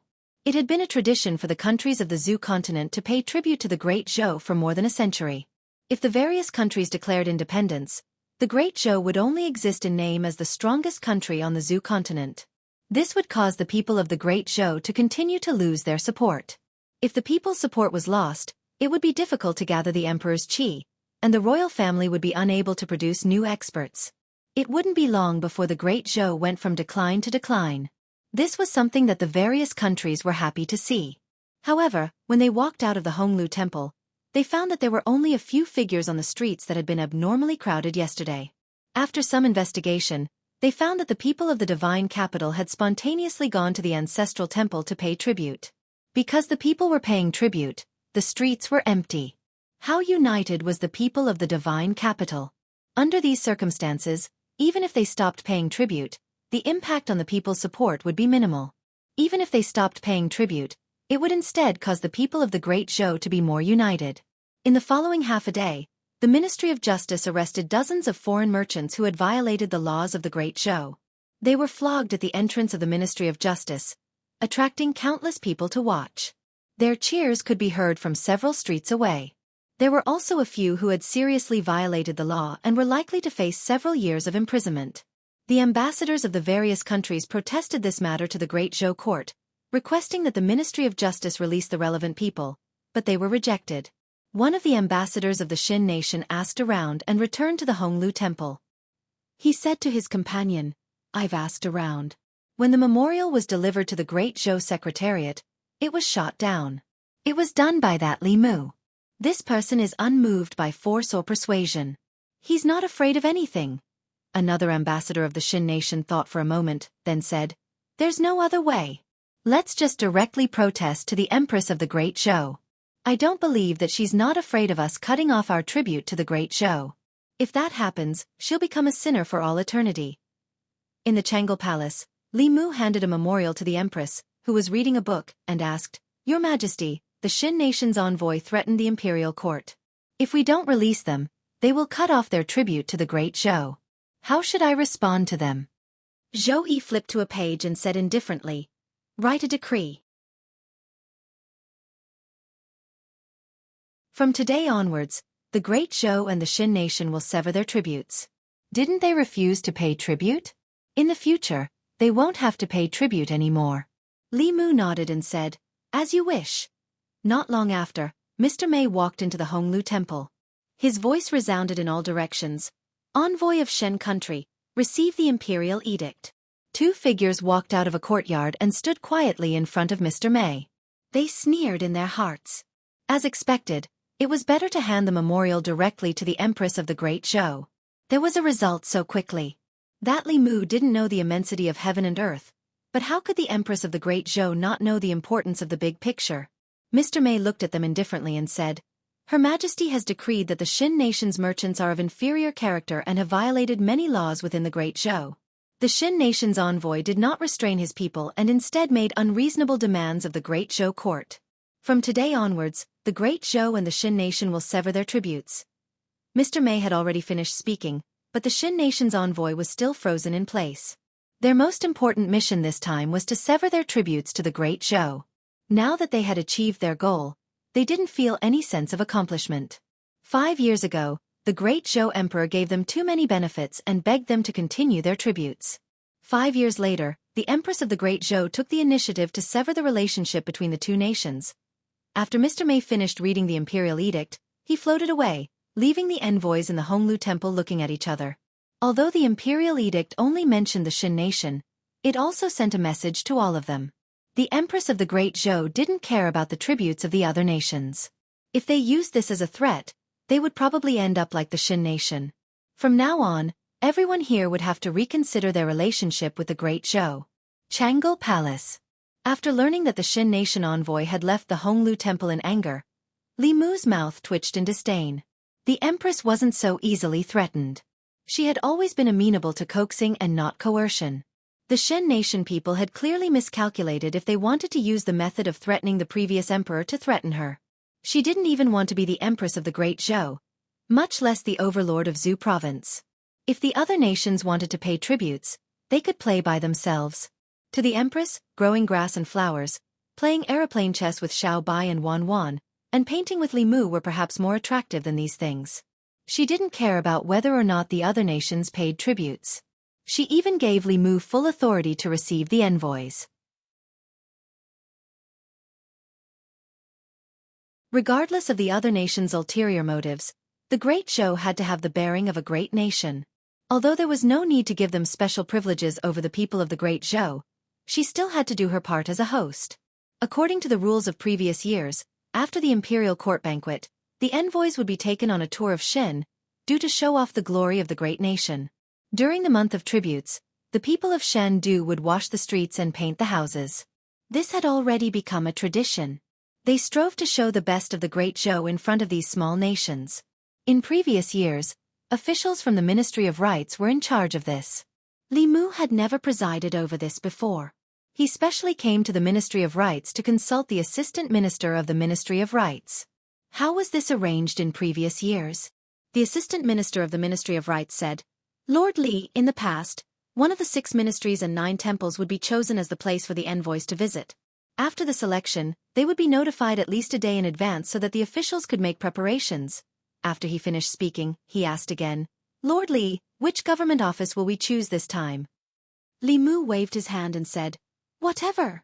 The next day, at the entrance of the Department of Offerings, the Assistant Minister of the Ministry of Rites looked at the envoys and said, This is the Department of Offerings of the Great Zhou. Everyone, please. The envoys all had expressions of interest on their faces. In the past, the Great Zhou court would only allow them to visit the 6 ministries and 9 temples. This was the first time they were allowed to visit the Department of Offerings. The Department of Offerings was the place where the experts of a nation gathered. From the Department of Offerings, one could see the foundation and strength of a nation. The Assistant Minister of the Ministry of Rites led the crowd in slowly. They passed through the front yard of the Department of Offerings and came to an extremely wide open space. The Assistant Minister of the Ministry of Rites took the initiative to introduce, This is the place where the offerings practice their martial arts. On the open space, ripples of mana could be felt. At the very front, on a small slope, stood a human-shaped target. One of the worshippers who exuded the aura of the 5th tier waved his hand, and a dozen or so talismans flew out from his sleeves, creating a violent wave of spiritual energy that knocked down the human-shaped target and also raised the slope to the ground. This scene made the envoys' throats dry up. Every single one of those Fu-Lu was above the earth rank. These Fu-Lu talismans were hard to come by in their countries. Anyone who owned one would have to keep it as a life-saving trump card. The Great Zhou's offering was actually so extravagant as to use more than 10 earth-rank Fu-Lu talismans for target practice? This was too wasteful. Just from that attack just now, even a 6th-level cultivator would have to deal with it. Those below the 6th level would probably not even be able to escape with their primordial spirits. Another consecrator flicked his finger lightly, and a black pill-shaped object flew towards another human-shaped target. The 2 objects collided. After a strong spatial ripple, that human-shaped target was swallowed by a black hole in the void. Many people swallowed their saliva secretly. If this object landed on them, they probably would not be able to avoid the fate of being swallowed. This strange method of attack was simply unheard of. With his hands behind his back, Li Mu turned around and saw the shocked expressions of the crowd. He smiled and said, Everyone, don't be nervous. The offering is just practicing against the enemy. It's all routine. In the next 2 hours, Li Mu brought the envoys to witness the routine of countless Great Zhou's offering. This included various powerful Fu-Lu talismans, pills, and formations made by many offering that could trap a 6th-level cultivator to death. In the past, it would take 10 talisman liquids to draw 1 Fu-Lu. Now that they could draw 10, the offering naturally did not have to be thrifty. They just needed to blow it up. If they did not have enough, they could ask for more. The imperial court was not lacking in Fu-Lu now. In addition to spending thousands of Fu-Lu talismans for the Empress, Li Mu and the Empress also refined some of the ancient pills that they had comprehended from the pages of Tao. They gave them to the offering so that they could familiarize themselves with using them in advance so that they could be more proficient against the enemy in the future. 2 hours later, the envoys walked out of the offering department. Their faces were somewhat pale.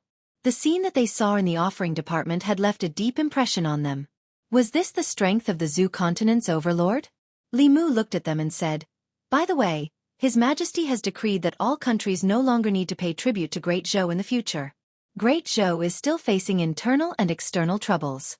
We really have no time to take care of the other countries. You may all return." The envoys from the small countries looked at each other, swallowed their saliva, and immediately spoke. "We have to pay tribute, we have to pay tribute. We can't break the century-old rule. The state of Wei is loyal and devoted to Great Zhou. We will never be disloyal. We pledge our lives to follow Great Zhou."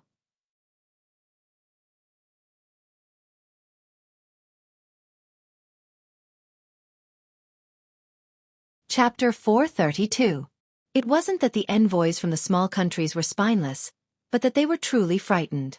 It was one thing for Earth-rank Fu Lu to bombard indiscriminately, and it wasn't a big deal for unheard-of Pil Dao attacks. It was possible to find flaws in a joint attack formation, but who had ever seen a wall covered with heaven-rank Fu Lu just for people to admire? That was a precious heaven-rank Fu Lu, not some cabbage. Before coming to the Great Zhou, they had come to the conclusion that the Great Zhou was going to fall. After visiting the Great Zhou's Department of Offerings, they deeply realized that the Great Zhou was the absolute king of the Zhu continent. They began to panic. Not long after Li Mu returned to the palace, the Ministry of Rites sent over a report. Just now, after the envoys from the small countries finished visiting the Department of Offerings, they immediately sent the list of tributes to the Ministry of Rites. These small countries were different from the other 6 countries. No matter how much the Great Zhou declined, it wasn't something they could contend against. The reason they didn't immediately offer tributes was because they were observing the other countries. After witnessing the power of the Great Zhou with their own eyes, they all put away their hesitation. In the Chamberlain of Dependencies, the envoys from the other countries gathered together, their hearts particularly complicated. The envoy from Liang sighed deeply and said, "I originally thought that the invasion of the Great Zhou was the beginning of its decline. I didn't expect that this would be their chance to rise again." The envoy from Yu said helplessly, "The Great Zhou is indeed the Great Zhou. Fortunately, we made sufficient preparations. Otherwise, it's very likely that we would have fallen to the same fate as the Shen Kingdom." After some hesitation, the envoys from Jiang and Jing also spoke up. "The tributes cannot be cut off. Not only must they not be cut off, but they must be restored to their former state. We must satisfy the Great Zhou." Only an hour later, Li Mu received another message. Liang, Yu, Jing, Jiang, and Yong had also sent a list of tributes to the Ministry of Rites. They indicated that this was only the first batch of tributes, and that the second batch would arrive within half a year. In the Changle Palace, the Empress, who was reading a book while reclining on her dragon throne, snorted coldly and said, "Have the Ministry of Rites send the items back. The Great Zhou does not lack this bit of tribute, nor do we need them to pay tribute." Li Mu hurriedly said, "Your Majesty, please reconsider. Please reconsider. Do you still want to grow flowers and plants as soon as possible?" Although Zhou Yi disdained to pay attention to the capricious people of the other countries, what Li Mu said was what she cared about the most. Accepting tributes from the other countries was good for rallying the people's hearts. She picked up the book again and waved her hand. "Forget it. I don't care anymore. You decide." Li Mu said, "Then I will accept their tributes on behalf of your Majesty." Although the tributes from the other countries didn't make much of a difference to the national treasury, it made a big difference to the people of the Great Zhou, who didn't want their motherland to be strong. Accepting tributes from the other countries could strengthen the cohesion of the people, increase the happiness of the people, and increase their psychokinesis and speed up the condensation of imperial qi. If the Empress wanted to retire from her position as Empress soon and spend her old age with Li Mu, it was best not to be willful. Li Mu had just finished drafting the edict when Mr. Mei walked in and said, "Your Majesty, an envoy from the Yong Kingdom is outside the palace, requesting an audience." Zhou Yi put down her book and sat up from her dragon throne. "What is the Yong Kingdom doing here?" she asked. Mr. Mei shook his head. "I don't know. Does your Majesty wish to see them?" Zhou Yi thought for a moment then said, "Have them wait outside the imperial study." The Jianghu Palace was her sleeping quarters. She generally didn't receive foreign officials here. Zhou Yi stood up, glanced at Li Mu and said, "Come with us." Among the 6 countries, the Yong Kingdom wasn't the strongest, but it had the most prospects. The 4 countries of Liang, Yu, Jiang, and Jing relied on the support of the 4 Taoist sections. Without the 4 Taoist sects, the Yong Kingdom would immediately be reduced to a low-tier country. The Shen Kingdom was the birthplace of Buddhism. It wasn't small and had a large population. However, there were too many internal problems, and the quality of the people was generally low. The great Zhou had once thought the Shen Kingdom to be very powerful, but after fighting it once, they discovered that the Shen Kingdom was only strong on the outside but weak on the inside. Only the Yong Kingdom's strength was truly powerful. Disregarding everything else, a country with less than a tenth of the great Zhou's population had condensed 3 strands of Emperor's Qi within 50 years, creating 3 transcending mortality experts for the Yong Kingdom. The great Zhou had 10 times the population of the Yong Kingdom and was known as the strongest country on the Zhou continent. Yet, in the same amount of time, it had barely managed to condense 1 strand of Emperor's Qi. Just based on this, the great Zhou's previous emperor and the previous emperor would be ashamed even if they were lying in their coffins. It wasn't hard to guess how condensed the Yong Kingdom's people's Qi was. A single country had produced 5 generations of wise emperors. If he hadn't transmigrated, it wasn't impossible for the Yong Kingdom to defeat the great Zhou and unify the Zhou continent several decades later. The Imperial Study. This was the place where the Empress received foreign officials outside of the morning court session. The layout was very similar to the Ziwei Palace. The Empress stood behind a curtain, while Li Mu stood in the middle of the hall. Before long, Mr. Mei led 2 people into the study. One was a middle-aged man, and the other was a young man. They were the envoys sent by the Yong Kingdom. The middle-aged man cupped his hands and bowed to the Empress, saying, "Greetings, Your Imperial Majesty, the Empress of the Great Zhou." The Empress asked from behind the curtain, "Envoys from the Yong Kingdom, what business do you have with us?" The middle-aged man replied, "Before this subject came to the Great Zhou, I was ordered by the Emperor to request a mutual waiver of tariffs between the Great Zhou and the Yong Kingdom in order to promote friendly trade between the 2 countries." The Empress's voice quickly reached Li Mu's ears. "What do you think?" Mutual waiver of tariffs between the 2 countries had both advantages and disadvantages. If they retained their advantages and curbed their disadvantages, it would be a good thing for the people of both countries. The Yong Kingdom's monarch clearly had foresight that others didn't possess. Li Mu stepped forward and said, "This matter still needs to be discussed in detail. I will give you an answer in a few days." The middle-aged man cupped his hands and said, "This is a matter that will benefit the people of both countries. I hope Your Imperial Majesty will be able to judge this matter clearly. We will quietly await the good news." Not long after, the 2 men withdrew from the imperial study. The Empress walked out from behind the curtain and said, "This matter?" Li Mu replied, "Leave this matter to this subject." The Empress looked at Li Mu with satisfaction before finding Xiao Bai, Wan, and the others to play mahjong. Li Mu remained in the imperial study, pondering over the matter that the Yong Kingdom's envoy had just spoken of. At the very least, the removal of trade barriers between the 2 countries was beneficial to the common people. They could use cheaper prices to purchase goods from the other country. However, if they didn't control it well, it would be a devastating blow to the merchants of their own country. Which goods should have their tariffs reduced? Which goods should have their tariffs reduced? How to reduce them? How to reduce them? How to reduce them? Li Mu first went to the Ministry of Revenue. After spending a few days doing his homework, he already had some ideas. He arrived at the Chamberlain of Dependencies and knocked on a courtyard door. The one who opened the door was the young man from the Yong Kingdom's envoy. When he saw Li Mu, his expression froze, appearing somewhat flustered. Li Mu strolled into the courtyard. Glancing around, he saw an easel propped up in the courtyard. On the canvas, a painting was nearly completed. It depicted an extremely handsome man, about as handsome as Li Mu. When he looked again, wasn't the man in the painting himself? After staring blankly for a moment, Li Mu seemed to have thought of something. Turning around, he stared at the young man and asked in an unfriendly tone, "Why did you draw this official's portrait? Are you planning to find an assassin to assassinate this official after returning to your country?" If not for Li Mu, The other countries would have been able to laugh at the ridiculousness of the Great Zhou, especially Great Yong. In the future, Great Yong would have the possibility of unifying the Zhou continent. If one had to say who they hated the most, it would naturally be him. The Yong kingdom's envoy had drawn his portrait for no apparent reason. Li Mu had enough reason to suspect that this person harbored evil intentions. Hearing his words, the young man became even more flustered. Promptly shaking his head, he said, No, I drew it casually. Casually drew it? Li Mu glanced at the painting again. The painting had both form and spirit, and it was extremely lifelike.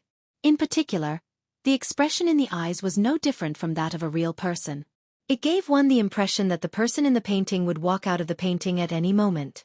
If this was called a casual drawing, then what were Li Mu's recent paintings called? At this moment, Li Mu felt that he had been insulted. You're tuning in to the Wisdom Diary YouTube channel. Don't forget to subscribe and join us on this journey to catch the most captivating stories.